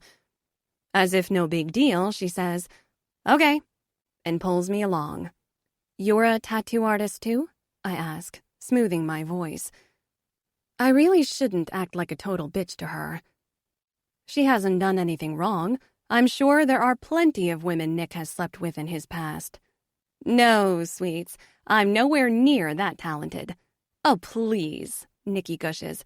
She is very talented. Something else you two have in common. Eve's a photographer too. Shut up. We both echo at the same time. Well, that explains all the gear she's carrying around. Would I have seen your work? Eve asks. Doubtful. You have, actually, Nikki interjects. You own a collection of her work. She does? I do? Yeah, stupid. Those kick-ass birthday presents I got you 3 months ago? The skyline of LA and that photograph of a building in graffiti? Eve's mouth drops. When did Nikki purchase those? I don't even recall an order for them. No fucking way! She turns to me. You're Shannon Taylor? As in Sights of the City of Angels, Shannon Taylor? Seriously? She jumps up and down. I don't get it. Yeah. I love your work. Come on, Chance is never going to believe this shit. When we enter the back, I see it's a large room with multiple stations set up. An array of people sit in chairs and lie on tables back here, more than I would have thought. Only one other person came back here after Nick and Jace, but all surfaces have a body on them. Looking around, I spot Nick. He's standing next to another guy who's hunched over. I don't see Jace, so I assume he's the large body mostly hidden. Chance! Eve yells.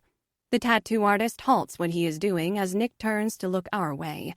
I look at my husband, who isn't looking at me. His eyes widen, and he has a deer caught in headlights look across his beautiful face. He's looking at Eve. I'm busy, Evie. He turns and pulls her into an embrace as he kisses her on the temple and then releases her. Whatever. Do you know who this is? Eve pulls me forward with a hard jerk, her excitement shining bright like the lights on a Christmas tree. Jace lifts his head to look up at all of us. His eyes are heavy, as if he was asleep. Surely not. Not with someone stabbing his body with a needle over and over and then over some more. Chance, who I'm standing in front of now, gives me a once-over, then does twice more times with his diamond blue eyes. He's wearing a black t-shirt and blue jeans, but I can tell by his hands, arms, and neck that he, too, is covered in tattoos, just like Eve here. He glances up at Nick, who is now boring hard eyes down at him. Judging by the look on Lockhart's face that tells me he wants to punch me in the gut, I'd say his wife. Eve, Nick says as he takes his eyes off Chance and looks over at her, nodding at her and then at me. I see you two have met. Shut up, Nicholas. I'm not speaking to you, Eve says. Everyone except Eve and I laugh. She then turns back to Chance. Shannon Taylor. The excitement in her voice returns as she tells him my name. Lockhart. Shannon Lockhart, Nick corrects. And Eve spins her head in his direction once more. Didn't I tell you to shut it? Damn, dude. I'm pretty sure Evie just dropped you for your wife. Nick quickly reaches out and pulls me to him, wrapping his arms around me tight. Mine. I swear, if one more person pulls or jerks on me, I'm going to knee someone in the crotch. Nick turns me around, repositioning me in front of him with my back against his front, and then splays his palm across my belly. He loves to do this, and does it often. He really is going to make a great dad. I just know it. She could be ours? Eve shines a devilish grin my way. Did she just proposition me for a threesome? I don't share, Eve.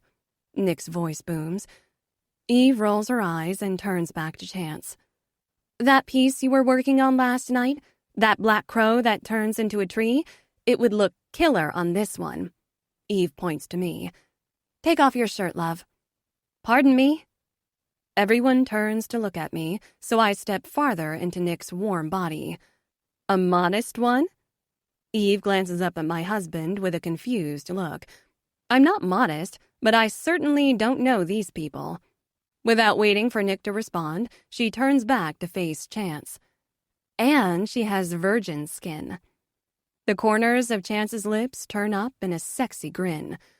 I've just fallen in fucking love. Now take that shirt off, sweet thing. What the hell is wrong with these two? When I continue to stare at him as if he's grown two heads, he looks up at Nick again. Tell her it's okay? Nick removes his hands and I'm instantly cooled off. It's cool, baby. Humor him and take it off. I never imagined these words coming out of Nick's mouth. He obviously trusts these people, perhaps a little too much. Hell, even Jace is lying on his stomach, peering up with his chin placed in his hands, patiently waiting. Am I missing something here? Sweetheart, I'm a tattoo artist. I see half-naked chicks hourly. I promise I won't get a hard-on. Now off with that shirt. Reluctantly, I lift my shirt over my head, wondering why the hell I'm doing this. I might want a tattoo, but it is not going to happen. Holy hell, you knocked her up, too. You're a busy man, Lockhart. Chance laughs. Come closer, sugar. Nick shoves me forward, and I turn my head and look at him as Chance reaches for me. Spin for me, darling. I do so, and he stops me as I'm facing Jace, or my chest is facing Jace and my side in front of Chance. Hey, have those gotten bigger? Jace lifts up a little farther as he looks at my boobs and tries to hide a snicker. Perfect. A stellar honeymoon this is. Do you need me to punch your lights out? I don't think Chance has finished that piece on your back yet. Nick steps forward and Jace looks up at him. I'm good, brother. Just enjoying the view. Baby, put your shirt back on before someone in here gets their ass kicked. Nick pulls me gently away from Jace. I lift my tank top, pulling it over my head and back into place. You have perfect skin, beautiful. Chance smiles at me. I've never in my life been called multiple pet names before tonight. It doesn't irritate me, though. I actually like it. After you drop that calf, you have to let me have it. I need a new canvas, and you have a blank slate for me to work with. Your body is divine. Had he not just called my baby a calf, that might have been the sweetest compliment anyone has ever given me. She might not want any ink, Chance, Nick tells him. Do you, love? Do you want me to ink that flawless skin of yours? His eyes are hungry. Not in a sexual way. Well, at least I don't think so. I don't get that vibe from him. I don't know. Maybe. But the needle... I'm certain I couldn't handle that part of the process, and that part seems like a pretty large chunk of it. She does, Chance decides. Do you want me to get a tattoo? I twist and look up at my husband's face. Nick has a lot, and judging by that bandage on his wrist, he added to his collection tonight. That, Shannon, is entirely up to you. You are perfect the way you are now, but you would still be just as perfect with ink. Oh, he melts my heart. Okay, now that was the sweetest compliment I've ever received. I'll say this, though. If you do want one, Chance here is the best. Most of Jace's and mine were done by him. Every piece of work on that one. He lifts his finger and points to Eve. Was done by Chance. You too? I look at Nikki. Nope, my guy's Brian. See the blonde over there? I turn in the direction she is pointing. He's done most of my work. So you don't think Chance is the best? I ask, now curious why she gets someone different to do her tattoos. I didn't say that. Brian and I just work. Chance has done a piece on my side, but I fit with Brian. That's all. Yo, Nicolette, when you gonna bring that sweet ass over here and show a brother some love? Brian yells across the room. I look over to Jace to see his reaction. He seems unfazed. Guess they do have an open relationship. I'll get over there when I get over there. You look busy, loser. I'm never too busy for you. Look, sorry to shut this party down early, but it's time I get my bride naked. Nick squeezes my hip. You know my number if you two get bored and want some company. Eve chimes in. We won't, Nick says back. But I'm sure Jace and Nikki can occupy your time. Let's go, baby. Nick pulls me from the tattoo shop, and after a 10-minute walk, we make it to our hotel. As we enter the building, his phone rings. I have a sickening feeling it's that detective. As Nick removes his phone from his pants pocket, my suspicions are confirmed when his happy, carefree smile fades. He looks up at me and then answers the phone. I say a silent prayer as we maneuver through the lobby into the elevator. Please, God, let this be news I can handle. News he can handle. I don't want to lose him. I just got him. And I want forever. The call ends quickly, and I hope it's a good sign. I mean, if the cops were going to arrest you, they wouldn't call to warn you first, right? Nick presses the button for elevators, and seconds later, they open. Nick, you're killing me. What did he say? I know who it was. Please tell me. Tell me something. He enters the small area, and I follow him. He's hard to read sometimes, and I have no idea what's going on inside his head. When he looks at me, I see it. Relief. I think that's what I'm seeing. They're closing the case. He called to tell me personally. Nick stopped speaking. He's in shock. This is the best news. This I want to celebrate. The elevator comes to a halt and the doors open. I walk out with Nick following. Moments later, we enter our room, and I turn to see a completely different expression on Nick's face. His carefree, fun, and sexy demeanor is back. Are you hungry? Nick asks me. Starved, I declare, knowing of only one thing that could satisfy the hunger inside me. I'll order room service. What would you like? Nick closes the door and turns around to face me. I lower my gaze down his chest to his package covered in denim that has been the topic of discussion tonight. I need to reclaim him. I need to make sure it's still mine. Nick chuckles as he registers my need. And what you're hungry for, I assume, isn't on any menu then? Oh, what I want is on the menu, just not any menu you've ever ordered from. I walk forward, palm outstretched, and I press it against Nick's chest, applying pressure so he takes a step back, then another step, and another until his back is against the door we walk through. Pushing myself up onto the balls of my feet, I lean in and claim my husband's lips as I reach in front of me and pop the button of his jeans loose. Within a few seconds, I'm pushing his pants and boxers down. Shirt off. Now, he demands as he releases my lips. I lower myself and pull my tank off before placing my hands on his hard, thick length. I lower my eyes until I see the object of my desire. My mouth waters the instant it comes into view. Just looking at his perfect, beautiful cock has me wet and ready for him. Going down to my knees, mouth level with his cock, I run my hands over his smooth, scorching skin. I jump my tongue out, licking the salty tip of pre-cum. Nick's body tenses at the contact, and he pulls in a quick breath of air. I hum, and then look up. His eyes are on me. I love it when he watches me. I'm ripped from that glorious cock all too soon, causing a whimper to bubble from my mouth. Nick doesn't give me a chance to pout. Within an instant, my husband pivots, and I'm pushed up against the same door he was moments ago. My shorts and panties are gone in a flash. But oh, God. Nick pushes inside me, balls deep before I realize it. The air from my lungs forces out of my body in a rush. Shit. Fuck. I love the feel of your heat surrounding my dick, baby. Easy, I gasp out. You're going to squash our daughter. This is something my little princess will have to get used to. I'd laugh, but my husband is completely serious. Oh, shit. I'm going to come quick. I can't hold it. Not when he's inside me. I love you, Nick. Woman, I love you so much. Bonus scene. Detective Michael Manning.